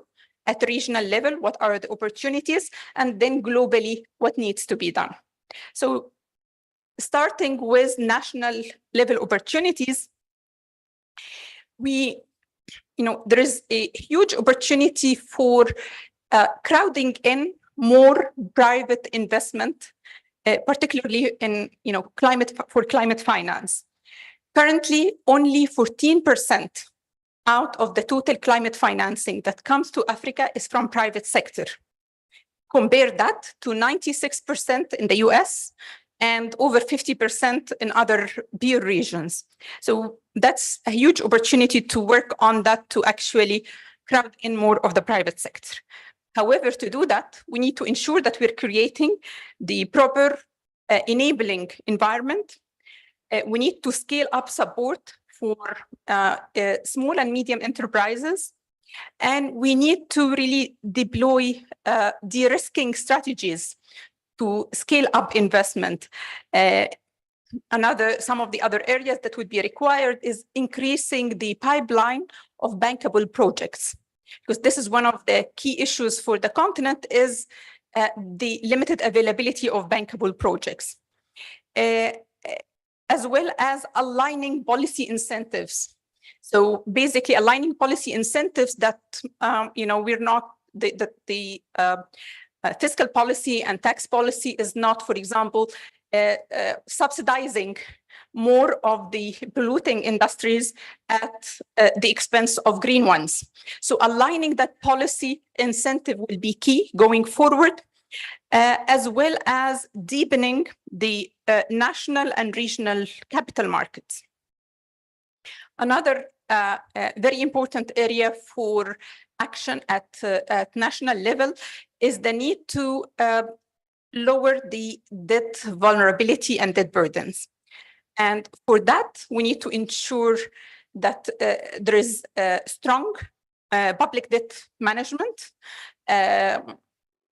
better transparency, as well as ensure the the efficiency of expenditure of that debt. So basically ensuring that whenever debt is incurred, it's used for the highest returns that can actually ensure the ability of the country to meet its obligations in the future. And one other important area is to also increase the capacity to actually engage with more innovative financing instruments such as debt for nature or debt for climate swaps, and integrating more the climate resilient clauses in all debt contracts. On the in the area of green, blue, and sustainability bonds, that's also a very important area of opportunity. Currently, Africa accounts for 0.2%, not even 1%, 0.2% of the total green bonds. Of course, that also is associated with a number of challenges. For example, we have the high cost of actually,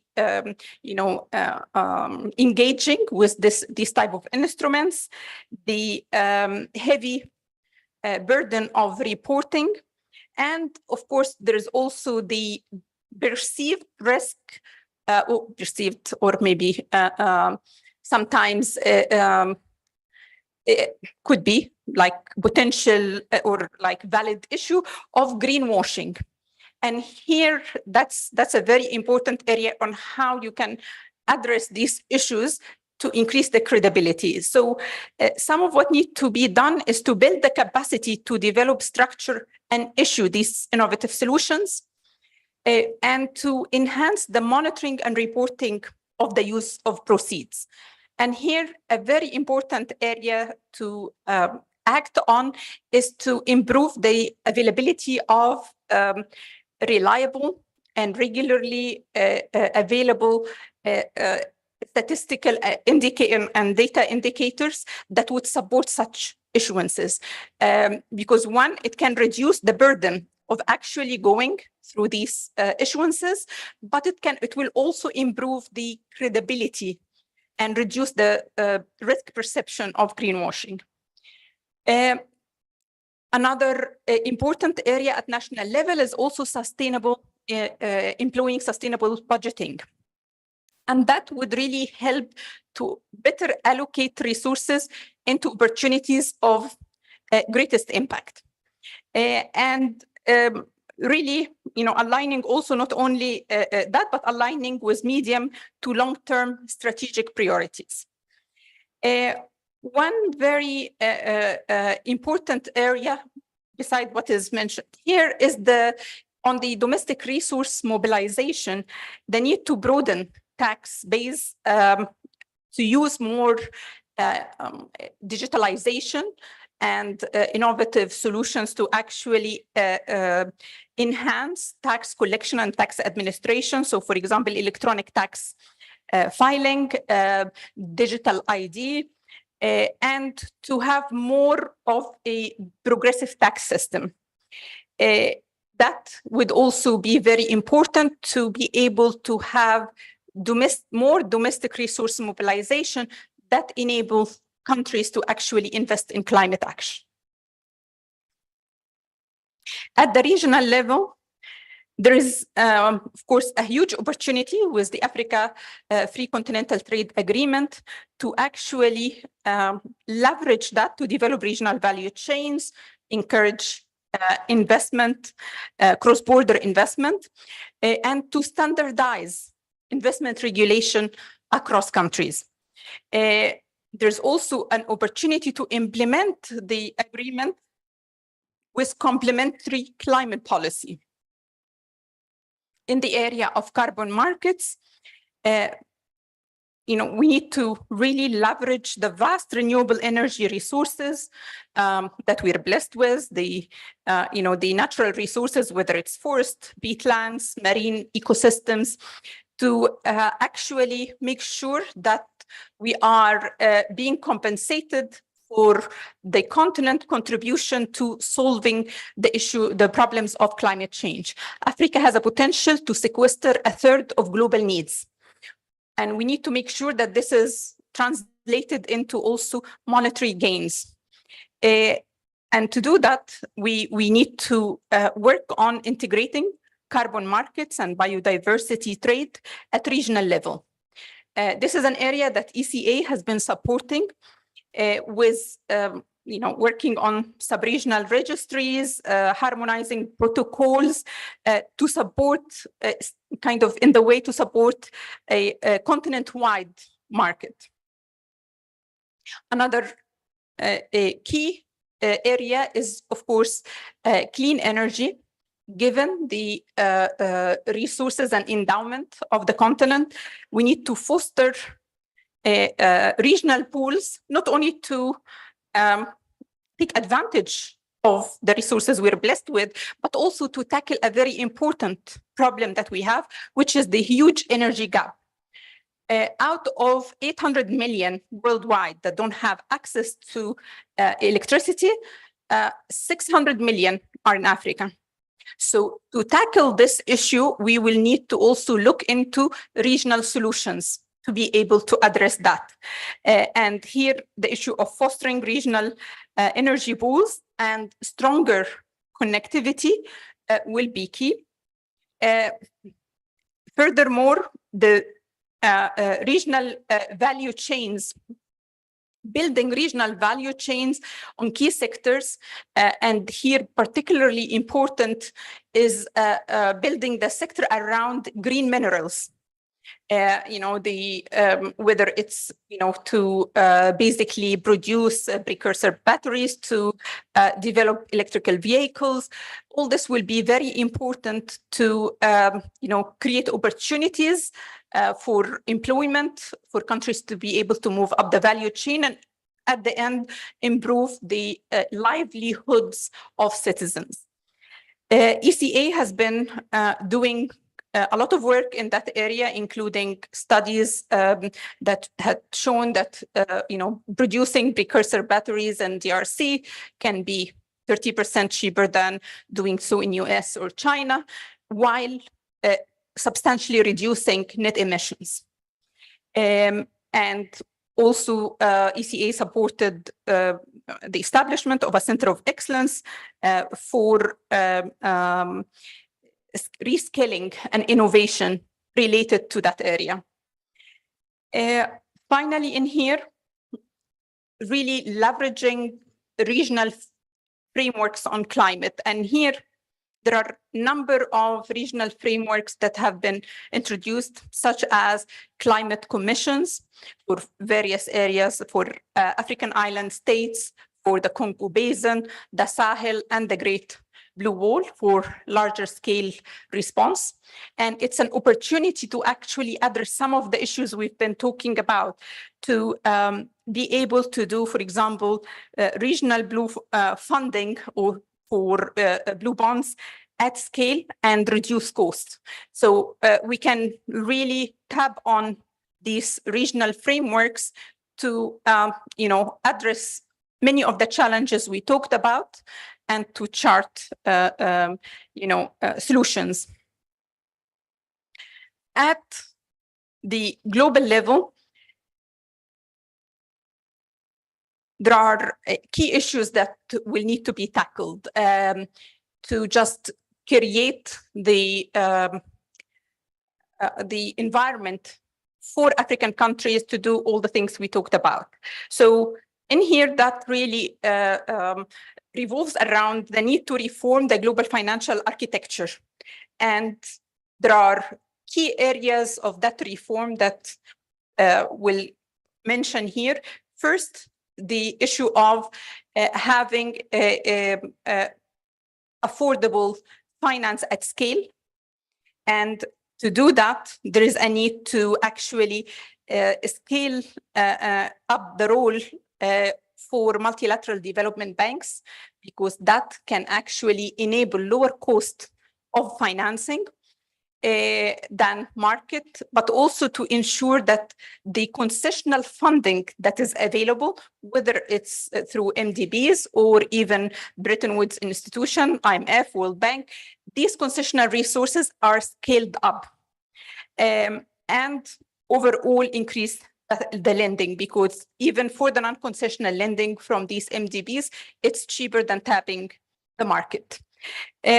Another very important area is the need to scale up the use of sovereign and MDB-backed guarantees to lower the cost of debt issuances, the need to look into reforming the criteria, the eligibility criteria for concessional finance. Currently, concessional finance is only limited to low-income countries.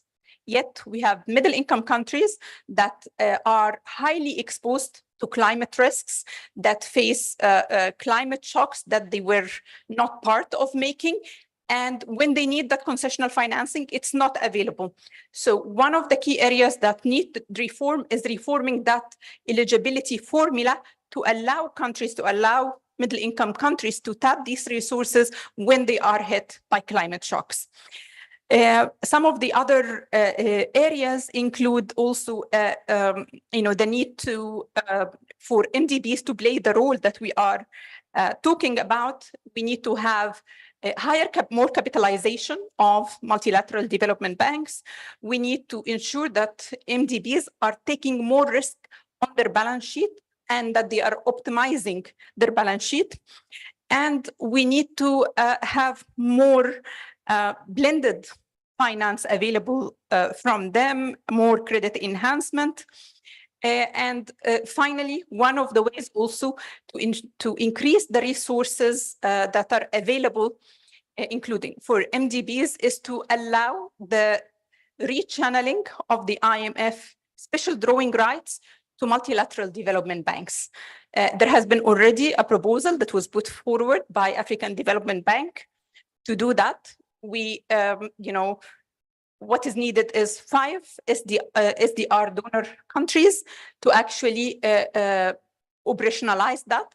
And it's very important that we have that to make sure that existing unutilized resources, huge amount of it, is actually put to better use, where you can get more leverage 3 to 4 times these resources by rechanneling. Another very important area is the need to reform the debt resolution framework.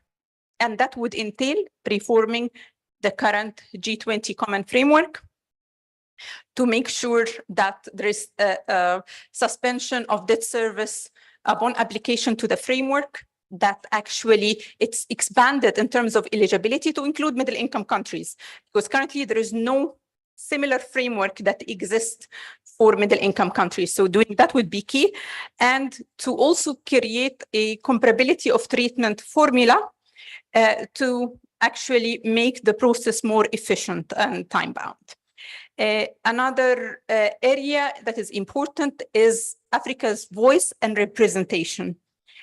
We're delighted that now we finally have the seat for the African Union at the G20, and this is very important because it moves us from being rule takers to rule makers, and leveraging that will be key.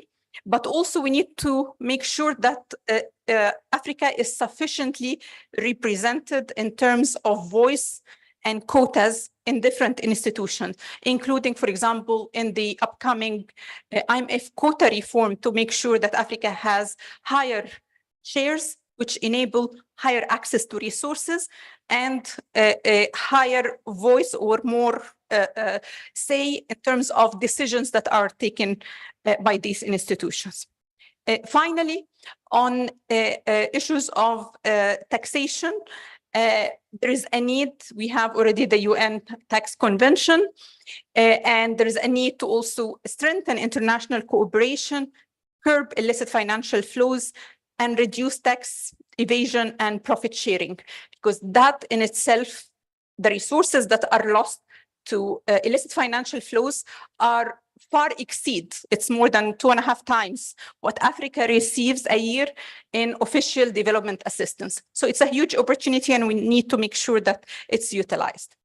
Finally, in terms of issues for suggested issues for discussion, for your consideration,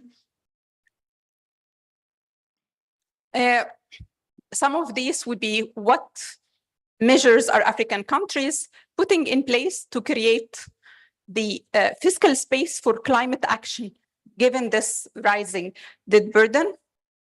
What are the lessons learned from reforming the policy framework and to promote investment and attract private sector capital? And what do you see as the priorities going forward? Third, what type of technical support do government need to mobilize climate finance and crowd in private sector investment? Fourth, what are the lessons learned from carbon market and green bond issuance from the experiences of member states to generate sufficient resources? And finally, how can countries integrate natural capital to drive economic growth beyond GDP measures? And I think this will be also particularly important going forward for the reason that some of the things and some of the direction now is to, for example, for the debt sustainability assessment, to take into account climate risk. What this means for Africa is that we will basically be seen as having a lot more climate risk than other regions, yet it's very important that also our contribution to solving the problem and the fact that we're contributing less to pollution and have more of the sequestering needs is captured. Otherwise, we will be put at a disadvantage by just looking at the risk part without looking and incorporating the opportunity side. Thank you very much, and I look forward to your comments and questions.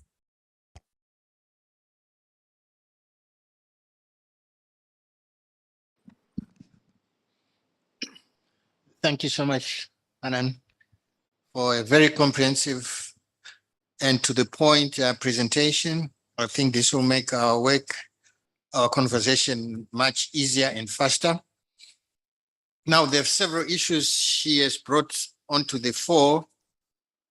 I think for me, the issue of pipeline of bankable projects, I think this is a serious challenge for Africa, where we have a wish list rather than a list of bankable projects. So we have to invest in bankability. I think that's going to be critical. And then the issue of green, blue, or sustainability bonds, I think that's another mystery for most countries in terms of what the hell is happening. Where do I start? What do I do? So I think for me, that's another issue. On debt management, also, I think one other critical issue is what are we using these resources for? I've heard cases where countries have gone to the Eurobond, used the money for recurrent expenditures, and then you can't pay the bond when it matures. So we have to be very, very strategic about what we do. Again, you bring back at regional level the issue of carbon markets. We discussed the implementation of the CFTA. Again, the indicators, how do we measure success, etc., and so forth. Those are critical areas. The issue of the critical minerals and electrical vehicles. Really, I'm delighted with the collaboration between Zambia and the DRC in this area, where we have seen them working together to see how they can move in this strategic area, strategic sector. And we are also hoping that Zimbabwe can join this to make a trio, so that we have huge resources of lithium in Zimbabwe. We also have cobalt, etc. So a trio would make a much bigger platform in terms of what we can do, what we can produce.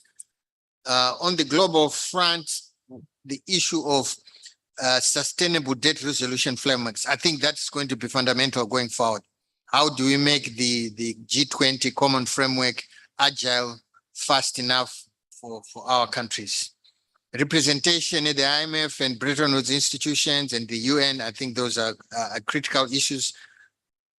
And then on the SDRs, it's so amazing that they are failing to raise or mobilize even a fraction of what they thought they would raise.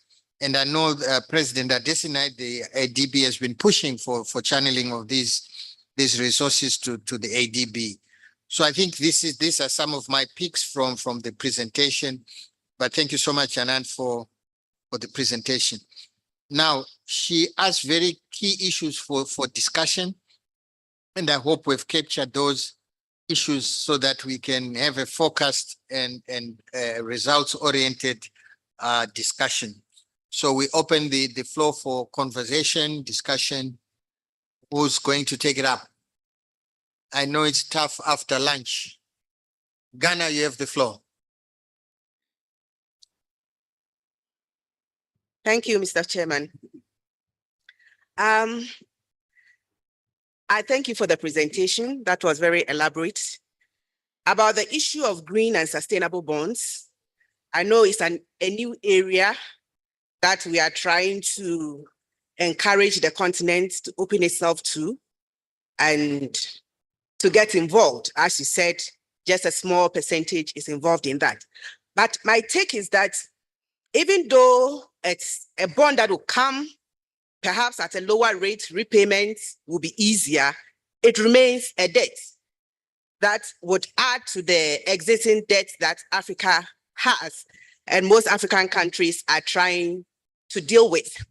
So I was suggesting that why don't we try to promote private capital mobilization? Because we realize that within the continent, there are a lot of individual rich people. Africa is one of the countries that most people are able to build their own houses. Outside in advanced economies, people take mortgages and all that. That means that there is resources and there's capital in private hands. And we are not into mortgage financing and all those things that will release funds for other things. And I bring this question up because of the experience of Ghana. When we had debt repayment issues, it was easier to deal with domestic debt, restructuring of domestic debt, because that is within your confines and it is in your own currency. So if we are able to focus and develop financial investment instruments that will let individual rich people release their funds, release their capital to government, to private government partnerships, then you know that if there is any structural challenges within the country, it will be easier to deal with such issues than when we constantly borrow from the international market. Because you see, as the cash, the issue you gave was we need to monitor and report proper use of these resources. So we still have a challenge in terms of the application of these resources when we go and borrow them. So once we haven't fully dealt with the proper use of these resources, it is just another opportunity for us to find easier ways to get capital, but may not properly apply it effectively, but add to our debt levels. So if we are able to really invest in private capital investments within the country, because as I said, there are a lot of wealthy people, then when we have structural challenges, it will be easier for us to deal with. And I think that we should begin to look inside because Africa has a lot of wealthy people within, and we are not making use of those resources. Most people have monies under their drawers. Most people invest and put their monies in Swift banks, put their monies elsewhere, and they are not investing in the continent because perhaps there are not attractive investment instruments around for them to invest in. Thank you. Thank you, Ghana. Very pertinent questions. This issue of abundant private capital, African capital. I always wonder when I see investments by rich Africans going out. So I think it's another, why is that happening? Is the environment conducive? What are the issues for such capital, African private capital, to invest in Africa? I think those are some of the issues.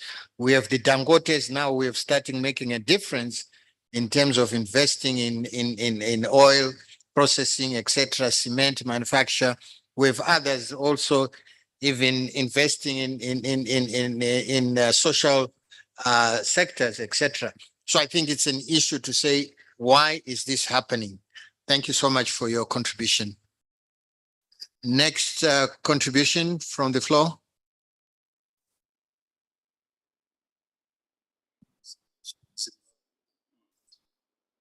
Is that Zimbabwe?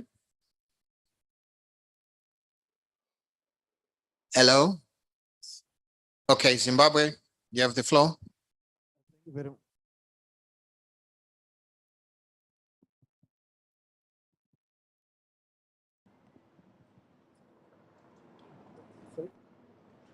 Okay, thank you very much for the presentation. I was very much drawn to the issue of biodiversity credits that you spoke of, which I think is something that as the African continent should be pushing very much, because we have the natural capital that is actually contributing towards the sequestration of carbon dioxide. Just, I wanted to know if in doing this, there's also been work in developing continental-based certification organizations and verification organizations. The continent is heavily dependent on external technical resources for the certification of credits, for the trade of credits, even for the verification of credits. How far are we, particularly when we are dealing with something that is likely to benefit all of us, such as biodiversity credits, in developing the accompanying certification and verification agencies on the continent? Thank you. Again, the issue of carbon trading, carbon markets, it's a mystery, I think, and that's a mystery we have to unveil. So I hope ECA can assist together with other institutions like the ADB on this front. Burkina Faso, please.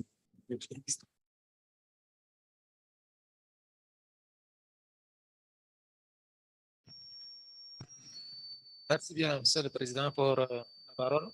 Je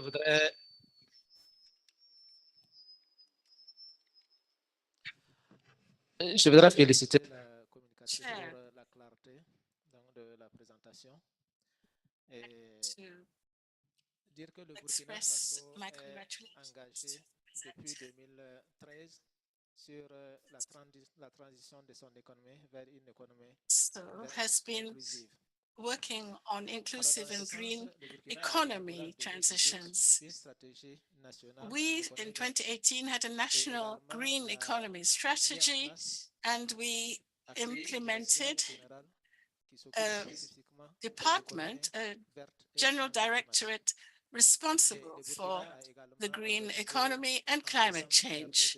In December, from the 19th to the 21st of December 2023, we had a Green Economy Academy, efforts to provide information so that everybody could embark on transitioning to green economy. This is because our citizens don't necessarily have the information that will enable them to move towards diverse and inclusive economies.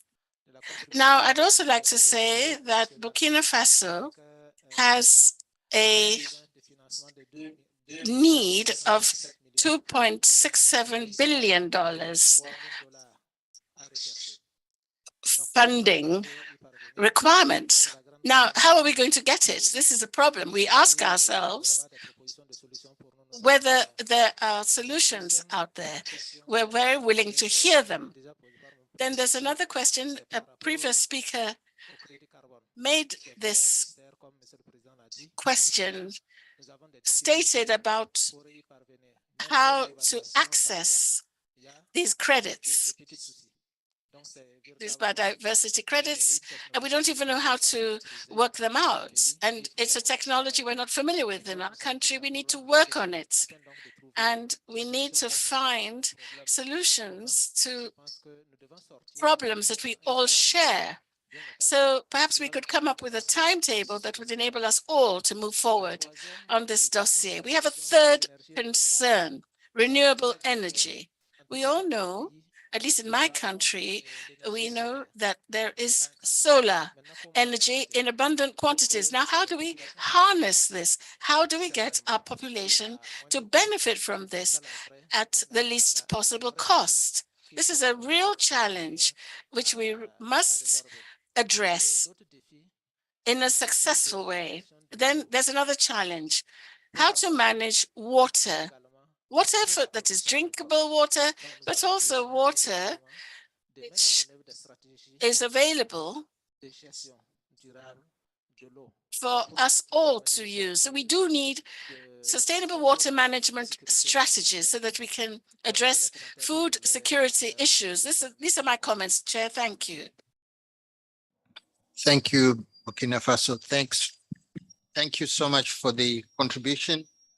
Pertinent issues being raised. Libya, you have the floor.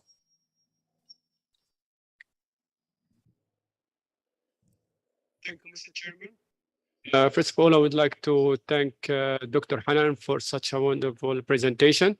And I would like to thank the government of Zimbabwe for their hospitality. My question is, all the UN agency always keep talking about supporting the continent and African countries reduce the carbon emissions and invest in the clean energy. But we don't see that in numbers. I mean, is there any mechanism that they're working at, or are they categorizing the countries to rich and poor? Because my country never been approached by any agency to help with this subject. Regarding the clean energy in the state of Libya, my government has approved a national strategy that would increase the percentage of the clean energy to 22% out of all energy by 2030. Thank you so much. Thank you. ECA, the UN agencies, your presence and support. So I'm sure we'll get some answers later on.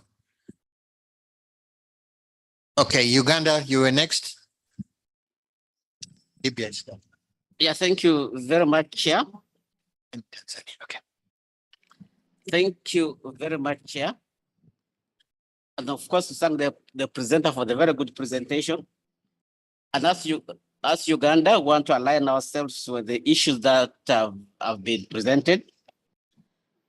Especially, I think the presenter indicated the legal and the institutional framework as very pertinent in the implementation of inclusive growth strategies. In Uganda, actually, what we've done is that in 2021, we put in place what we call the Climate Change Act to legally enforce the implementation of climate change responsive measures in line with the resolutions from international conventions such as the United Nations Framework Convention on Climate Change. And the Ministry of Finance, Planning and Economic Development also established what we call the Climate Finance Unit, whose major role is to enhance the mobilization of climate financing at the ministry. Workless, in respect that Workler has achieved several milestones. As of now, Workler mobilized about $1.95 million from the Global Fund Growth Initiative for the development of that unit. Uganda has also put in place what we call the Green Economy Recovery Plan. That was in 2022 to address any pending issues in the critical areas of joint financing, including climate finance, renewable energy, and resilient agriculture, among others. So on the issue of financing, there are several issues that we see as critical to inclusive growth economies. First, we need to balance the allocation of private sector investment across areas that generate economic, social, and environmental outcomes. So key here is the issue of the environmental outcomes. So when we are doing this, we need to balance its allocations. I think the issue of innovative financing also came up, and we believe we need to critically use innovative financing instruments and mechanisms to leverage emerging sources of financing. We talked of the the carbon, the issue of the carbon emissions, the green bonds, sustainability bonds, and sustainability linked bonds. All this we have to put into perspective. And I think, thank you, Chair. Those are our key issues for discussion. Thank you, Uganda, for your continued interventions. Most appreciated. Next, Tanzania. Thank you, Excellency Chairperson, for this opportunity. Chairperson, our contribution will base on the key issue for discussion. Issue number 2 on carbon market and the number 3 on technical support needed.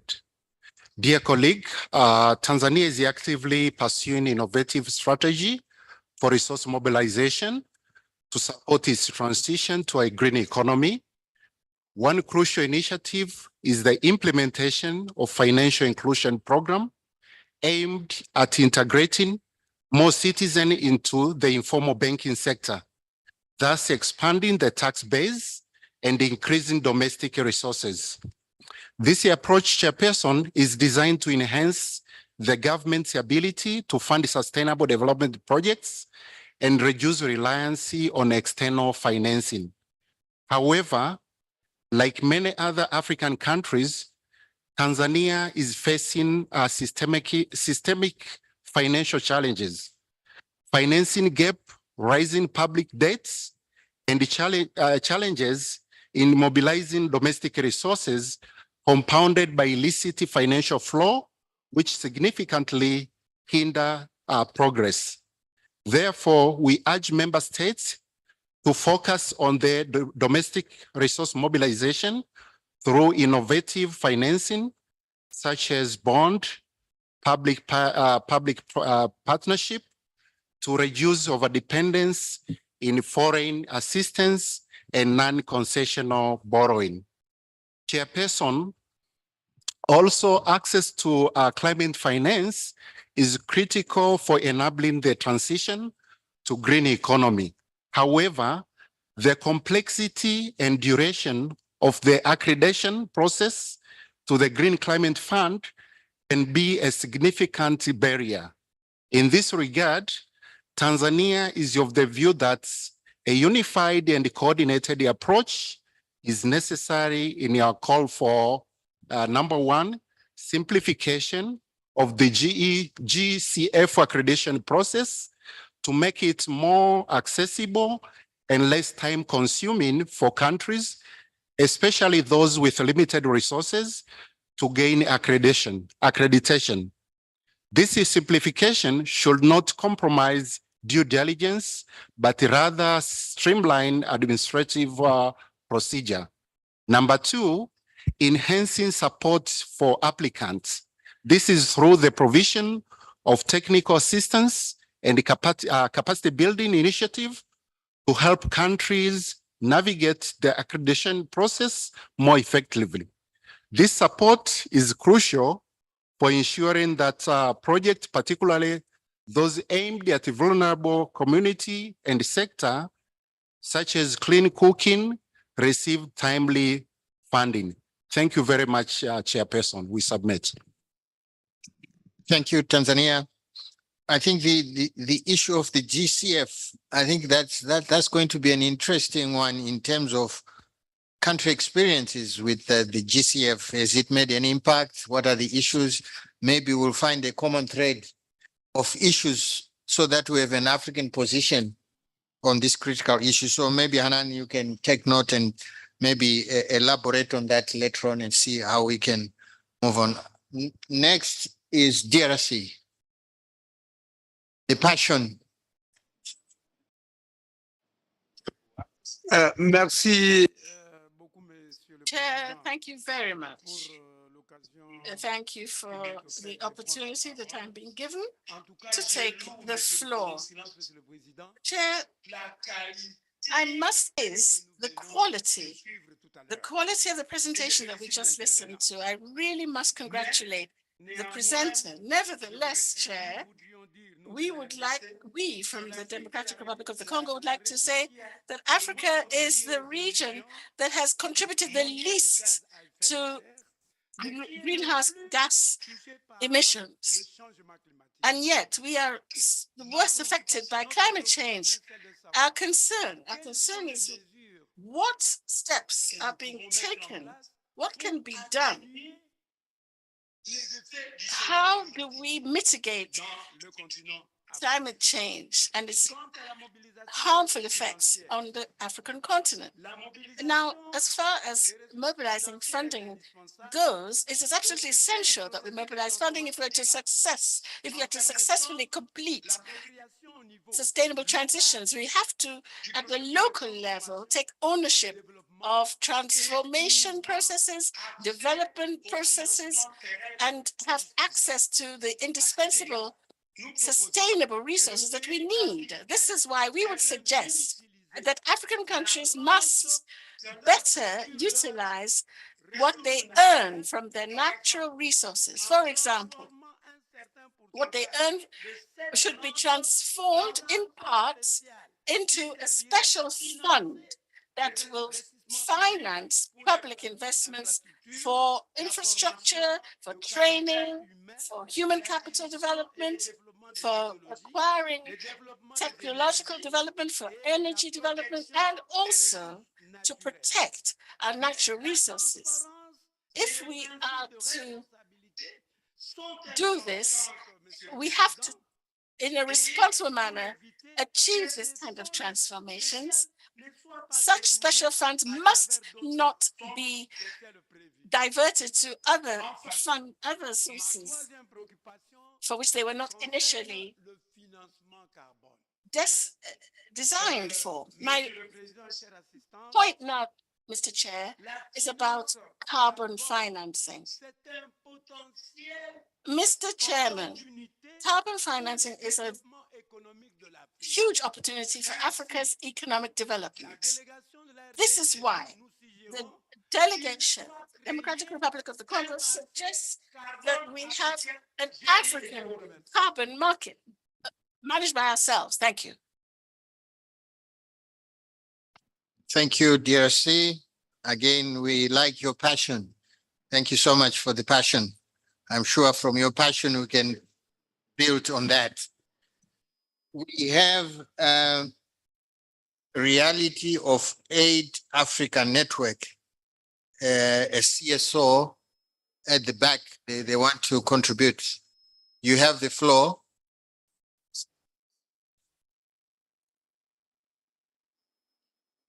Are they the ones?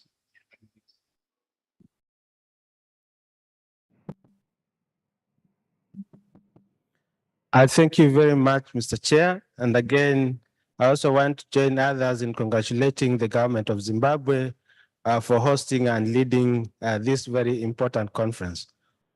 Mr. Chairman, as you heard in the morning, Africa holds or is a home to 54% or 54% of the world's poor are in Africa, and that should become a major area of concern for us.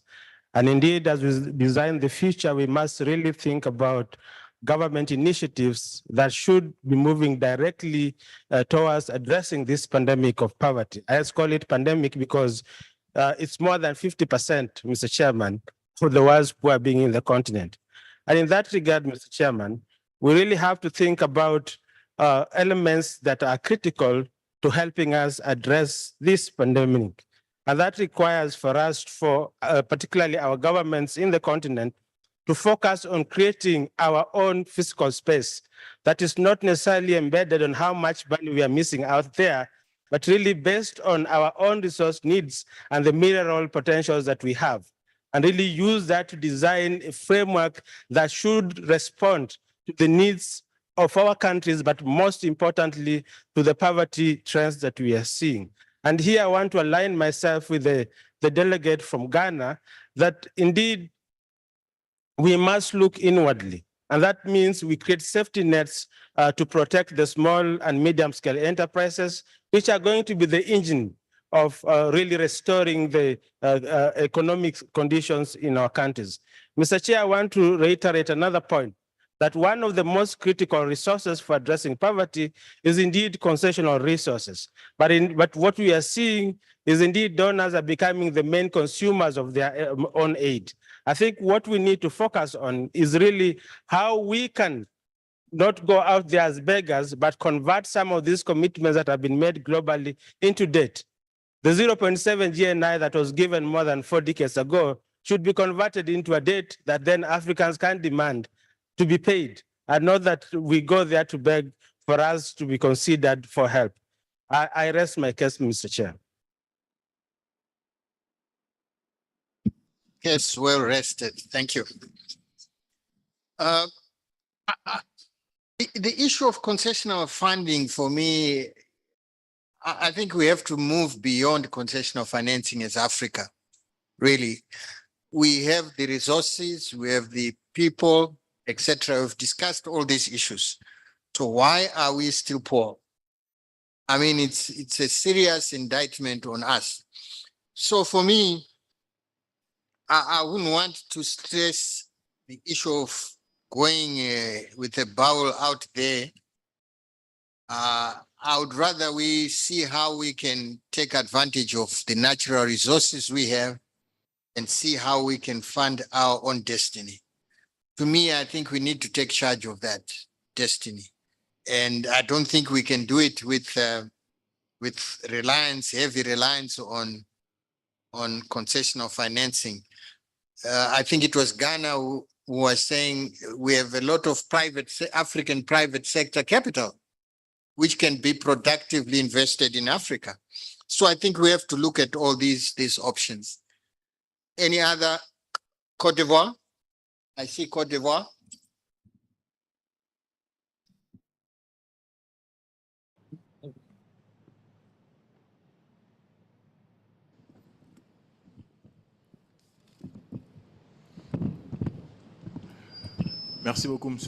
Thank you very much, Chair. I would like to thank the presenter for this brilliant presentation. I wanted to remind us that Côte d'Ivoire, since 2012, has engaged itself towards the transition to green economy. So recently, it hosted in 2022 the 15th Conference of Parties on deforestation, which led to strong outcomes. And it's called Abidjan Legacy Program. So we had an amount of $1.5 billion that were pledged.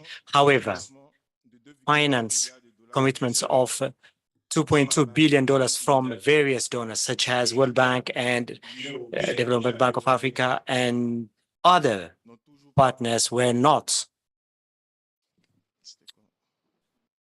fulfilled.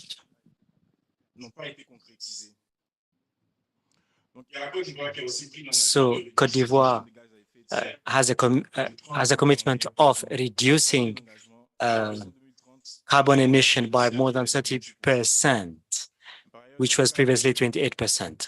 In addition, when it comes to afforestation, Côte d'Ivoire launched a sensitization program of the population through a campaign of 1 day, 50 million trees. And this allowed us to plant 3.8 million trees on over 3,000 hectares in 2022. In addition to this, we also have several policies and programs. However, the challenge that we have is related to financing and the lack of access to the climate fund, which resources are available virtually, but the access is a little bit complicated. So what we are requesting is, what can the ECA do to facilitate the access to these available resources? Thank you. Thank you very much. Any other contributions from the floor? Right at the back, I can't see. You can take the floor and introduce yourself. Thank you, Mr. Chair. My name is Sarah Maka, Executive Director for Africa for the One Campaign.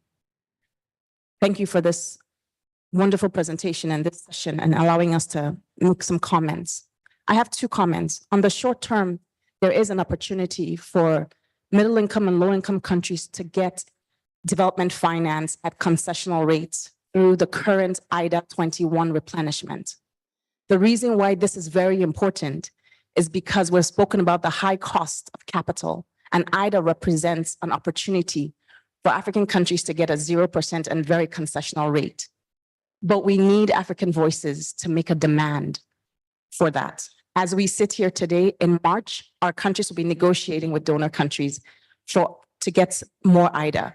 And those negotiations will happen all the way to December. So it's an imperative for our voice. The second comment is a long-term initiative.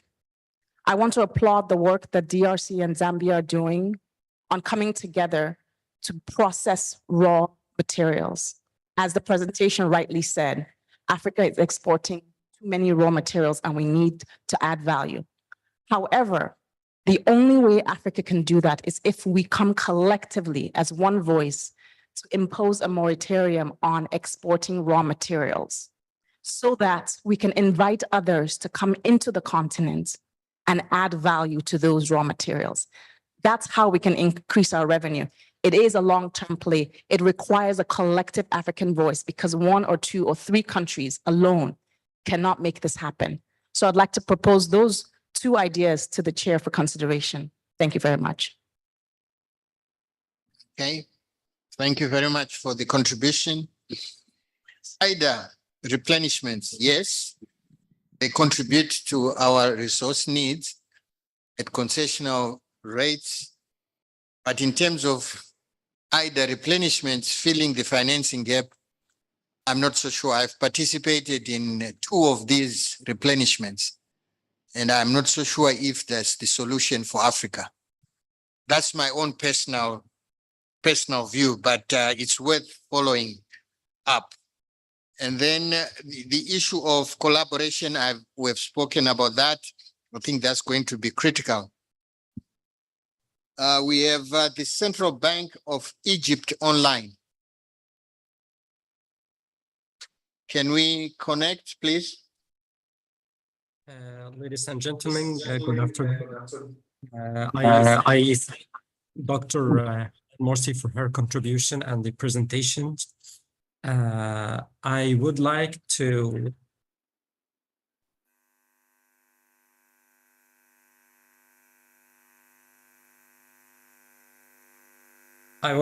add some point to the discussion.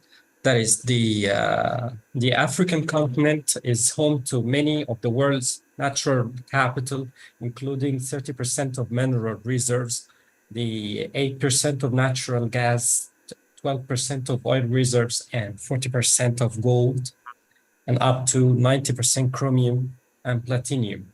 The largest reserves of cobalt, diamonds, platinum, and uranium in the world are found in Africa. The continent holds 65% of the world's arable land and 10% of the planet's internal renewable freshwater resources. We encourage the international financial institutions and credit rating agencies to consider accounting for an inclusive GDP, new measures that take into account such resources. This will not only enhance the economic activities in the continent by encouraging investments, but also will help support the African countries' credit ratings and hence pave the way for a reduction in costs of borrowing for the continent and enhance its access to a capital market. I thank you. Thank you, Egypt. Now I'm going to, before Hanan comes in, I'm going to quote an African leader recently at the AU opening. The quote goes as this: if the owners of natural resources go around begging, then you should know there's something wrong with their minds. I rest my case. Hanan, please. Thank you. Before Hanan, I think there's Comoros. Sorry. The Minister of Finance, Honorable Thank you for being with us. You have the floor. Thank you.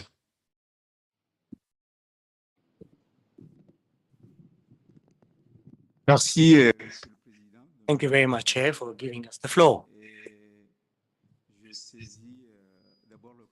I would like to use this opportunity to express my gratitude to the government of Zimbabwe for the warm welcome. Beautiful city where we have this meeting.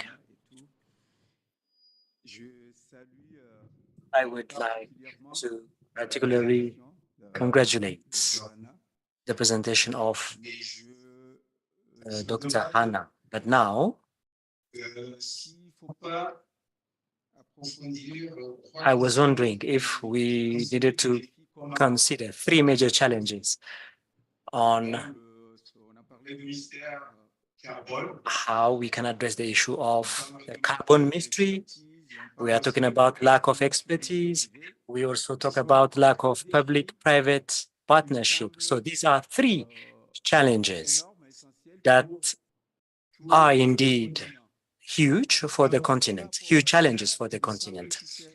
And it would be interesting to have instruments, adapted instruments or dedicated instruments to, on one hand, resolve the lack of availability of climate information, because this one is a major challenge for everyone.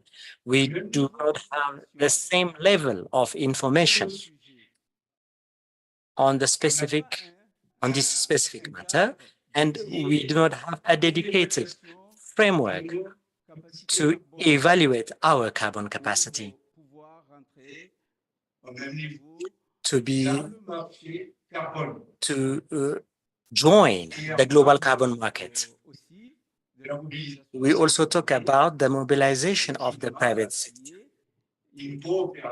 And we are also asking for a private-public partnership. So we need to have a cooperation platform or framework for all of African countries. So in light of all these elements, I believe it's high time to have or establish networks for countries, for instance, small islands with the African continent, and also that can be a strength for development or a force or strength to make proposals and go forward in addressing these challenges. So I think these questions or issues can be items for resolution so that we're able to make concrete proposals that can help us towards finding concrete solutions.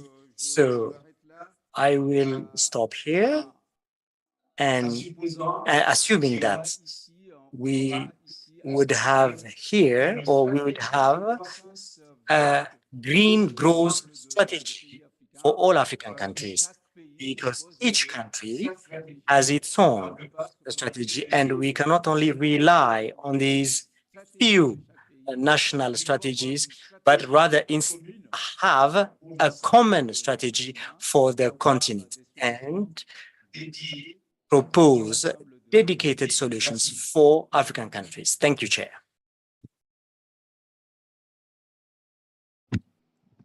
Thank you, Honorable Minister, for your wise guidance there. I think I like the issue raising of the carbon mystery and the three critical areas you have talked about, and also this idea of a dedicated framework. I think it's an interesting proposal. Any more contributions before we move to our online contributions? Okay, there is Africa ICT Alliance, Mr. Jimson Olufuye. Can we connect him, please?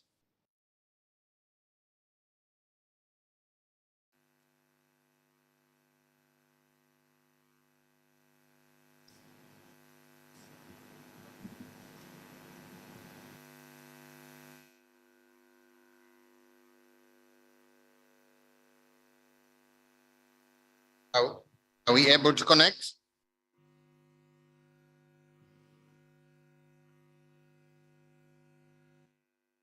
Okay, for time, maybe I'll ask Hanan to start her responses, and then we can try again the online contributions. Hanan, thanks.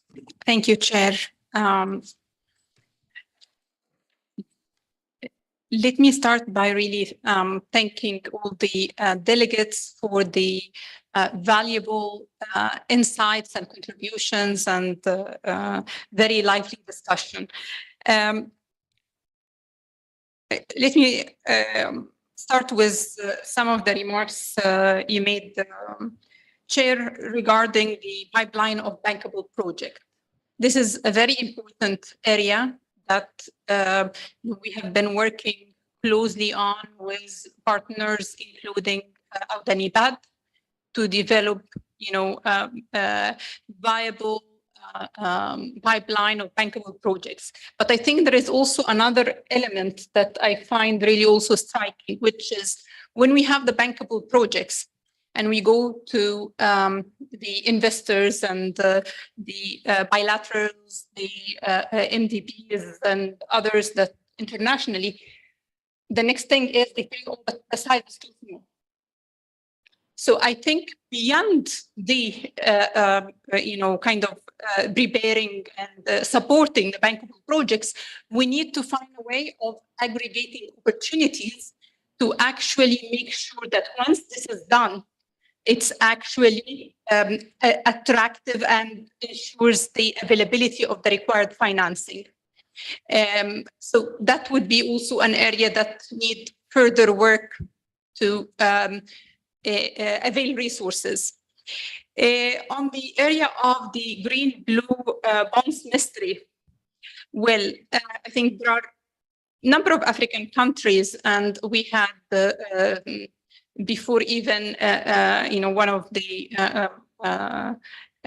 Minister of Finance of Egypt before spoke about their experience with green bond issuances, that at the end, it was not much lower than other bonds, yet it was very heavy in terms of reporting and in terms of all the burden of,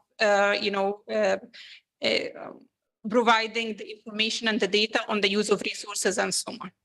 So here, one of the key issues is this, basically it needs to be attractive to invest this time and resources to actually issue green bonds that need to be, to provide you with advantages to just normal, bond issuances, because you are committing to specific climate actions. Hence, that's why we're saying that for these type of bonds, we need to have credit enhancement. We need to have things like, sovereign guarantees or MDB-backed guarantees to lower the cost, because there's a lot that you're putting on the table in terms of commitments. It needs to be also matched with what you're getting in terms of cost. Second, there is the issue of also having the statistical and data infrastructure to ease the burden of reporting. And that's why, we need to develop this so that it's not an additional burden, but it's already data and information points that would be regularly available. And what you're going to be doing is capitalizing on that to actually show quantified, credible results. So these are some of the things that I think would be key, and some also the areas that we have been working on at ECA, including, for example, through the initiative on the Sustainable Debt Coalition that came out of COP27.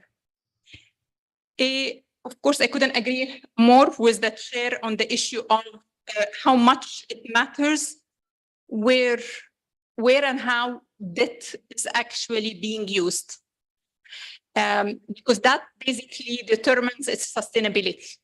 It should not be to finance current expenditure. It should be to finance investments and actions that actually basically provide the returns long term. And that is really the responsibilities of governments at the African level to ensure the good use of that debt so that it gets the highest returns and it's an investment for the future. And there are a number of countries that, for example, that had national mechanisms that kind of provide the checks and balances that this is actually being done. So I think we need stronger ownership in ensuring that at the national level so that we can have better governance and transparency of the use of that debt. Of course, on the issue of carbon market, I think one thing that perhaps I had not mentioned, we also need to, we are working on all this work in terms of supporting the development of national and regional carbon markets. But we also need the system globally to work, meaning we need to have a fair carbon pricing. We cannot have carbon pricing in Europe that is $120 per ton and less than 10 in Africa.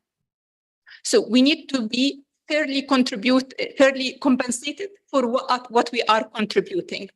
And we start with doing our part in terms of enhancing the integrity, strengthening the integrity of the carbon markets, and improving transparency. But we need to ensure that there is the appropriate and fair pricing of carbon credit.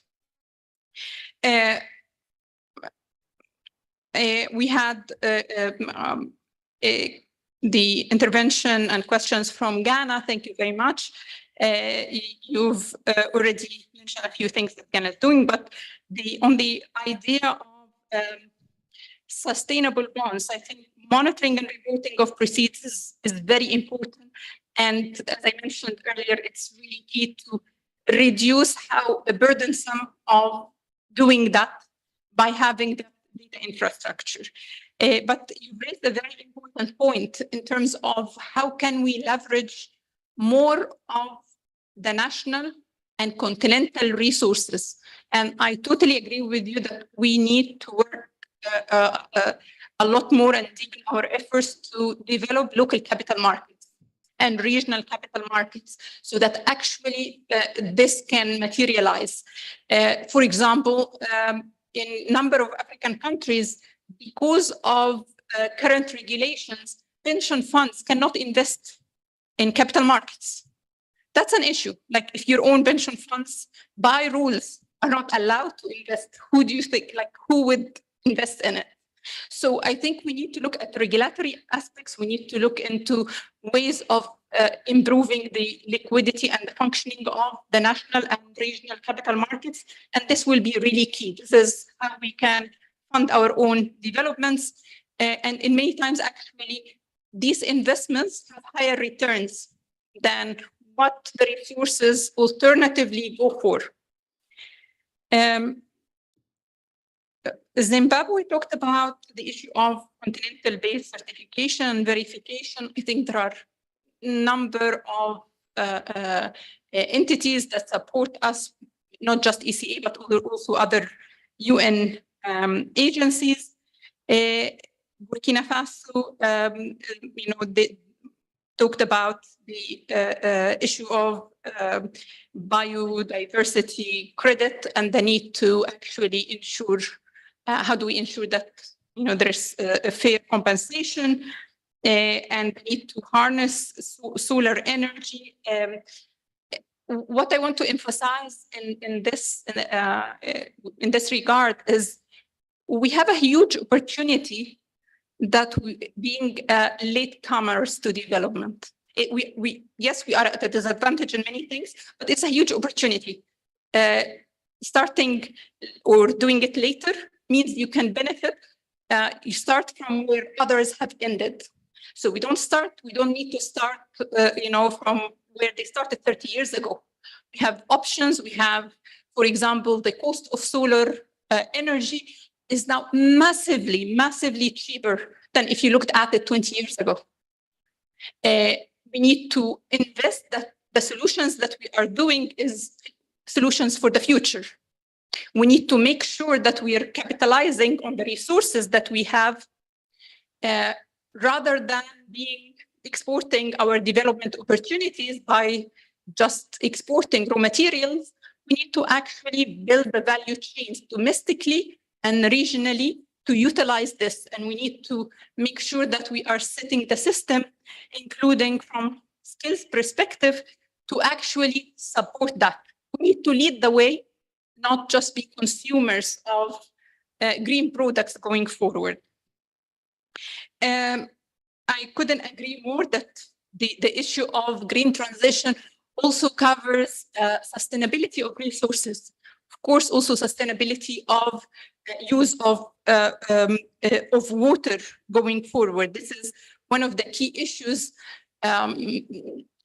to ensure food security, especially with the changes in weather and droughts and floods and all that. So it will be really important. I agree with the delegate remark on this. Libya, thank you for the question. We have been helping in a number of areas with regard to greening. We'll be happy to take the conversation with the teams forward in terms of the type of things that we're doing and what would be perhaps attractive for your country. Uganda, thank you for sharing the experiences in terms of, the national, the climate act and the green economic recovery plan that was made. I completely agree with you on the need to leverage innovative financing solutions. Part of it, of course, is building the capacity internally to actually be able to utilize that. And ECA will be happy to support in that area. Tanzania, it's really interesting the experience you've shared in terms of implementing financial inclusion measures and how this can actually help with domestic resource mobilization and broadening the tax net or tax base. I think number of Tanzania and others have talked about the Green Climate Fund in terms of access. I think totally agree that it has not perhaps delivered as we had hoped for. And part of it is how long it takes to go through the process and the complexity. So one area is how can we help in simplifying the process, but I think even maybe important issue is how can we have a way of simplifying these processes across different funds and financiers. So how can we perhaps, if a certain project and you have all this process that you've gone through to apply for the Green Climate Fund, then can you take that application or can it go automatically to the next, whether it's a development bank or a bilateral agency that work on climate, so that you don't need to restart the process every time you apply for something or it doesn't work with one. It may not work for one because of level of exposure to a certain country or because of focus on whether it's mitigation or adaptation for whatever reason. But to actually reduce the burden of going through these processes, I think some sort of a platform can really help in reducing the burden on countries and also expediting the process. Then we also had Cote d'Ivoire sharing the experience on reforestation program and the point I had just spoken about, which is the complex access to financing, climate financing. We had also Comoros speaking about the challenges due to lack of expertise, I think, of course, this is an area that we realize we're trying to support member states in it. But also the issue of the suggestion of having a framework to evaluate carbon market capacity. That's a really good point. Thank you. I think this is something we can definitely look into as a way of just assessing the readiness of countries. So it's something we'll take into consideration on how we can, look into this and perhaps develop it. Then there's also the issue of the common strategy for the continent. I think the efforts that we've been trying to build in terms of supporting sub-regional carbon markets is a way forward of really, bringing it together, and hopefully with the Africa Continental Free Trade Agreement, it can provide, the ground to actually advance it, not just at sub-regional level, but broader at the continental level. There are also, other solutions that, we can think of, like, issues of having developing commodity exchange markets to actually promote more of the carbon market integration. So these are all, important ideas that, we'll be looking into going forward. Then for the comment from Egypt on including, the contributions and the potential of the continent, whether through natural resources, whether through, the ability to provide solutions from sequestering carbon, whether through the potential of renewable energy. I think it is important that we make sure that this is actually taken into account. But I would go a step further in saying that not only that, we need to take the positive externality and the negative externality. It needs to be a way to account globally. So for advanced economies that are high polluters, that need to be reflected as a negative externality to the GDP. While Africa, if they are contributing to solutions, that need to be taken into account as a positive contribution, so that we have, in a way, a level playing field where you're not only thinking about how you are, producing this activity and that output, but what are you doing and how are you harming the environment or producing negative externality by doing that. You cannot only look at the positive side, completely ignoring the negative externality. So that would be really important. And that would be important also because it provides, like, it's the base, like whatever you measure is relative to your GDP or a measure of GDP. So that would be a way to take into account the positive things that are not taken into account currently, for example, in credit rating. Yes, and then for on Sarah from our campaign, I think I agree on the need to support scaling up of concessional resources, at IMF, at World Bank, at MDBs, because these are very important tools to allow countries to invest in SDG, as well as to take action, climate action. And we've been even not only saying the replenishment of IDA, for example, but we've been asking for tripling of these resources going forward, trying to be sufficiently ambitious so that we can actually be able to reform the access to such resources to allow middle-income countries to tap it when they are hit by climate shock. And then on the issue of the moratorium of exports of raw material, as much as much as, I found that interesting, but of course, this would be against WTO rules. So it's quite complex, and we have countries that have tried that. And for example, Indonesia, and they had issues or repercussions from doing that. So I think, it's a very important issue that we basically, instead of exporting our development opportunities by just exporting raw material, is how do we, really develop the incentives to make it attractive and ensure that there is domestic value added and regional value added around it. And there are, I believe, alternative ways of doing that. And this is what we have been doing, in collaboration with DRC, with Zambia. So we need to just scale up this more in the continent.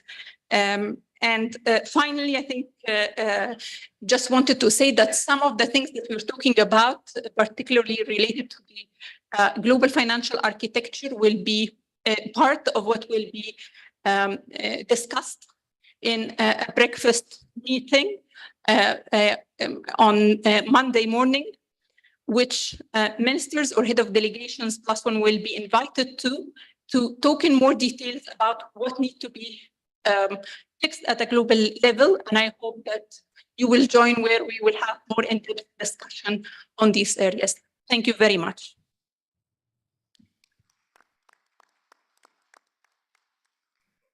Thank you, Anan, for your comprehensive response and conversation. Now we have Africa ICT Alliance, Mr. Jimson Olufuye, online. Thank you very much, distinguished chairman. My name is Jimson Olufuye. I'm the chair of the Advisory Council of the Africa ICT Alliance. The Africa ICT Alliance is an alliance of ICT associations and ICT companies and professional individuals across Africa. We are currently in a little over 40 African countries. Our vision is to fulfill the promise of the digital age for everyone in Africa, in accord with WSIS 2005 outcomes. So I really want to start by really thanking the UNECA and the government of Zimbabwe for this invitation and the excellent platform. I apologize for the itch, when I was called earlier, it still happens. Well, basically, it has been a wonderful presentation, excellent presentation, and very rich. And I want to commend all those that made the presentation. So I will just make some few comments. And number one is to say that the private sector is always ready to partner with the public sector with regard to boosting the economic profile of our nations. We are committed to lifting up our people, as a government too are committed to taking our people out of poverty. So we are committed to working hands in hands with our governments. And that is to say that we want our government to embrace multi-stakeholder approach to everything they do. For example, I don't know how many of our delegation, the government delegation, have private sector embedded in this delegation. So I want to encourage that it should be a culture that we should have private sector within our countries embedded in our delegation. They'll be able to fund themselves if advanced information is provided, notification is provided. And talking about this, I must give an example of Nigeria, where the government has been doing a lot to work with the private sector. And then we talk about the result of that with the Dangote and a lot of tech unicorns in Nigeria today. So it works, and it works well if we collaborate, if we cooperate. Secondly, I would like to really say we should challenge our sectors, the private sector, the academic community, the technical community in our countries. we need to be challenged, domestically with regard to solution, even to climate change, even to adding value to our raw material. We need to be challenged. You'll be surprised that we have a lot of know-how within our countries. I believe the real gap is that we have not really challenged given standard framework to really deliver on national requirements. In some cases where it's been done, where I can testify about, it has worked. For example, using clean energy to power data centers. We have used that for more than 10 years, data centers being powered by solar energy, purely solar energy. And it's been working very well. So let's challenge our people, our experts within our country so that our currency, our resources can stay within Africa. That is when our economy will have value, our currency too will have value. Then thirdly, with regard to agriculture, it's very important. Let's grow what we eat and eat what we grow. We have a lot of arable land, like has been well established, and we know it. So let's focus on that. And that is when resources, our wealth will really show up. Then fourthly, I would like to add my voice with regard to tax issue. I've been talking about taxes, bringing many more people to tax net, but how about optimizing the tax system? The taxation system needs to be optimized, especially in the ICT sector, because when we optimize it, there'll be more connectivity. More people in the underserved area will be connected, and even more revenue will come to the government, basically, and GDP will be boosted. And this reminds me of a research done by UNECA, I think 2 years ago, on the implication of connectivity, that is ICT and cybersecurity, to development in the fourth industrial revolution. And it came out with a very positive outcome.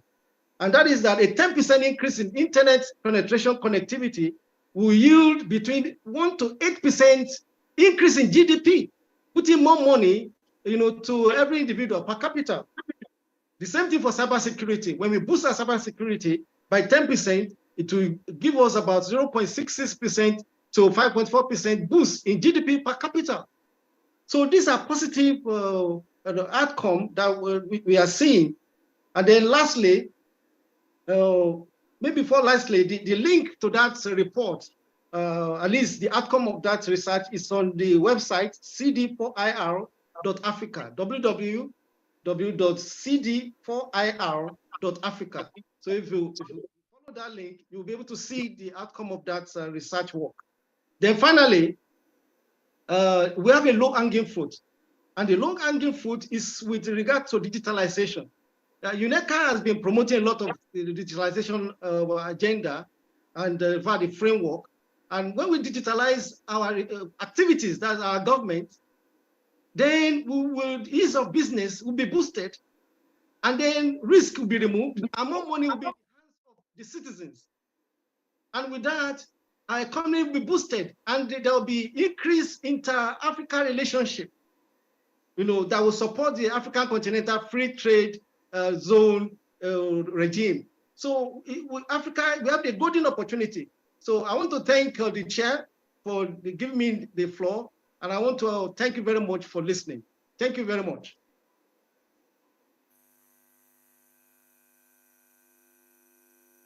Thank you very much. Now, I think we have any more takers? Okay. Oh, there's one right at the back. Please identify yourself and let's be concise.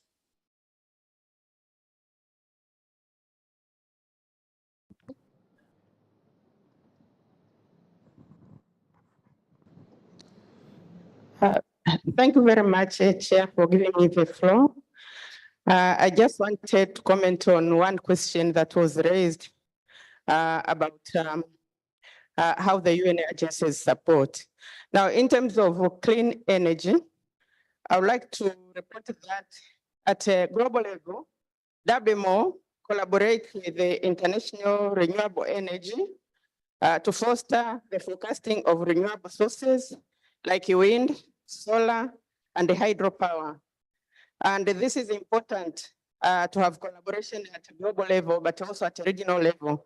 As we know that this climate, the clean energy sources, they are not sustainable. Some of them, they have fluctuation. If I give an example of wind, you can have this source, but after a time you have a fluctuation. So it's important to mainstream climate into operations and management and planning of energy resources. And the WMO is available to support members on this. At a national level, WMO also supports members by providing precise weather, water, and climate data that are crucial requirements for our transition to clean energy. We need to ensure resilience of our energy system against extreme weather and climate change impacts. Even the energy system itself can be impacted by the climate change. So it's important to make sure that we integrate this in the planning. And the WMO is supporting this at all levels, starting from global up to national level. Just wanted to report this. Thank you. Thank you very much for that elaboration on the role of UN agencies. Now, I think we can come to the close of this very interesting session. Thanks, Anand, for the presentation and your conversation with our delegates. I think my take before we close, and then we'll have some announcements. I think I liked your approach on having national, regional, and global perspectives and what needs to happen within each category. And I think it makes us easier for interventions. I think that's a very good approach. So with that, I think I won't waste time repeating and summarizing what she has eloquently done. All it remains for me is to thank you all for the active participation this afternoon. Let's resume this tomorrow. We are starting our meetings tomorrow at 9. So have a very interesting and wonderful evening, and we'll see you tomorrow at 9. I don't know if there are from the Secretariat announcements.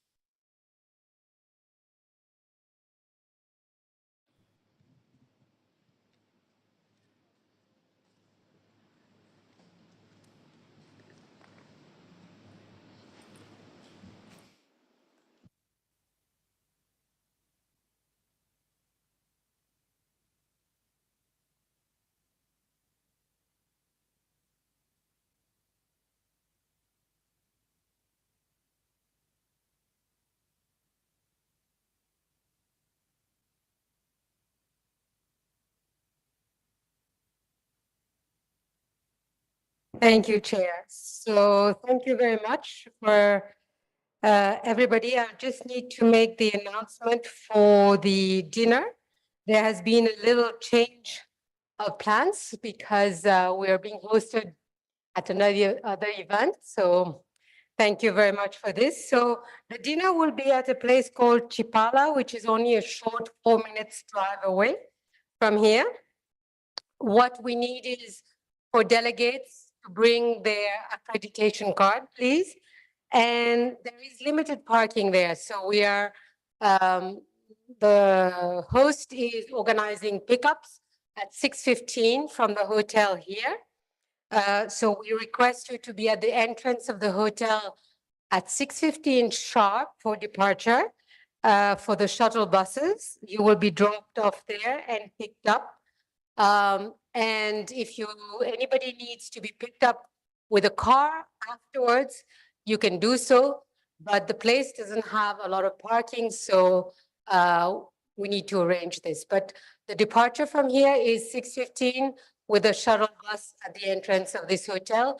Please don't forget to bring accreditation cards for all member states delegates. Thank you so much.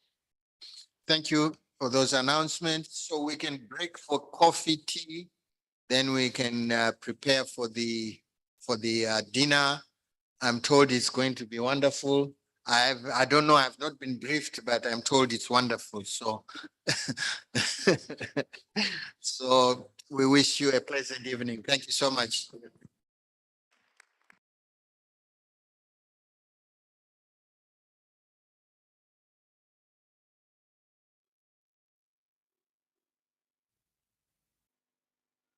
And we encourage people to visit the women artisan stand where they're selling local handicrafts. It's just here. Thank you.